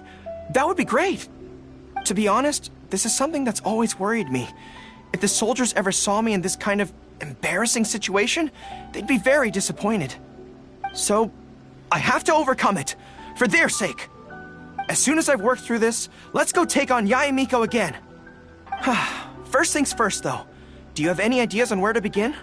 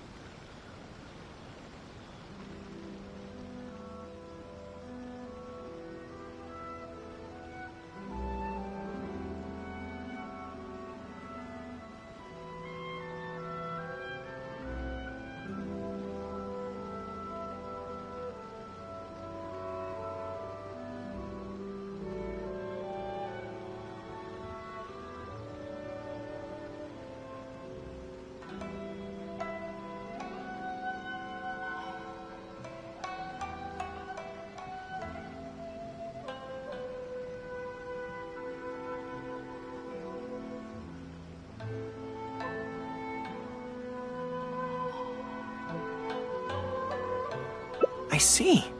So if you pretend to be someone like her, I can keep practicing on you. If I can get the better of you, then I'll be able to hold my own when similar situations come up in the future. Good plan. Let's see. Where should we start?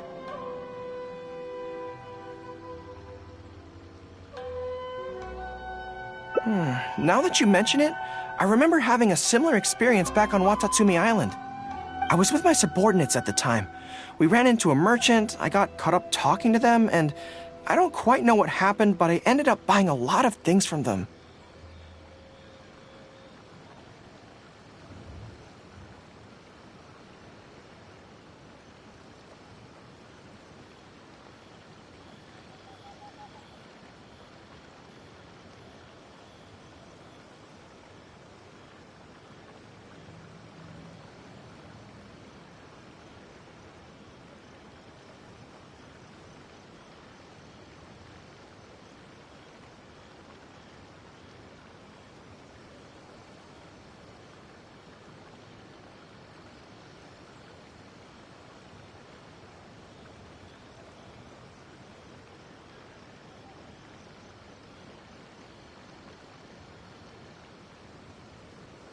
I think we can give it a try. There's an island called Rito nearby. Why don't we go there? I heard all the Outlander merchants are based there, so it might help to create the right atmosphere.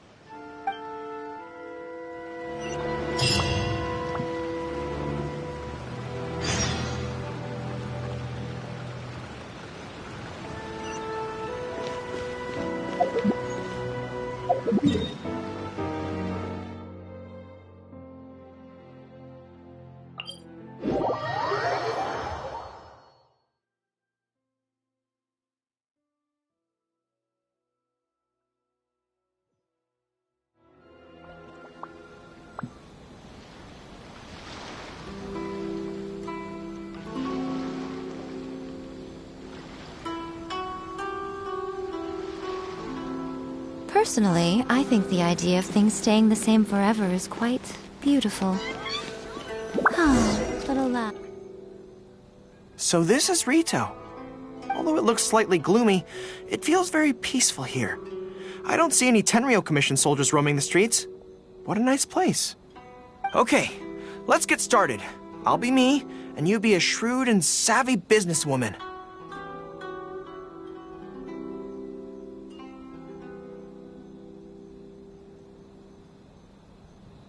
Hi! Hi, so... a lot of the soldiers have been complaining about a shortage of blankets recently. So, 10 blankets, please?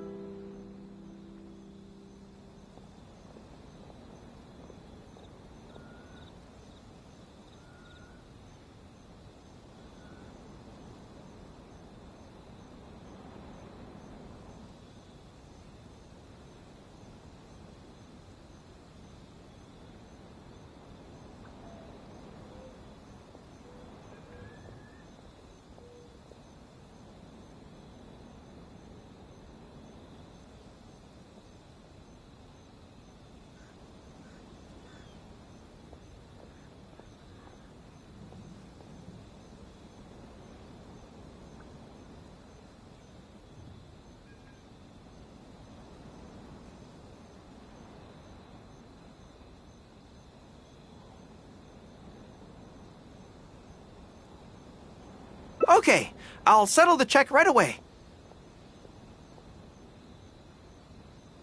The price seems pretty cheap to me, in which case no need to haggle, right? I think that's still not too bad. Is that supposed to be really expensive? I'm sorry. In the past, Her Excellency has always handled procurement of military supplies. I don't know the specific prices of these items, so I never really know how to respond. This won't get us anywhere. I have to haggle to give you the chance to use your wily tricks on me. What do we do now? Something I'm more interested in? Maybe, cake?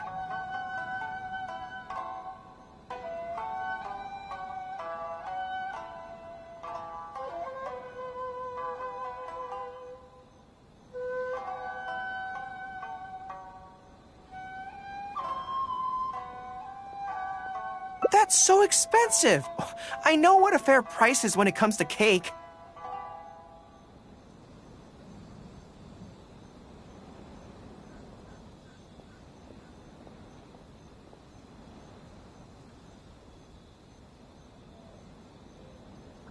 Wait a sec. If you think about this from another angle, a cake that costs 100,000 more per slice must be so much better than a regular cake. Oh, let me see. I've been saving up recently. I think I should have enough.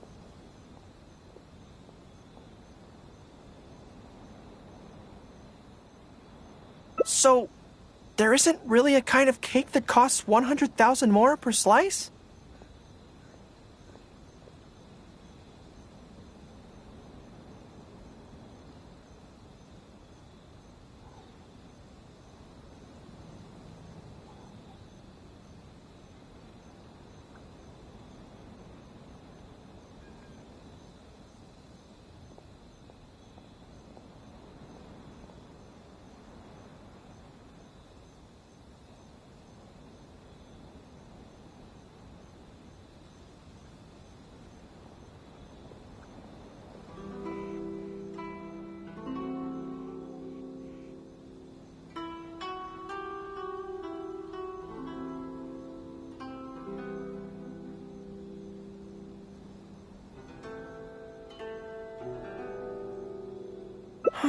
What a shame. I feel like role-playing as a vendor is a little outside our area of expertise. What kind of person do we both see regularly enough to impersonate convincingly?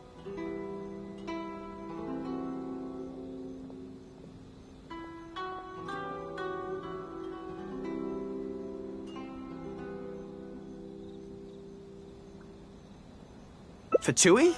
Then it looks like a trip into the wild is in order. Let's go give it a try. I should really make it Maybe I should order some new stuff. Oh, fingers crossed he comes traveling with me.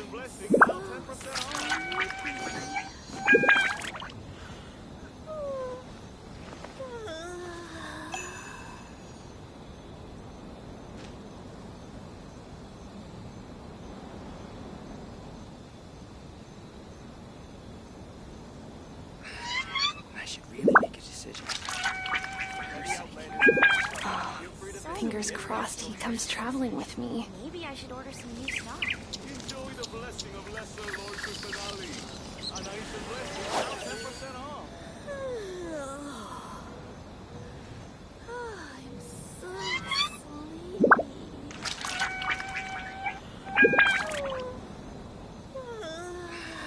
I should really make a decision. For her sake. Oh, fingers crossed he comes traveling with me. Most humans could have the entirety of their fleeting lives chronicled in but a few short lines. Their stories really make for terribly dull reading. Enjoy the blessing of Lesser Lord Kusanali. And I should blessing now 10% off.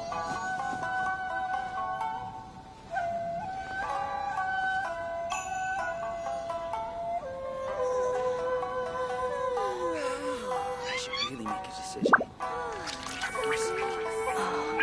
Fingers crossed he comes traveling with me.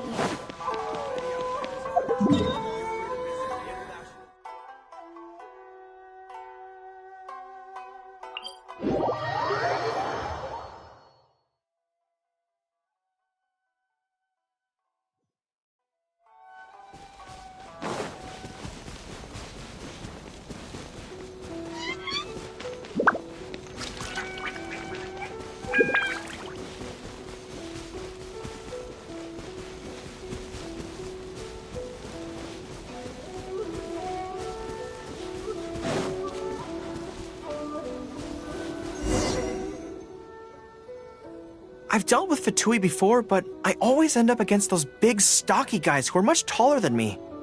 I'm sure I must train just as hard as they do every day, but somehow, I still don't have the muscles to show for it. Maybe I'll start to see the results in a few more years. Really? That's very kind. But still, I think that I should aim to look more muscular than my subordinates at the very least. I know that people's trust in me has nothing to do with my size, but If I were taller and bulkier, they'd be able to identify me from behind more easily when charging into battle. That way, our forces wouldn't scatter so easily. As long as I was on the field, they'd be able to follow me. But enough of that. Let's get back to it. Who are you going to roleplay as this time? What? I smell danger! Really? Huh. For a moment there, I could have sworn the actual Fatui were right here. No, wait! Behind you! It wasn't my imagination! They really are here! Prepare to engage!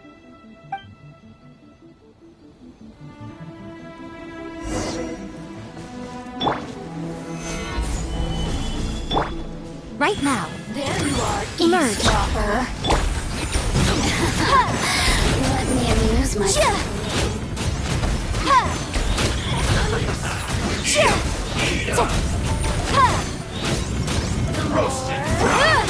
Look at me. Right here, right now. Emerge. Motion to compel. Order guide you. So quiet. That's it. Don't be a killjoy. We've only just begun. I miscalculated.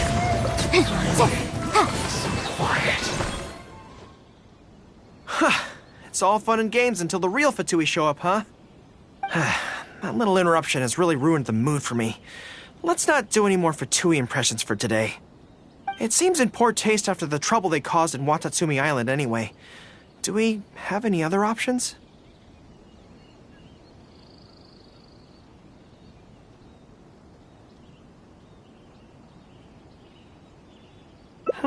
What do you mean?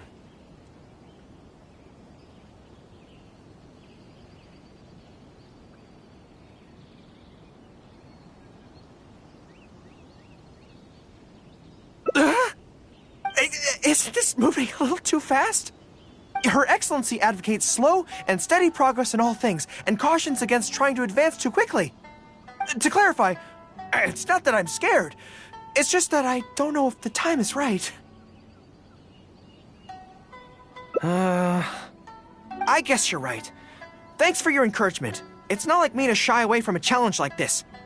Let's do it! Time for a make-or-break training exercise!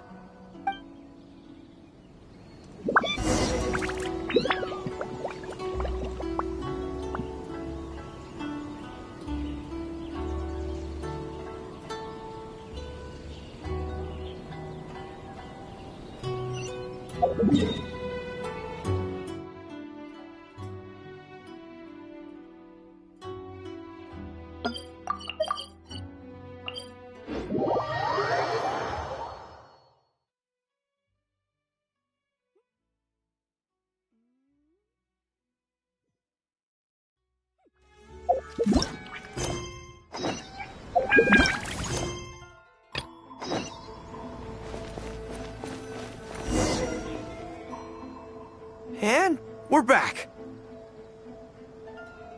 Don't worry, my head's in the game this time. I am a high-ranking military officer of Watatsumi Island and the General of the Resistance. Whatever tricks you've got up your sleeve, you're not going to get to me. So bring it on!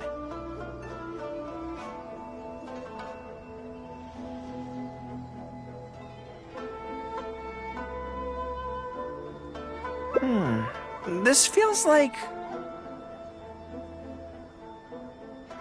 Yes, it definitely feels like... no, not even slightly. It's not that you do a bad impression of her, more like something is missing. I finally realized it when you were talking to me just now. I think that maybe what I'm really afraid of is her knowing smile and her piercing gaze. It just makes me feel like all my secrets have nowhere to hide, like she can just peer in and see them. But it's different with you. I trust you, so I don't feel I need to hide my secrets in the first place. Even when you're imitating the way she speaks, I don't feel afraid. Because we fought side by side in the past, and I know I don't have to have my guard up around you. But it also means that this training won't work. I just have to accept that this is a weakness of mine, as much as it pains me to do so. The thought of having to live with this weakness forever is frustrating.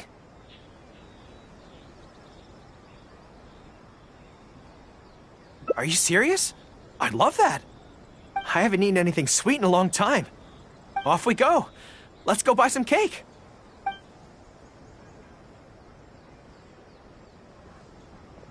All right.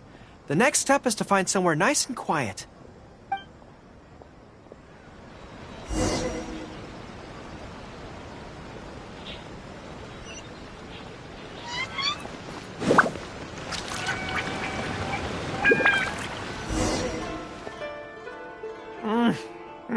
This is so good.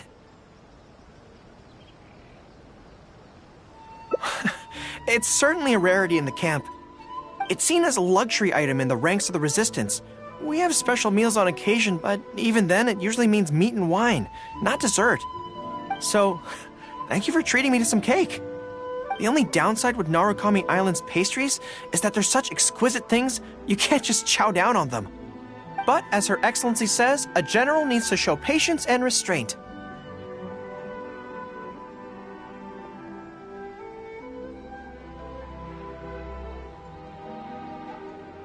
Wow, don't mind if I do. That's so sweet.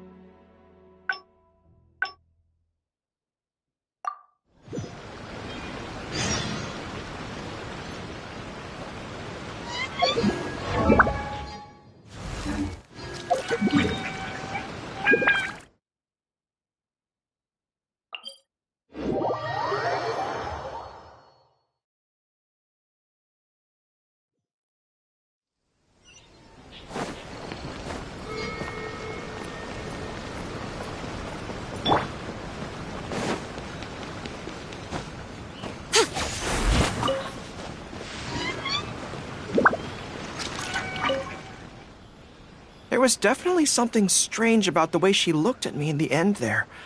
Could she be plotting something? Sorry that you had to see that. The real reason I'm here at Yae Publishing House is to buy some books for Her Excellency. Since Watatsumi Island signed a peace treaty with the shogunate, we've had much closer contact than we did before. I also wanted to come and see what things are like in an area ruled by the shogunate. I hadn't counted on running into her.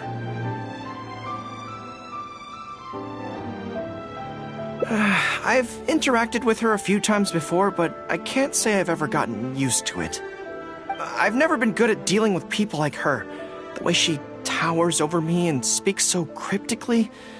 Something about her is strangely intimidating.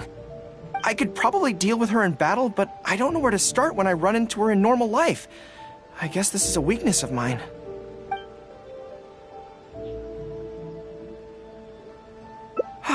You're right. I've heard Her Excellency say the same thing before. In any battle, you need to think about how to avoid your shortcomings. As long as I don't come into contact with Yae Miko, everything should be fine.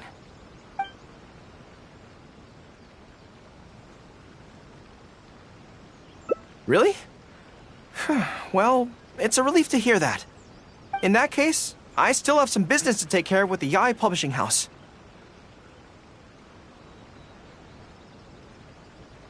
They run a monthly magazine called That's Life, which has an advice column. Readers write in about their problems, and I'm responsible for responding to them. I'm not quite sure why they chose me, but it's my job now, and I can't give it up just like that. Yae Miko just handed me the latest batch of readers' letters. Let's find a place to write the replies, then pack them up and send them back to Yai Publishing House.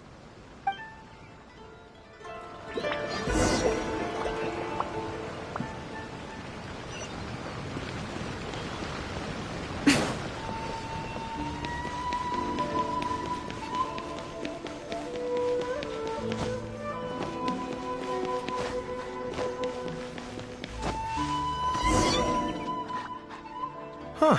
This place looks nice and quiet. Why don't we write the replies here? The sooner I get them finished and handed back to the publisher, the sooner we can go do something else. I just hope I don't have another run-in with, you-know-who at the Yai Publishing House later. Anyway, the writing could take me some time. The questions I receive are often so strange that I have to think long and hard about how to best answer them.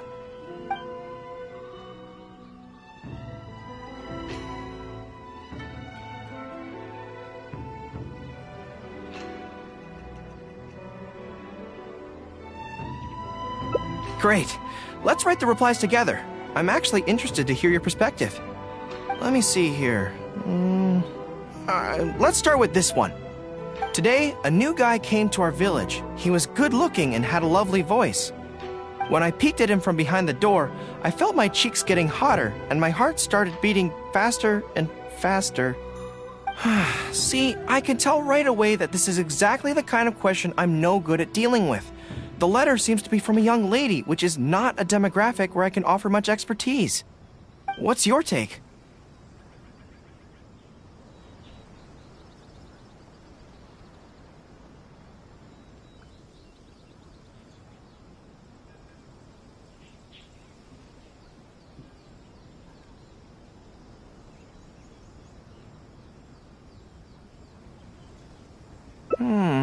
Well, I don't know what it's like to be in love, but if you say so, I think it makes sense. I'll reply like this then. It's likely that the feelings you're experiencing right now won't occur many times in your life. I urge you to summon the courage to seize this opportunity and see where it takes you, no matter where that may be.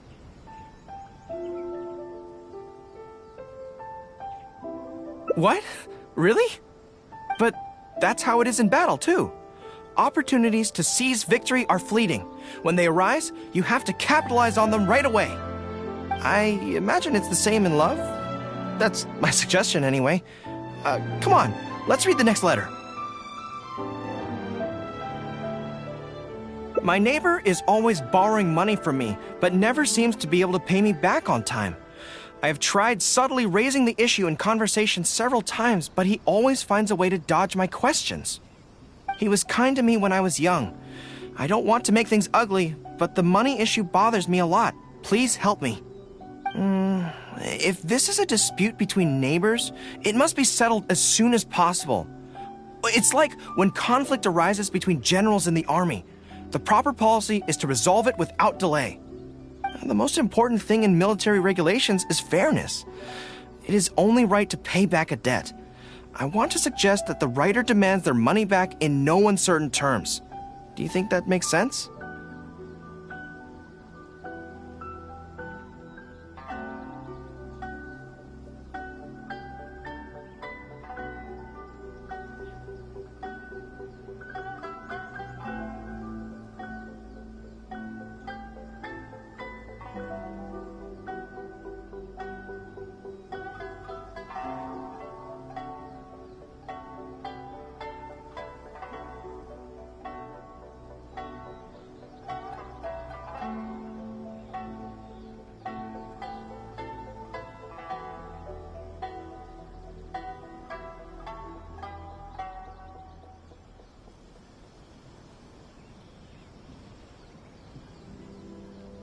That makes sense too. Giving the neighbor an ultimatum would likely harm the relationship between them. But the letter also makes it clear that no matter how many hints the writer gives him, the neighbor won't return the money. In that case, how about we reply like this? Why not ask to borrow some money from your neighbor? Any sum he agrees to lend you can be used to offset the amount he owes.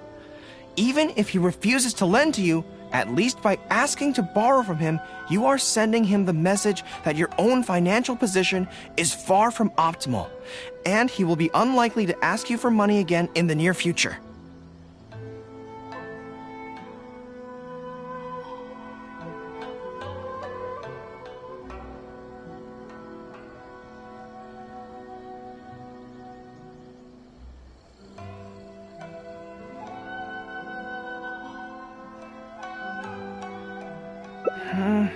I don't know, but it's worth a try.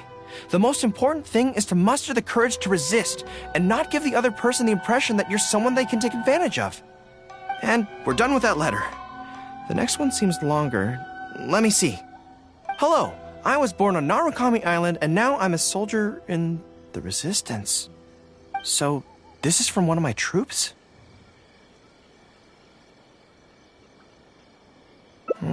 Most likely, but I'm not sure who. Before passing any reader's letters on to me, Yai Publishing House has their staff copy each one by hand and redact all names in the process. So I can't be sure who exactly this is. Anyway, let's keep reading. I couldn't turn a blind eye to the Vision Hunt Decree, and my anger drove me to join the Resistance. My comrades and I have fought side by side, and I have formed deep friendships with them. Since we achieved our goal and the war came to an end, I have remained on Watatsumi Island. But this is not my hometown, and I often find myself dreaming of the cherry blossoms falling on Narukami Island. I now don't know whether to stay here or return home. The Resistance has treated me well, and I've long been disillusioned by the shogunate, but my hometown tugs constantly at my heartstrings. How should I reply to him?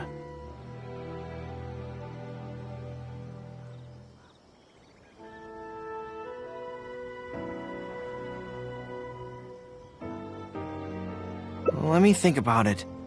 To be blunt, I obviously don't want any soldiers under my command to leave. But if making them stay causes them pain, how are my actions any different from the Vision Hunt Decree? I suppose I'll reply... Narukami Island has changed. You should go back and visit. That should do it.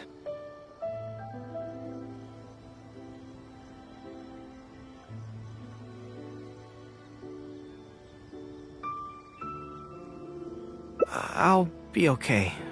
Come on, let's finish the rest of the letters.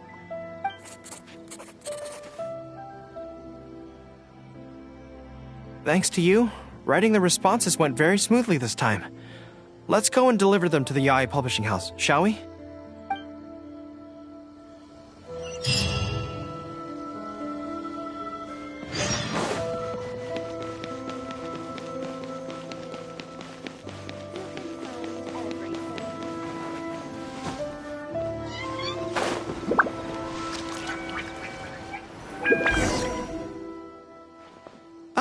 Great.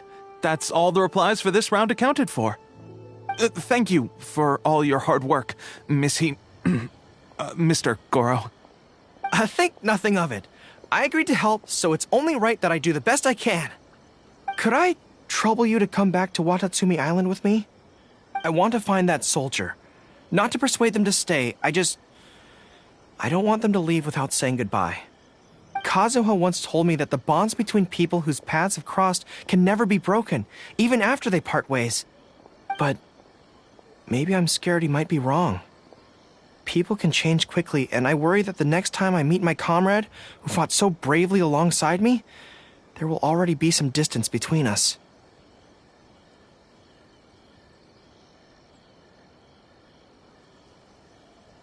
Great! Then let's head off whenever you're ready.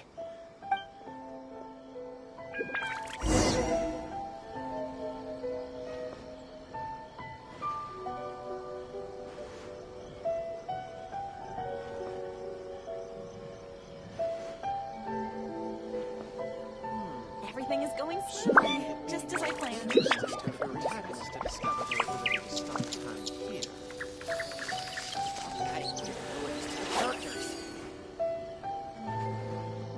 The new book from Yai Publishing House is out. Come take a look.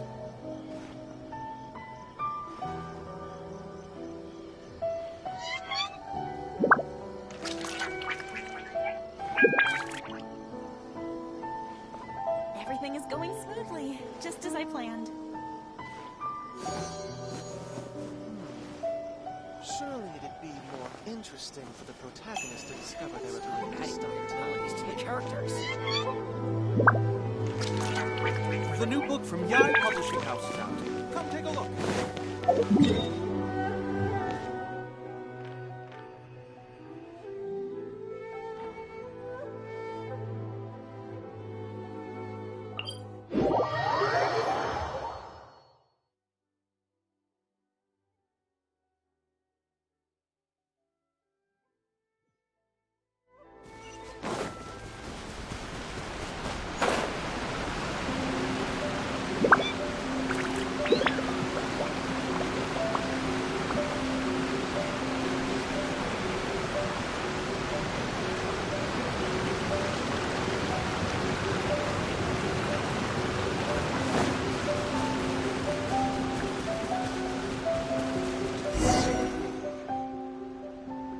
General Goro, and Captain of Swordfish too.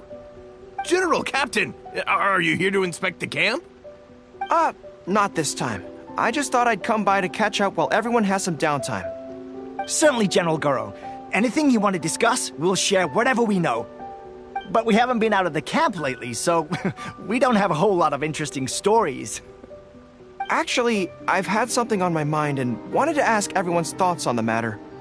You see, after the war, Her Excellency streamlined the army and a lot of people were transferred to other duties. Do you still have much contact with each other? To be honest, not much. We're so busy even with just training and patrolling that it's almost impossible to squeeze in the time to meet up. We have holidays, but we usually use them to go home and spend time with our nearest and dearest, and besides, everyone's vacations come at different times, and our schedules rarely overlap. Yeah, I'm busy when they're free, and they're busy when I'm free. Anyway, even if we did manage to meet up, what then? We all do different jobs now, and we all have new friends who aren't mutually acquainted. I'm not sure what we'd talk about. So that's really how it goes, huh?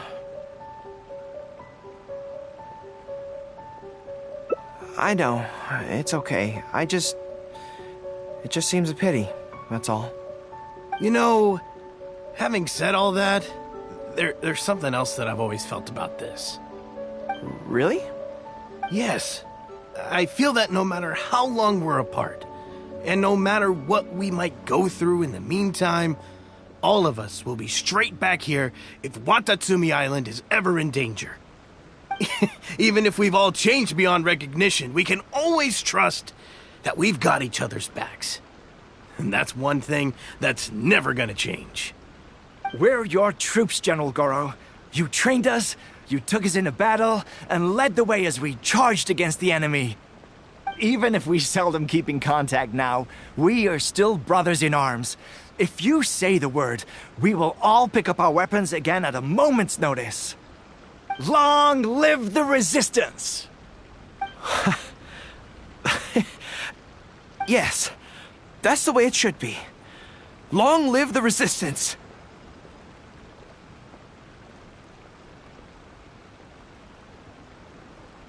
I won't disturb you any further. You guys keep training hard. Regarding everything else, I'm sure it'll all be fine.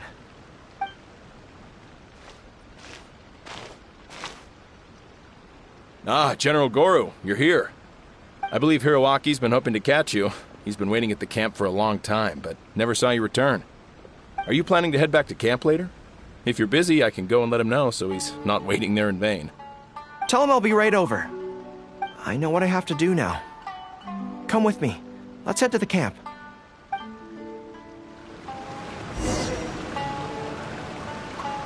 Denjiro is right. No matter what changes the future may bring, we will always have each other's backs. Sure, there may be some awkward silences when we meet again after a long time, but in no time at all, we'd be the best of friends again.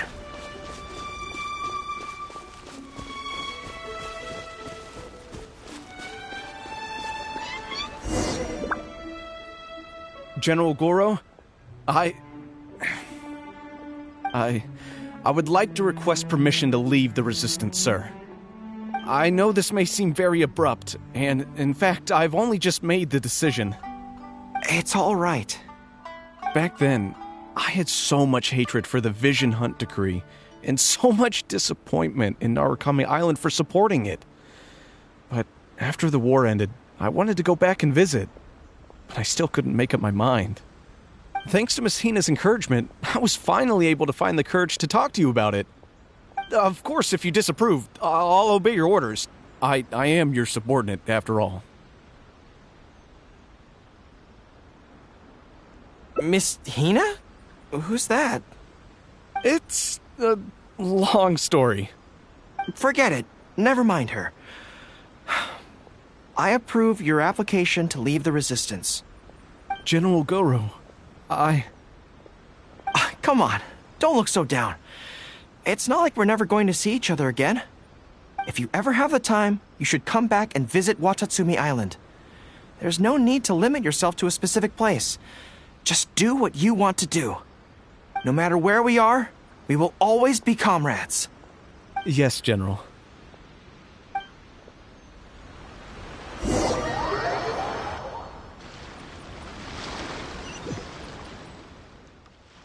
I'll take my leave then. Take care of yourself, General Goro. Take care. That was okay. Or should I say, it was for the best. This is how it should be. It should leave you with a smile on your face. Just like this.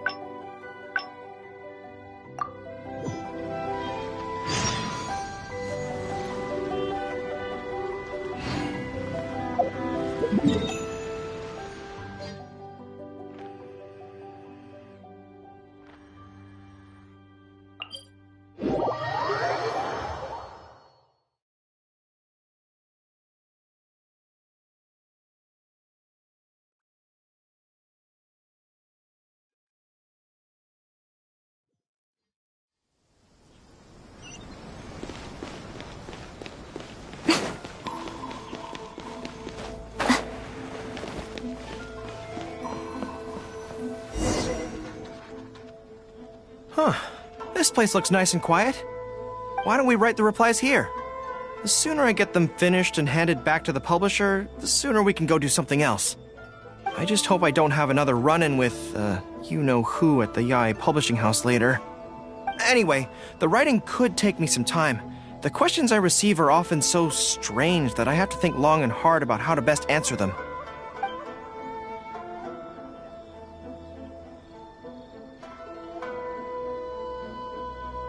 Ah, you want to scout ahead? Yeah, that works. This way, if Yae Miko's lying in wait for me there, I can avoid her. But stay sharp, okay? She is a force to be reckoned with. You must be sure to tread carefully.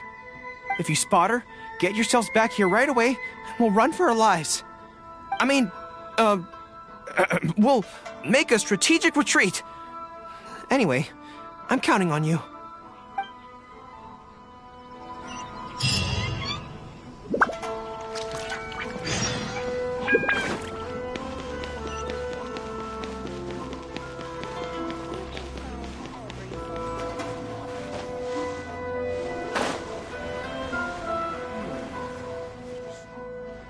All right, everyone, settle down. We are gathered here today, united by a common purpose. Now, who can tell me what they think that might be?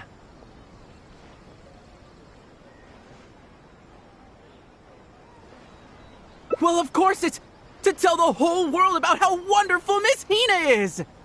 An excellent answer!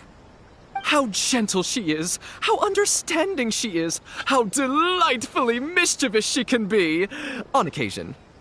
We can all testify to the great joy that Miss Hina has brought to our lives. But my friends, there are so many people out there in this world who still need Miss Hina's salvation. We can help by spreading the good news about Miss Hina to every soul in the world. My friend, do you have a moment to talk about Miss Hina? Friends, I found one! Someone needs our help! Shh, calm your voice down. We don't want to scare her off. Hello, my friend.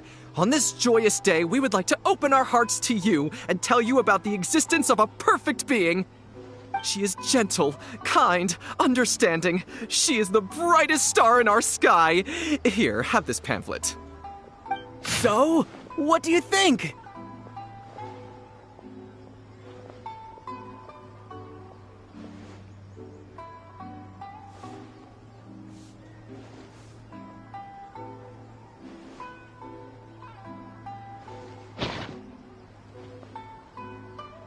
Oh, my apologies. In my excitement, I forgot to give you all the details. Have you ever come across a magazine called That's Life, published by the Yae Publishing House? It's a monthly magazine featuring, amongst other things, an advice column. We were among the first readers to send in letters seeking advice, and we've received kind and gentle replies to each one. Although the editor chose to conceal her name, gender, and other details, we all see her as an emphatic older sister figure and feel convinced that she must be the same sort of person in real life. Oh, there's no mistaking it. Just from her letters, I can feel that she respects me, trusts me. She has a natural ability to connect with people. She's so considerate. She can always sense our true emotions from our letters and never fails to deliver the advice and the encouragement we need. Except when it comes to the topic of romantic love. She's clearly not an expert there. But even then, that just makes her all the more endearing to us. Recently, the column went through a low period where it just wasn't popular at all. In fact, they almost axed it. Fortunately, Yae Publishing House made the decision to publicize her image, and then the column finally started to grow in popularity.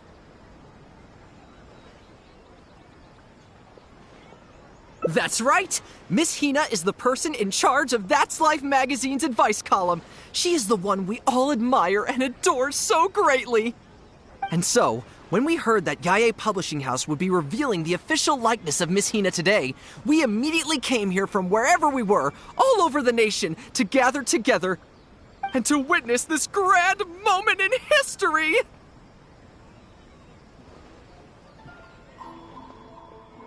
Please, gaze upon the radiant beauty of Miss Hina. See how truly lovely she is.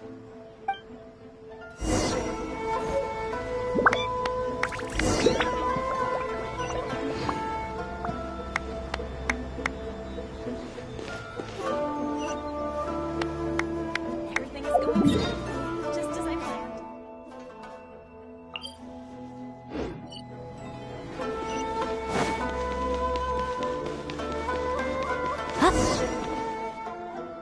Oh, hey, there you are.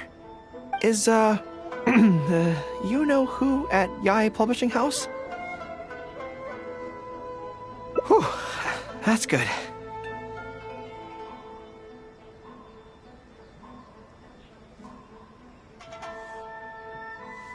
I just finished writing my replies, so I was about to head to Yae Publishing House and hand them in.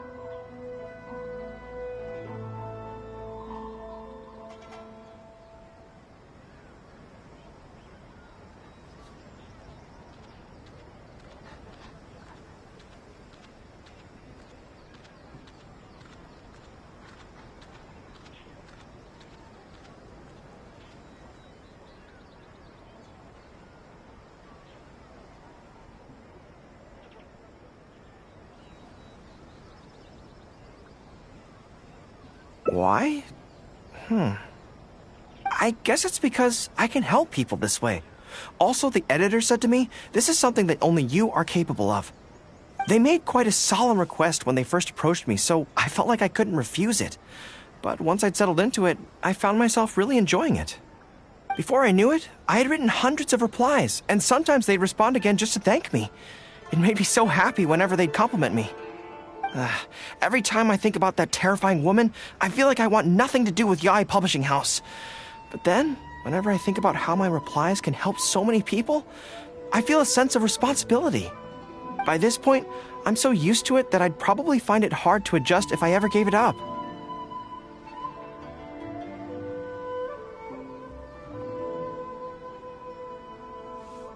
Well, I don't quite know what's going on, but I'd like to get these letters delivered quickly while you-know-who isn't around. I'm really looking forward to the readers' reactions when they receive my letters. In the army, people are always a little reserved when talking to me because I'm a general. But those obstacles are removed when you're communicating via letters. Everyone who writes seems to treat me like that one friend who they can share anything and everything with. So I'm not about to let them down. Let's head over.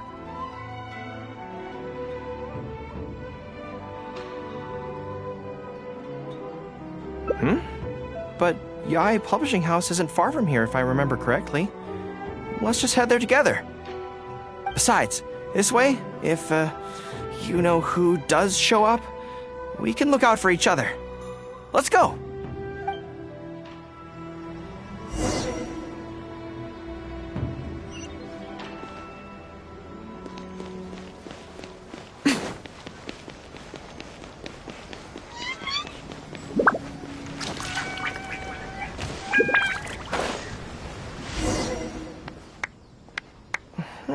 Strange. It seems unusually lively here today. I don't come here often. Is it like this most of the time? Hey, there seems to be some commotion over there. Let's check it out. Allow me to reiterate, my friends.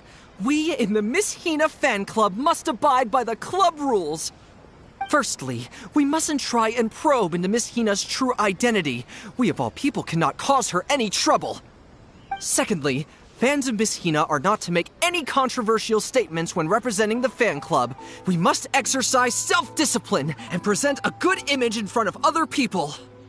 Thirdly, while our mission is to promote Miss Hina in every way possible, if someone we're talking to says they're not interested, we are to respect that and not go forcing it down their throats. And finally, we are here today because Miss Hina has brought us together, but we are also here to change ourselves for the better, for her sake. Can we do that, people? Can we do that? Yes, we can! Always make her proud and never bring her down. Oh, so this is what they call a fan club.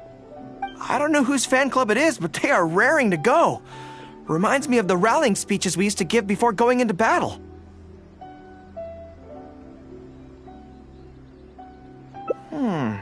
Something's up, isn't it? I can tell. You're avoiding my gaze. Did something happen? It's not her, is it? Excuse me, friend. Something about you looks awfully similar to Miss Hina. I see. Well, one way or another, fate has brought you here. Have you ever heard of Miss Hina? Sorry, I'm not sure. Well, now's as good a time as any for you to find out more. Miss Hina is gentle, kind, and considerate. You can tell her anything that is bothering you, and she will patiently advise you on how to deal with it. Oh, well, she sounds like a very pleasant person to be around. She must be the polar opposite of Yae Miko, right? But he's the spitting image of Miss Hina. I wonder if they're blood relatives. Shh! Have you forgotten? We may not pry into Miss Hina's identity. At least let's take a photo with them. Friend, may we take a photo with you? We borrowed a camera specifically to witness the official unveiling of Miss Hina's image today. Sure, that's fine. Why do they want to take a picture with me?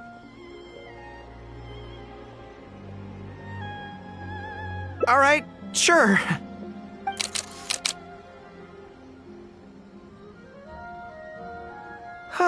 That should do it. Right, I should really be heading to the Yaoi Publishing House to hand in those letters now.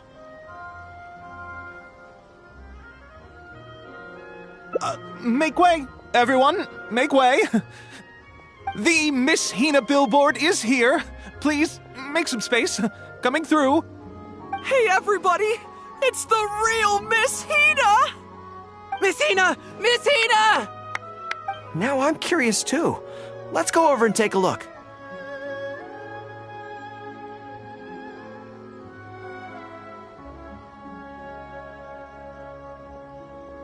Huh? Why? What's the problem?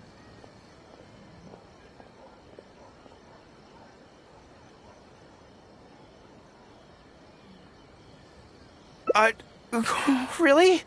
Then we can't stay. Let's get out of here. As curious as I am to see what all the fuss is about, it'll have to wait until next time.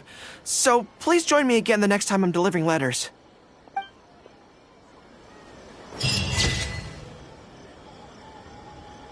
Everything is going smoothly, just as I planned. Stop adding weird abilities to the characters.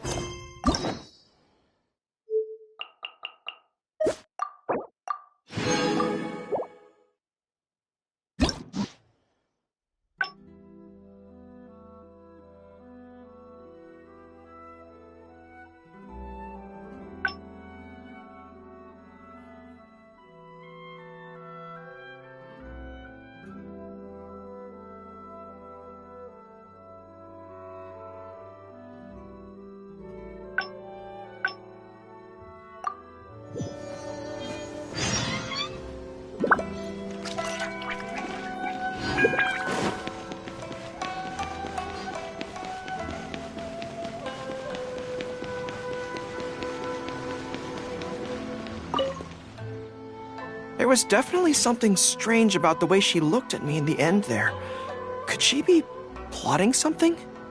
Sorry that you had to see that. Since Watatsumi Island, I also wanted to come and see what things are like. I've interacted with... I've never been good at... I could probably deal with...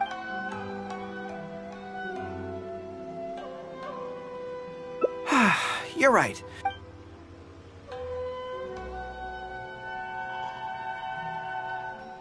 Okay, whatever you think's best. Let's avoid Yaoi Publishing House for now.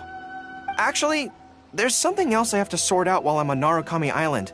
It's a personal matter. Back when we were fighting the Shogun's army at Nazuchi Beach, I had a box with me that contained some very important items. The odds were stacked against us that day, and the resistance was forced to retreat. I had to abandon the box, but I managed to quickly bury it first. I went back to collect it on this trip, but it turned out someone had already dug it up. So I asked around the area, and the locals said that apparently the Adventurers Guild had beaten me to it. That box is very important to me.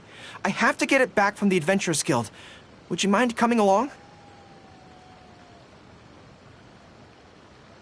Thank you so much. Let's head right over. Time is of the essence.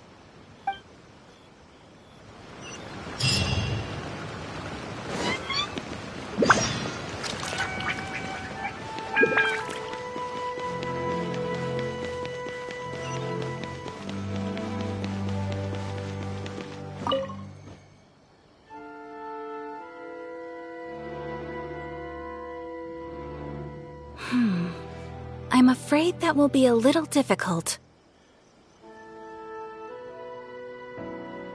Don't worry.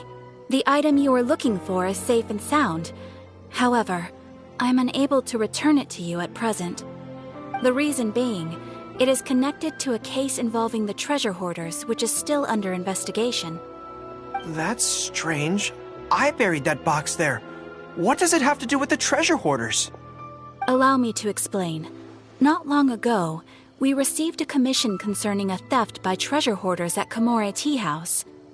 The adventurer who accepted the commission followed their trail, and heard that they had buried the treasure at Nazuchi Beach.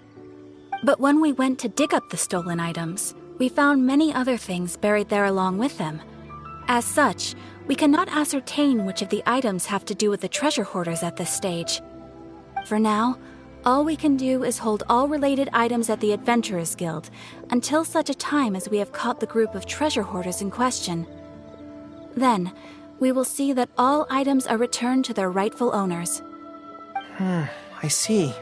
I never expected that other people would be burying things in the same place. Well, since these are the rules, I won't press you for it. But might I ask how the investigation is coming along? This is where the difficulty arises. To date, we have still not been able to locate the hiding place of the treasure hoarders, so I'm afraid it still could take some time. So there's no knowing when this will be resolved. Maybe I could help. I could find the treasure hoarders for you, and once you confirm everything is in order, you'll be able to return my box to me. It's very important to me, so the sooner I get it back, the better.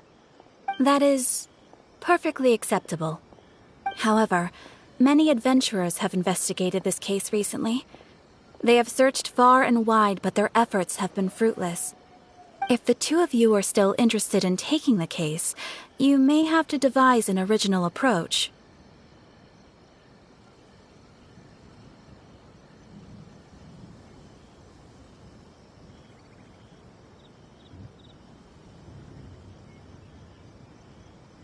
Yes, it seems like the only sensible place to start. With any luck, we might be able to find some clues there. Well, actually, since it's come up, what's the Komori tea house like? Well, obviously. Anyway, let's just go take a look.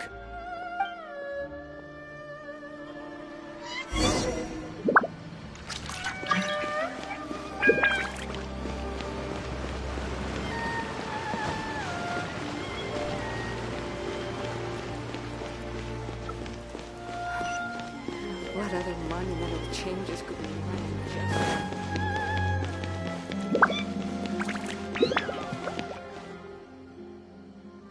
Are you here to investigate the recent theft as well? We're grateful for the assistance. However, I'm afraid I don't have any more clues. It was Tarumaru's number 2 reserve fund that they stole. They struck late at night while there was no one in the surrounding area, so they could slip in unnoticed. By the time we realized, it was too late. They left enough clues for us to retrieve the box, but we found no trace of the group of treasure hoarders who dared to target our tea house. I've asked around many times, and there were no eyewitnesses at all. We're definitely dealing with experienced crooks here. Oh, Tarumaru, what are you doing out here? How strange. I don't know what's gotten into Tarumaru today. He says he knows where the treasure hoarders are hiding.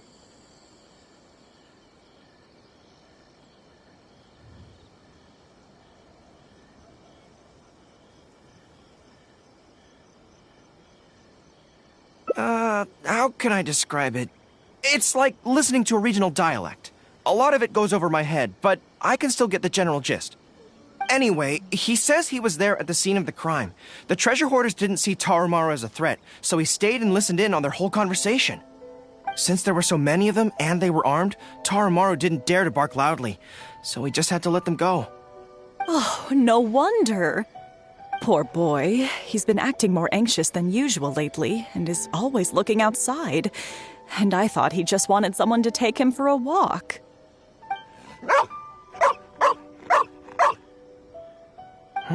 Yes, that does sound like quite a predicament. Okay, I think I understand now. Tarumaru says he heard the treasure hoarders conspiring to hide out at the beach directly below Tenshukaku. No one usually thinks to look there, and it's become something of a safe haven for treasure hoarders. He also mentioned that there were a gang of 5 people. The leader's name is Kosuke, and the second in command is called Yasuhisa. The leader's scent indicated he was probably from the Narukami Island area, while the 2 newcomers in the team were more likely from somewhere else.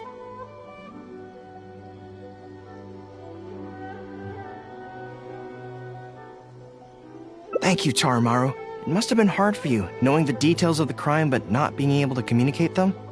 Don't you worry. We'll take care of everything from here. We will definitely get your belongings back. Let's go there in person. We might not have any troops with us, but between the 2 of us, we should be able to deal with a handful of petty thieves.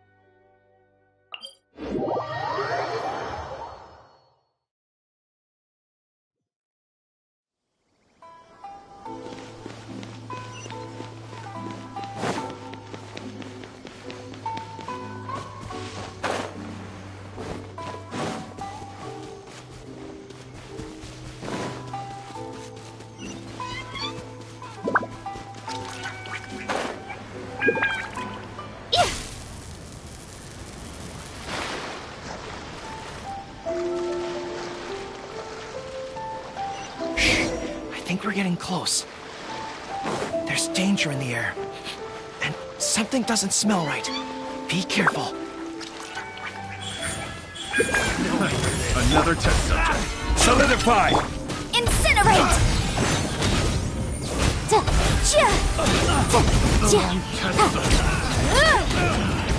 Finally done.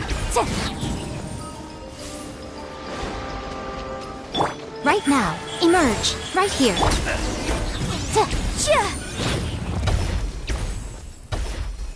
This is bizarre. How would anyone think to look here? Boss, didn't you say that the most dangerous place is the safest place to hide? Yeah, and I still maintain that I'm right in principle. Think how many days we've been here. No one else has come looking for us, have they? I can't believe we got caught. Just when the whole thing had nearly blown over. Hey, kid! Who the heck are you guys anyway?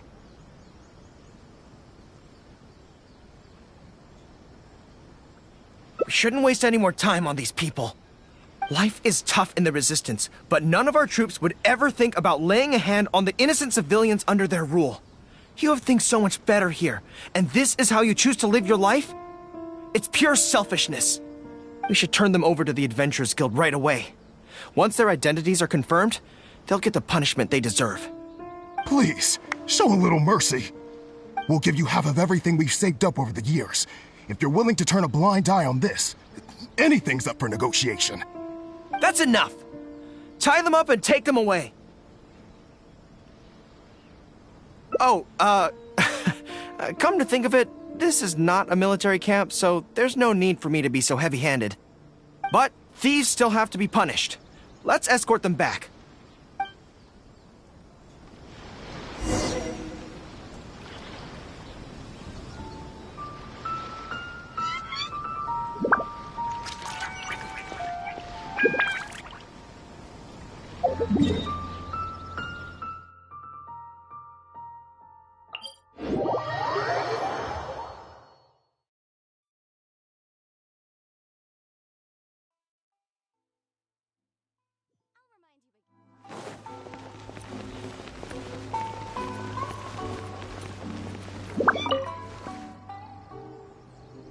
I am pleased to confirm that these are indeed the individuals who stole from Komori Tea House. I didn't expect you to catch them so quickly, especially with no new leads to explore. In accordance with the rules, now that we have procured an oral confession from the treasure hoarders and verified the list of stolen items, we can now return the box to you. Here, please take it. Thank goodness. Well, let me think. The contents of the box don't belong here. They belong on Watatsumi Island. So, let's head there now and open it.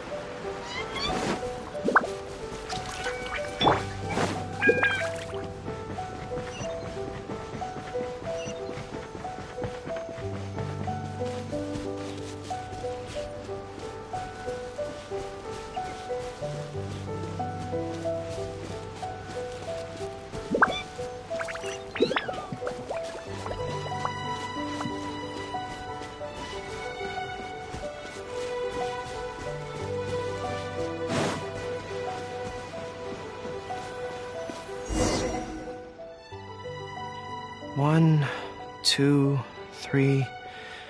Yes, it looks like they're all here.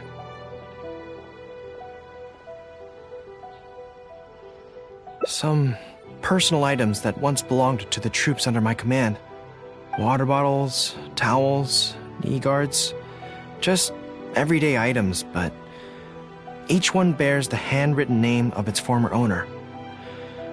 These were the only things those soldiers had for their families to remember them by. We all knew going into that battle that the odds of survival were slim. Many of the soldiers came to me and said they wanted to leave something behind as a keepsake for their loved ones. You see, their swords and polearms broke in battle. Their damaged armor wouldn't have been easy to carry. And many of them couldn't write very well, so they couldn't even leave a letter. In the end, all they could leave to their families were these ordinary items. Artifacts of their daily lives.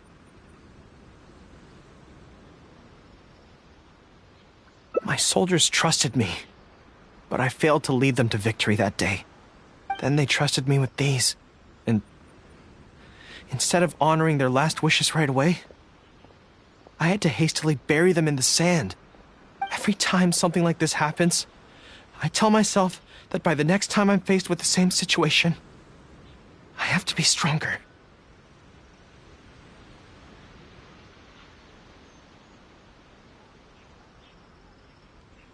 Yeah, but right now, let me just mourn them for a little while longer.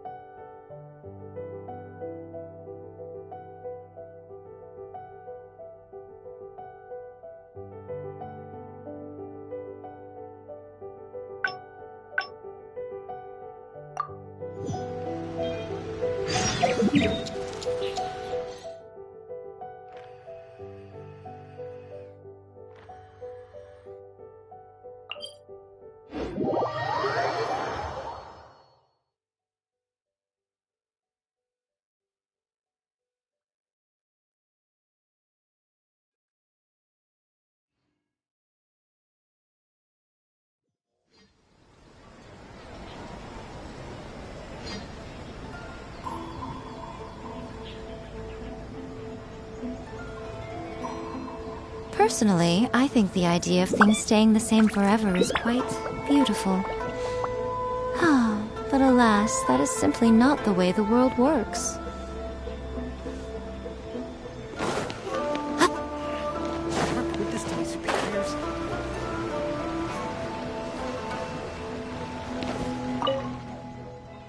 There was definitely something strange about the way she looked. Sorry that you had to see that. The real reason I'm here at since Watatsumi, I also wanted to come and see what I've interacted with her. I've never been good at. I could probably deal with. Really? To be honest, this is so. As soon as I've worked.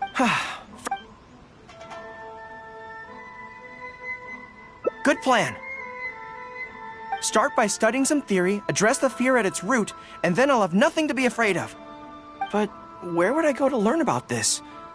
I wouldn't know anyone on Narukami Island. Oh, let's go back to Watatsumi Island and ask around there.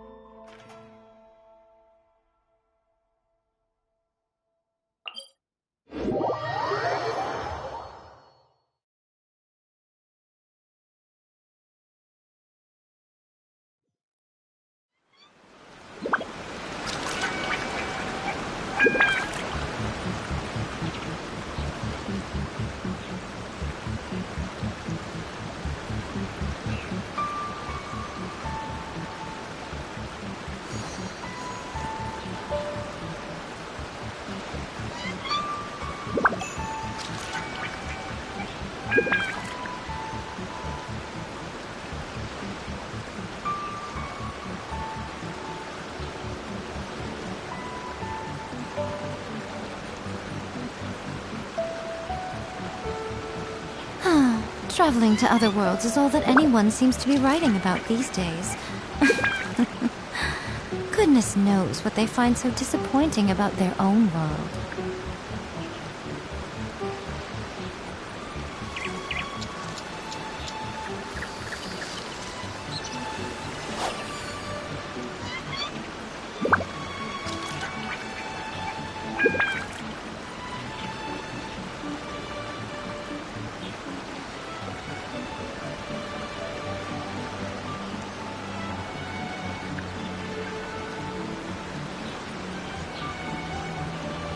Personally, I think the idea of things staying the same forever is quite beautiful. But alas, that is simply not the way the world works.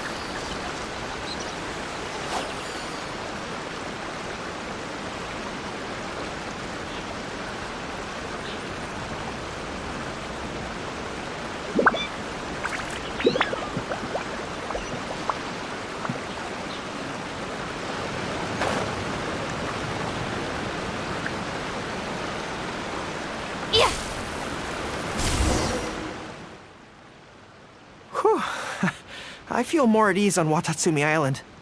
I had an idea on the way here. Many of my army comrades are older than me, and I'm sure that handling this kind of situation must be second nature to them by now. So I thought we could go ask them for advice. But I can't just go to them and say, hey, I'm no good at this. So instead, I'm going to go with a cover story, that I'm asking for a friend.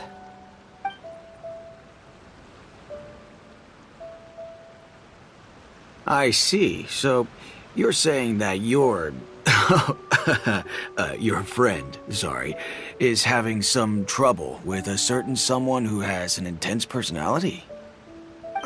Yes. So, I'm here on my friend's behalf to ask you for advice on a coping strategy. Based on my experience, the easiest way to deal with people like that is just go through the motions.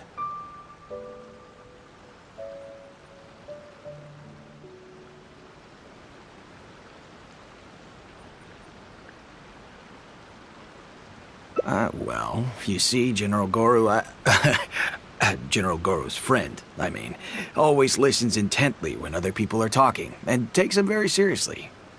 No matter who the other person is, General Goro's friend treats them all equally, which, don't get me wrong, is something I admire very much. But the other side of the coin is that it makes General Goro's friend very susceptible to falling for the other party's verbal traps and being led by the nose. If something like that is bothering you, your best bet is simply to not give the other party your full, undivided attention. Don't hang on their every word, and when they ask a difficult question, just gloss over it. That makes a lot of sense, actually. So that's how it's done. Well, it's something to try. Whether it'll actually work in this case is a different question. Going through the motions is a skill that everyone has to get the hang of as they get older. I'm guessing General Goro's friend is on the younger side.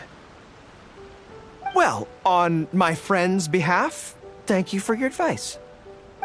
Don't mention it. Oh, yes, I heard that Miwa from Sangonomiya Shrine is also in the area. Why don't you ask her for advice, too? She's supposed to be good with interpersonal stuff. It can't hurt to get another perspective. Makes sense. All right, let's see what Miwa has to say.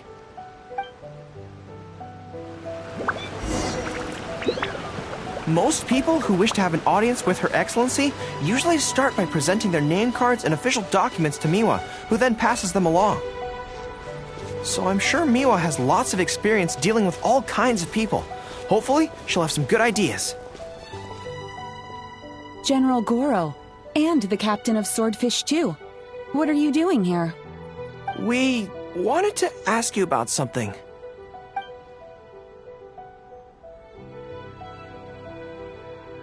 I see. So General Goro's friend wants to overcome his weakness, right? That's right. Do you have any advice? Let me think. My advice would be to hide what you are really thinking.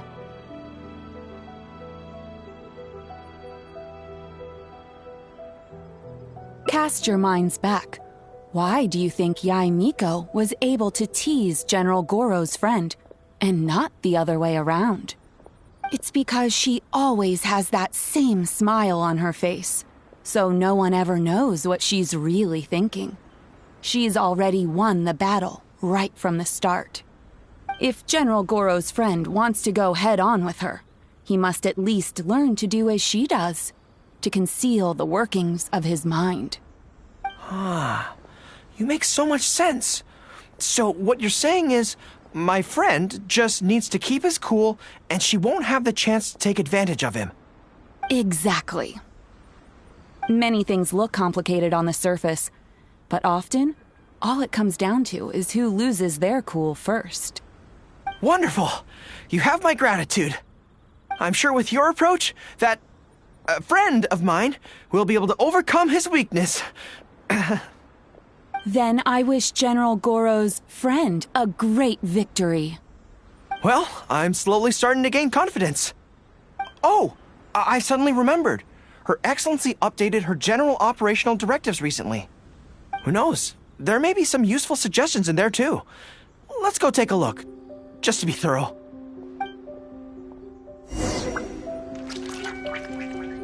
Her Excellency handed me the general operational directives in 3 parts, and I think this is where I placed them.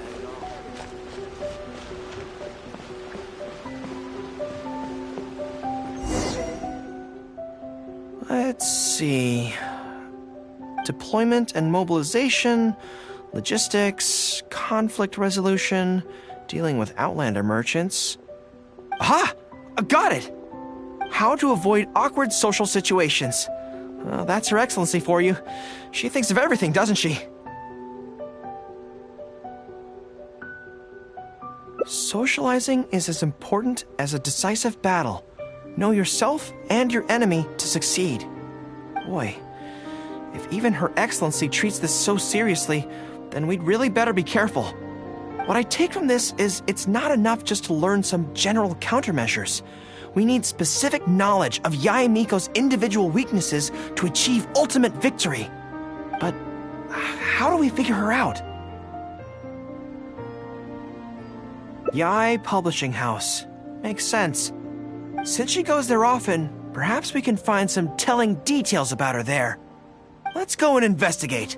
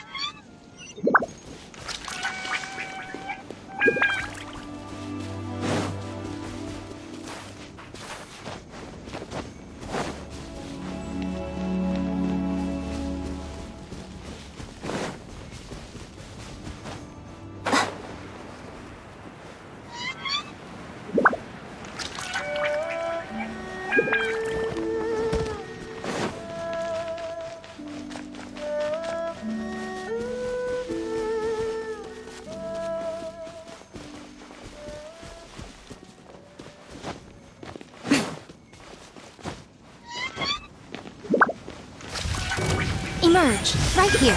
Emerge! Stabilize! Boom boom! Rest and rebuild!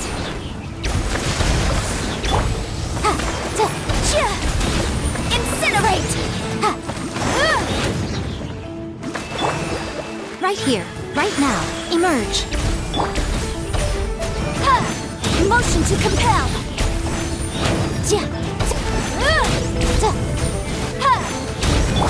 Hold the line! Gather! Right now! Emerge! Right now! Incinerate!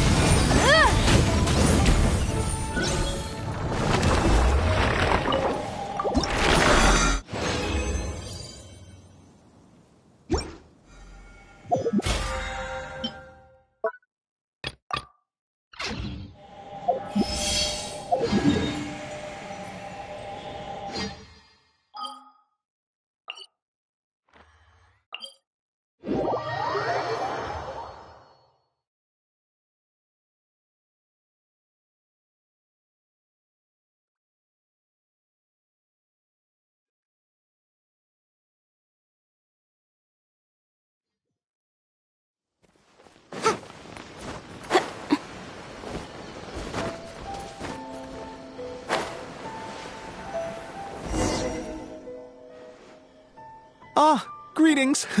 Here to buy some books? We just got a new batch of light novels in. Oh, these ones are all the rage at the moment. I must say that Lady Guji has a keen eye for a good book. Almost everyone she picks is a bestseller. Apparently, the rumor goes that if you can impress Lady Guji with your writing, you're just one small step away from becoming the next big author. Yes. Well, first we screen all manuscripts, filter out the bad ones, and write synopses for the rest. Then we send those to Lady Guji for final approval. So, you have close dealings with Guji Yae.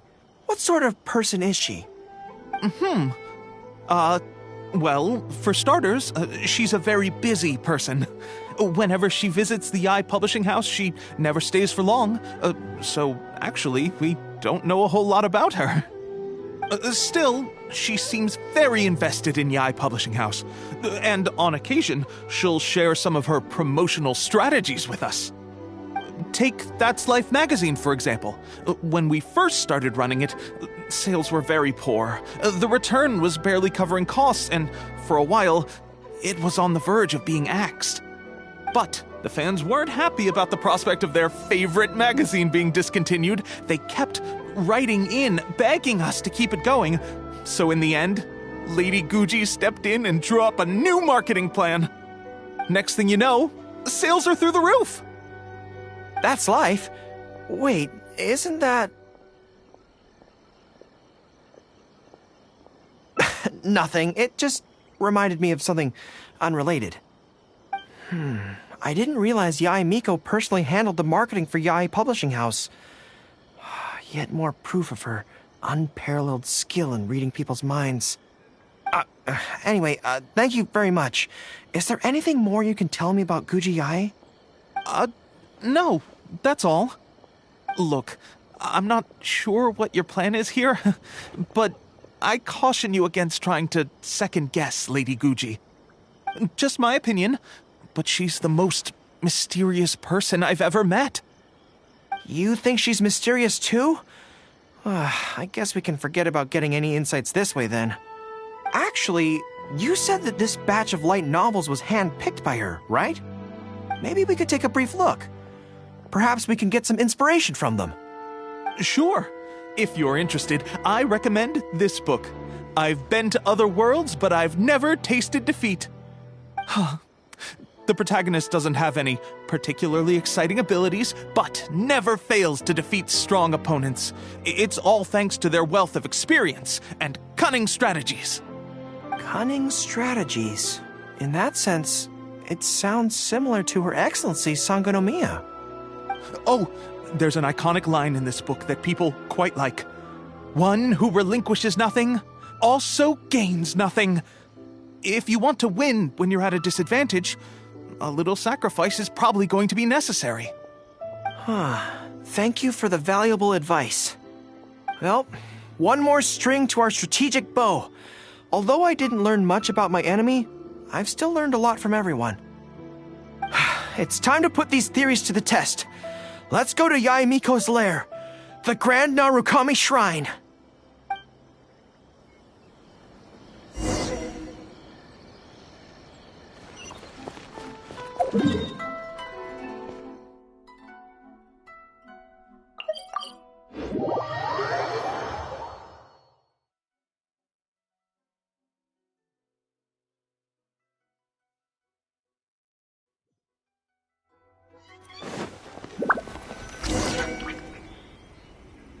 So this is the Grand Narukami Shrine. It's the first time I've been to this place. Hello there. You look like you have something weighing on your mind. Would you like to draw a fortune slip? The Grand Narukami Shrine's fortune slips have always been very accurate. I've heard that the generals of the past used to employ all sorts of divination techniques to find out their fortune before a battle. I'm not in the habit of it, but since the opportunity's come up, I'd like to give it a try. Let's draw one together.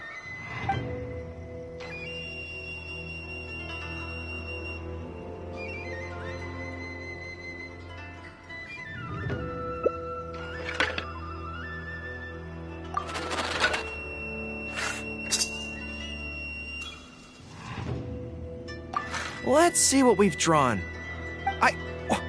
It's great misfortune! Hold me. I don't feel so good. A trap? Are you saying that Yae Miko fears us and tried to sabotage our plans by making sure we drew a great misfortune? Who knew she'd stoop so low?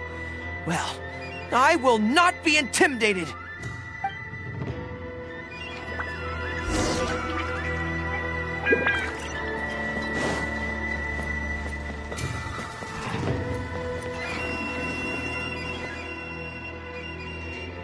Any second now, we'll be face to face with her. Don't worry, all our hard work is definitely going to pay off. She can forget about teasing me this time.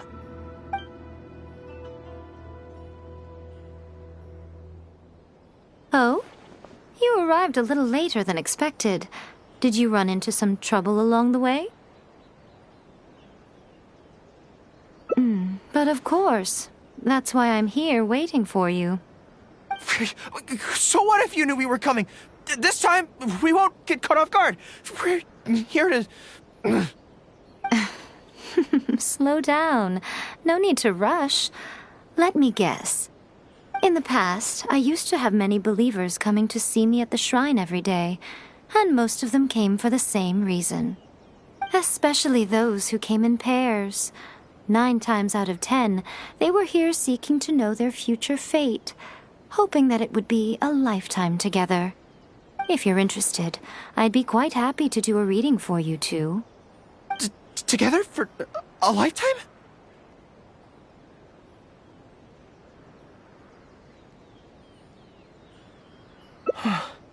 Remember what Shuhei said?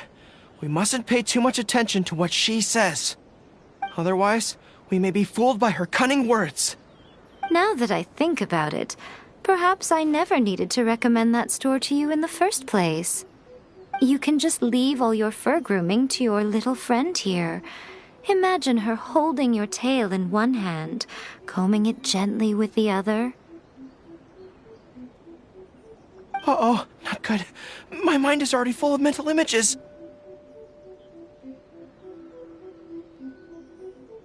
I'll have to resort to the method Miwa taught us. By the way, there's really no point in trying to hide the way you feel. You might be able to remain stony-faced if you really try, But with your tail swishing behind you, it tells everything. What? Then again, you know what? Most people only pay attention to your tail, but those soft, pointy ears are really just as fascinating. There's only one method left. A cunning strategy that no one saw coming.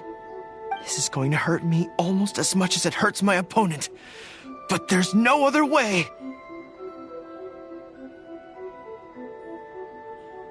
I think the real reason you know me so well is that you're just like me. Just like me, you hug your tail when you go to sleep.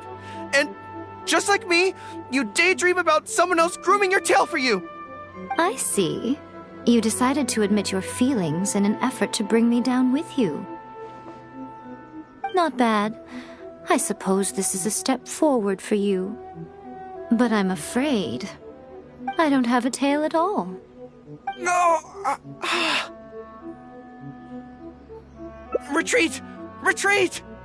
Fighting on is futile. Better to conserve resources for the next confrontation. We're out of here! When I get back, I'm going to train harder than I've ever trained before. I won't lose to her again! Bye-bye now. Come again soon.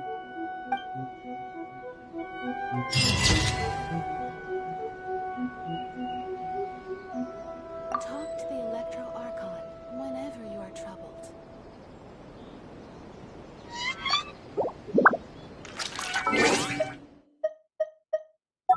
Sometimes...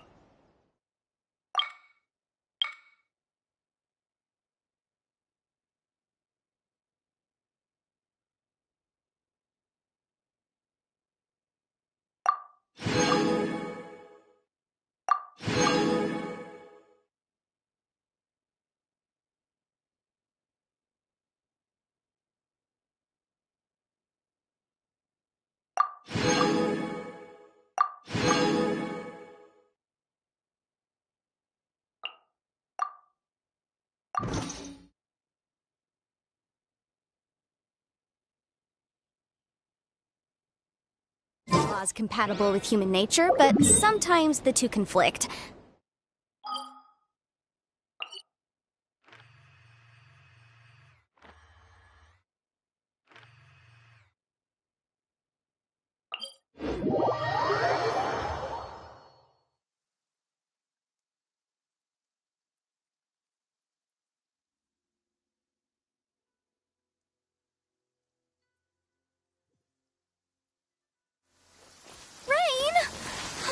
Lord of Geo, please do us a favor and clear this up at your earliest convenience.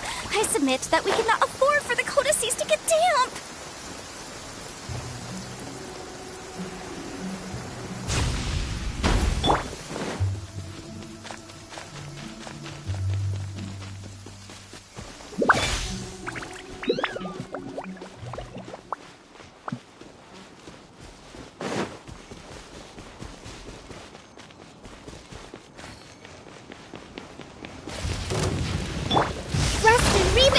Emerge. Right here. Emerge.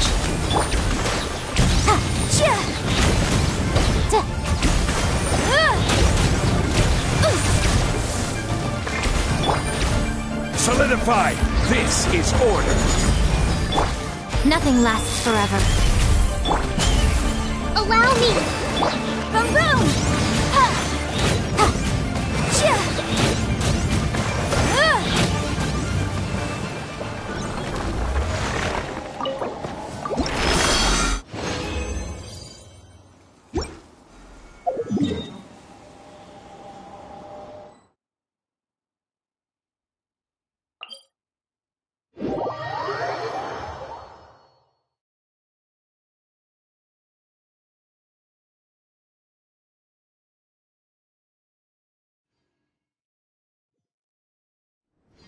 What the? What kind of injurious weather is this? It's cold.